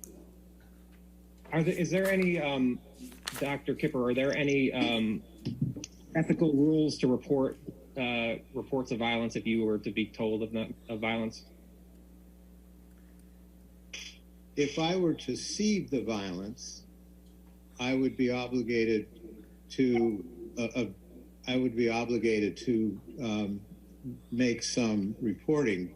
I never saw any violence.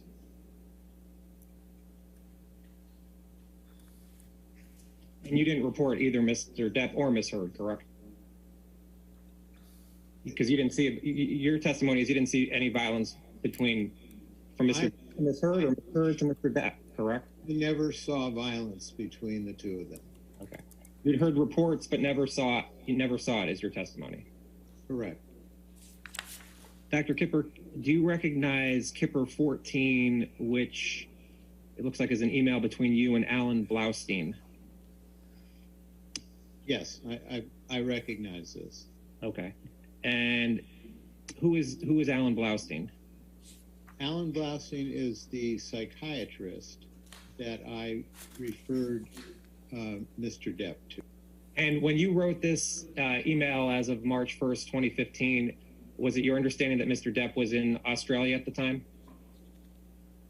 Yes.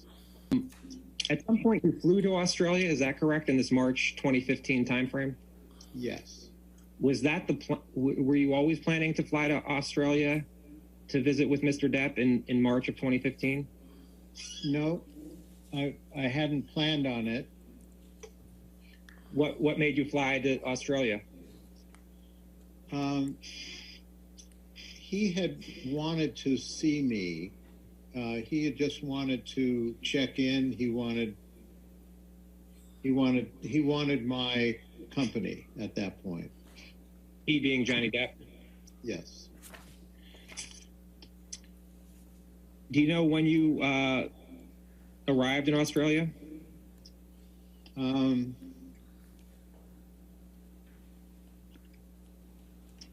I don't. I can't recall. Ms. Lloyd had gone with Mr. Depp to Australia? Yes. She wasn't staying with Mr. Depp, correct? No, she was not.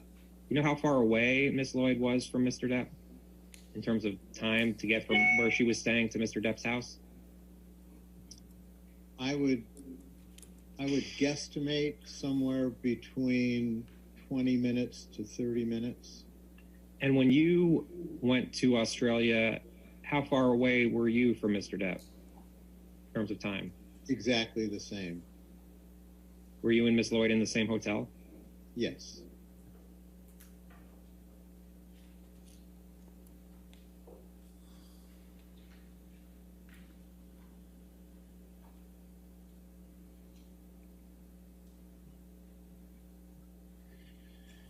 Actually, that isn't true. I was in a hotel around the corner from where the nurses were staying. And in Kipper 5, at Kipper 157, you see this note for 3/7/15 at 11:30.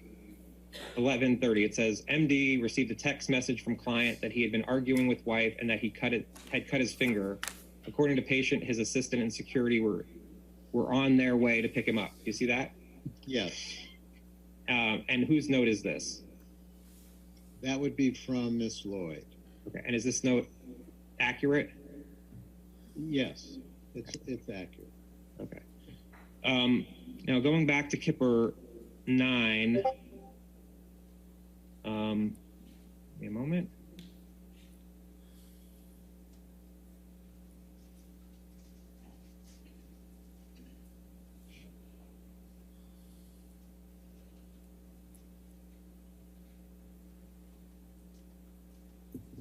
At Kipper 7, at Depp 7790, There shows a text from Mr. Depp to you on March 7th, 2015 at 5 p.m. And it says, "Hi, fucked, man, had another one. I cannot live like this. She is as full of shit as a Christmas goose. I'm done.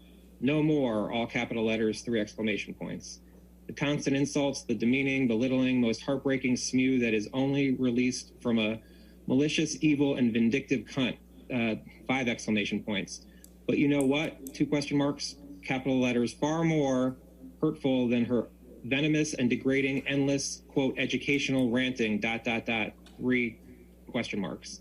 It's her hideously and purposefully hurtful tirades and her goddamn shocking treatment of the man she was meant to love above all, ... Here's the real deal, mate, ... Her obsession with herself, 2 question marks. It is far more important, ... She is, capital letters, so fucking ambitious, 3 exclamation points. She's so desperate for success and fame, ... That's probably why I was acquired, mate, ... 2 exclamation points. Although she has, capitalized, hammered me with what a sad old man has been I am, 3 dots. Cowan has done me the most cruel of favors, ... I'm so very sad, ... I cut the top of my middle finger off, ... What should I do? Exclamation point, 2 question marks. Except, of course, go to a hospital, ... I'm so embarrassed for jumping into anything with her, ... Capitalize, fuck the world, 3 exclamation points, JD. Do you recall this text from Mr. Depp? I don't recall the text, but I do recall him reaching out after this incident. Is this text a typical type of text you would receive? In retrospect and in reading this, no, I think it reflected the fact that he was injured. Right, and Mr. Depp told you in the text, "I cut the top of my middle finger off," correct? That's what it says. Okay. And then you responded, "Call me." You see that? That's the next text. Yes. Okay. Yes.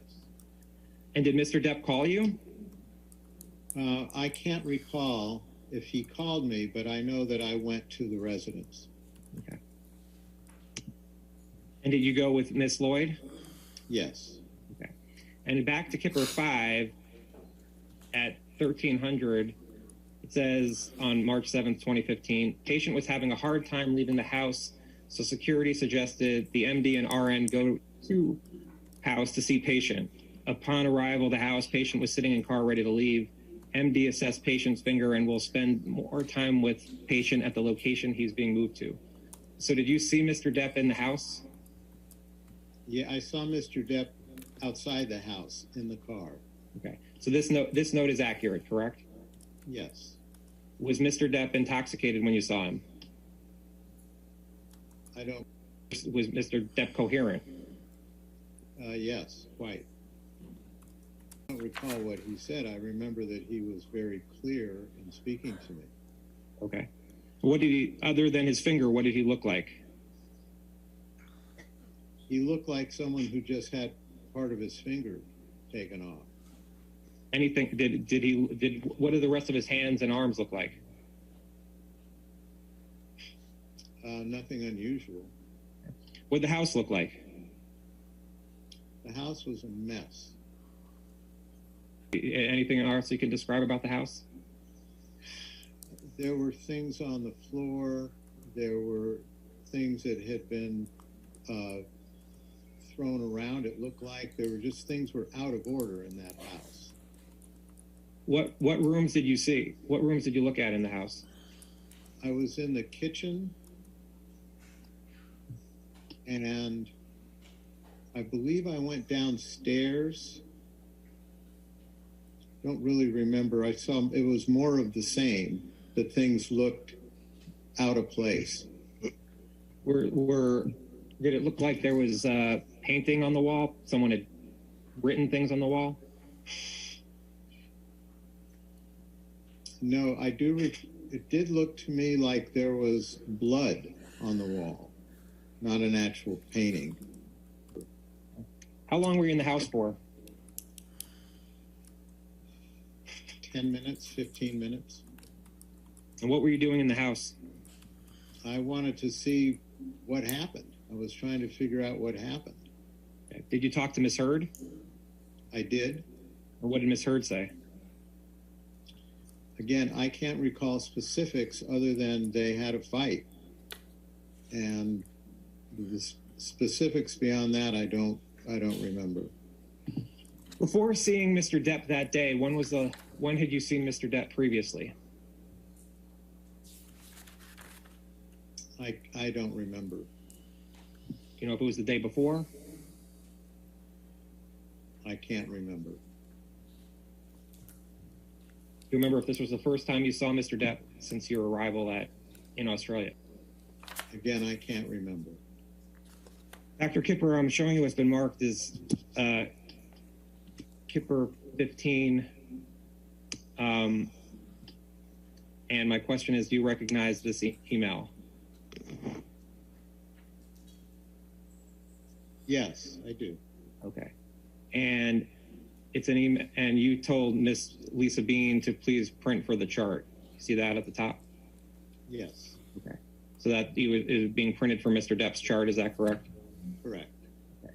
And Raja Sahani emailed you. You see that? Yes.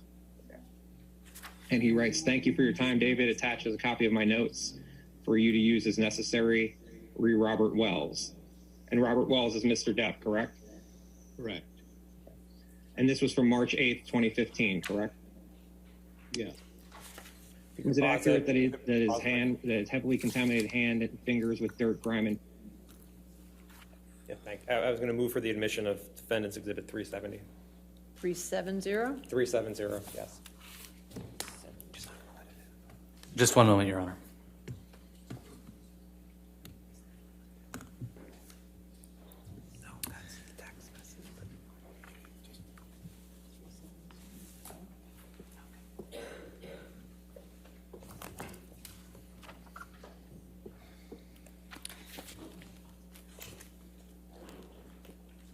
And Your Honor, we would maintain our objections on grounds of hearsay, and the other objections asserted in our objections to the exhibits. This is an email communication between two non-parties to this case. It's hearsay. It's not within any exception, certainly not within the medical exception, and it's not admissible. I think it is in the medical exception because it's from one doctor to another doctor to treat Mr. Depp's hand. I'll sustain the objection as hearsay. Thank you, Your Honor. That's accurate. Okay. Is there anything other than the coherent here that you find that's inaccurate?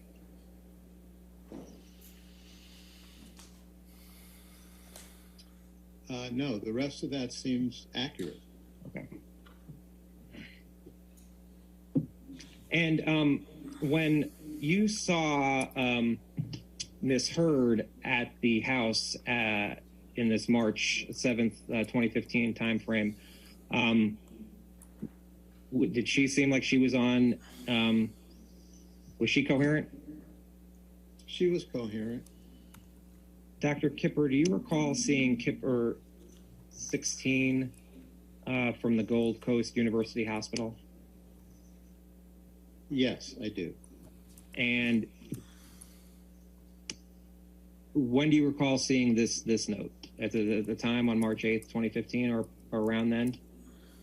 It was around then. This was the emergency room doctor that saw him, and then he gave him sort of temporary care, and then he was referred to, Mr. Depp was referred to the other doctor that we spoke of before this, who was the surgeon, who was the hand surgeon, I believe. Did you talk to this doctor who wrote this note?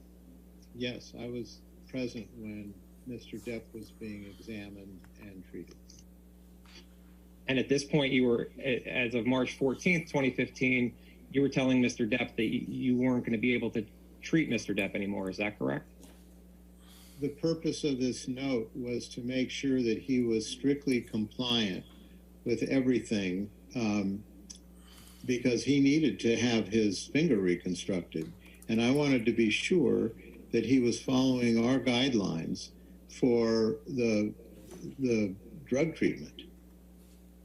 Mr. Depp was not following your protocol as of March 1st, 2015, correct?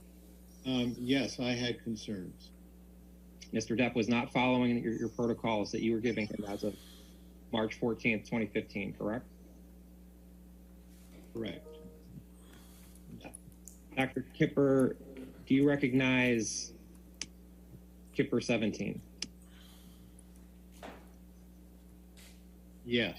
So you were withdrawing your care from Mr. Depp at least as of March 15th, 2015, correct? I was withdrawing my care if he did not comply. And as of March 15th, 2015, Mr. Depp was not complying, correct? Correct. Was Mr. Depp Can you pause it again? sober? I'm sorry. Thank you. Move for the admission of Defendant's Exhibit 391. 391.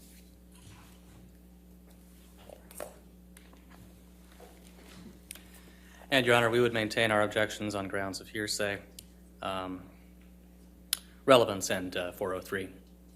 It's hearsay, not with any exception. It's a communication from a third party, not admissible. It's not hearsay. It's a letter from Dr. Kipper that doesn't have any hearsay in it, and it's. Well, it's hearsay because it's a letter from him out of court. It's not offered for the truth of what happened. It's offered for what was occurring with Mr. Depp at the time of March 15th, 2015. By definition, Your truth Honor, of the matter. that's being offered for the truth. It's offered for notice of when Dr. Kipper was not continuing his care of Mr. Depp. I'll sustain the objection. Thanks. Compliant as of March 14th? The answer is yes, he was not compliant. And the problem at hand, no pun intended, was he was about to have surgery. And for him to have surgery on a finger, he needed to be strictly compliant with what his medications were, what his behavior was. And I did not think he was stable for surgery. And I could not clear him for surgery. And that was what provoked the letter. Right. And Mr. Depp had been breaking promises to remain sober, correct? Correct. And then, did you ever stop your care of Mr. Depp? There was a week, I believe, and I'm fuzzy on the time frame, but there was a short period of time after sending that note before he connected back with me, asking me to take care of him and promising me compliance. Was Mr. Depp compliant with the program going forward after March 15th, 2015? He was compliant around his surgery and post-operative period. And then he became uncompliant again? I would have to refer to my notes, but I don't remember him being out of control. I remember him being, compliant with what we needed him to do. There were times when Mr. Depp sort of went underground. Some of that time was when he was out of the country and was hard to connect to. But I do not recall him going off the reservation as far as his drug and alcohol issues. You recall him testing positive for cocaine after March of 2015? I believe so. I can't tell you specifically when. Okay. Going back to Kipper 9, there's a text message from Mr. Depp to you on March 19th, 2015. And he says, my most sincere apologies to you, Doc. I understand your decision based on my immunity to do the right thing, and I truly thank you for your concern. I must apologize for not having had the presence of mind to respect the man who has been the most kind and who has done more for me than anyone ever. There was no call for my spineless and base behavior toward you. I honestly understand the reasons for your concerns in your letter, and can say to you now, they are no longer an issue. Thank you for everything. I've chopped off my left finger as a reminder that I should never cut off my finger again. I love you, brother Johnny. Do you recall this text from Mr. Depp? Yes. And is this the text, do you recall, where Mr. Depp was saying that he would be compliant going forward? Yes. Okay. You're basing it off of this text. Was there any other conversations with Mr. Depp? We did. I know we had a conversation at some point around that time that validated this message.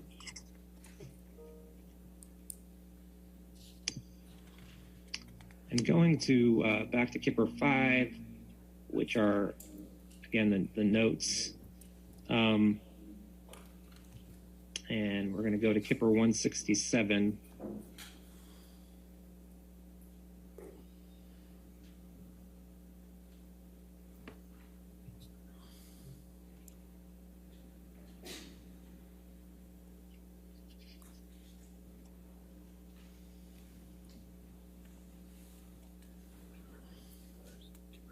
And at for 413 at 1500, the note at the bottom says, patient is in good spirits and said he's not smoked marijuana in 3 days. States he feels majority of his issues with his wife have been from him using drugs and alcohol. Patient states he'll no longer sneak/use and wants to enjoy clarity. Do you see that note? I see that note. And who is that note from? You or Miss Lloyd? That's from Miss Lloyd. Okay. Did Miss Lloyd report this to you? In this note. Okay. And there's no reason to question the accuracy of the note, correct? Correct. Now, at Dep 168, 1215, it says on April 15th, 1215, arrived at patient's home. Assistant was in hallway, informed RN that patient was in a bad mood and told assistant he did not need anything from him today. RN was let in home by security and knocked on patient's bedroom door to let him know she was there. Patient screamed, "What?" RN informed patient she was just letting him know she was there and would be downstairs. RN, a little more down, RN left property and informed MD of the events. Do you recall Ms. Lloyd telling you about these events of April 15th, 2015? My memory is refreshed by looking at this note, yes. And Mr. Depp had yelled at Ms. Lloyd, is that right? I'm not sure he yelled at Miss Lloyd. I think he just yelled, wanting to be heard. I can't say I wasn't there. There's a text from Mr. Depp to you on April 15th, 2015. And he says, "My dear brother David, if there's a God, then I'm positive it's you. Thank you, darling man. I'm fine. I didn't know it was Debbie until I'd already thrown my voice toward the door. Thought it was Stephen, who is no small cauldron of hot water." 2 exclamation points. "I'll call Debbie to apologize. ... My boundless love and infinite thanks." So you recall that he texted you and called Miss Lloyd to apologize? No, I don't recall that specifically. I'm reminded by this note, but I don't recall that specifically. Now, Mr. Depp sent you a text on June 28th, 2015 that says, "Thank you, my darling Kipper. All those technical abbreviations left me fluxumed and in the dark." 3 exclamation points. "Soon, soon, I must see you and just hang out." 3 exclamation points. "My deformed finger and I have no friends." 3 exclamation points. "By the way, ... Amber and I have been absolutely perfect for 3 fucking months solid." 4 exclamation points. "I've locked my monster child away in a cage deep within, and it has fucking worked." 4 exclamation points. "We're goddamn best friends now." 3 exclamation points. "Amazing." 3 exclamation points. "Big love to you, my brother, ... JD. You see that? Yes. And what do you recall what is refreshed of your memory? That there was concern that he was taking more Xanax than he should have been, and I needed him to tighten that up and to go back to what he was prescribed. And also there's a reference here to the phone calls. I had asked him not to respond not to engage in these phone calls because those were that always precipitated problems between the two of them when they were in a bad phase. Phone calls between Mr. Depp and Ms. Heard? Correct. And Mr. Depp responds on July 1st, 2015, and says, I am and have been at peace for the last 3 to 4 months. It's been amazing, but she's somehow locked into this very unpleasant and belittling mode in the last 3 days. The accusations, the verbal abuse and insults, stooping to one, the most unjust. You haven't changed, you fucking desperate hypocrite. You didn't out the monster away. You're full of shit. You're a pathetic fraud. Man, you know how hard I have worked to put that motherfucker in its cage, and I did that, me. I took all those other problems and rid myself of them. There's a whole lot more. I won't bore you with it. The Xanax takes the edge off just a little. You know me. It would take more than a few to really affect me. Seroquel scares me for the reasons I were off of it. If you're worried about the Xanax, prescribe me something different, but with more potency. I don't take them all that often, just when the brain is inundated with this horrible badgering and half-truths from my wife by the WSY. I don't know if you meant by the way. Do you recall this text? Again, I do in looking at it, yes. Okay, and Mr. Depp again used the term monster, correct? Yes. And Mr. Depp goes on in this text. He says, by the way, he sends another, sorry, here's my, by the way, Cohen should be run out of town in utter shame. He's a fucking sump who's done absolutely nothing but giving her the verbosity that she uses ever, whenever she feels like she must explain to me the psychology of life.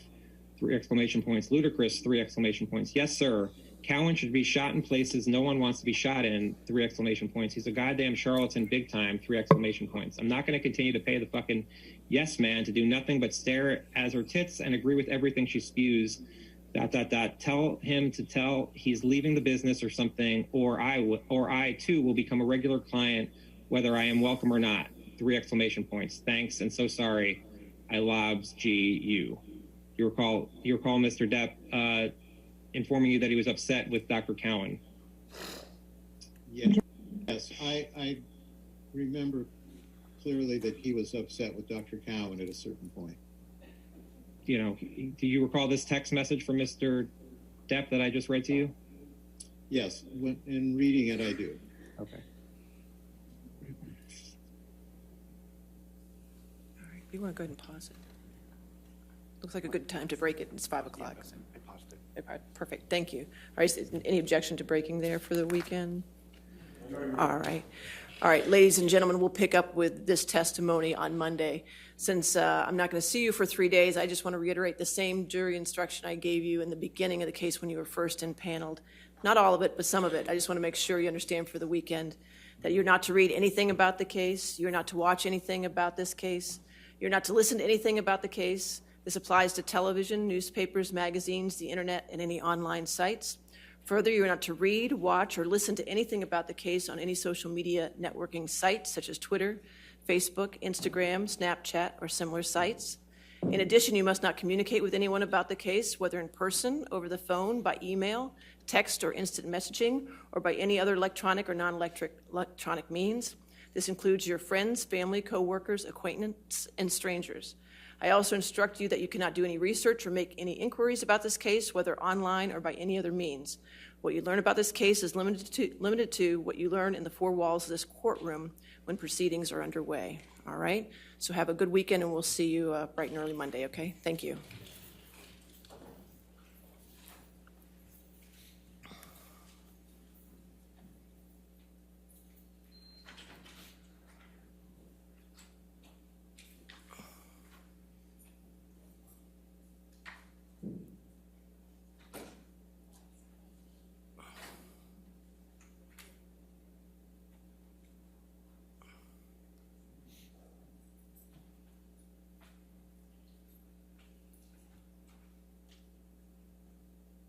All right.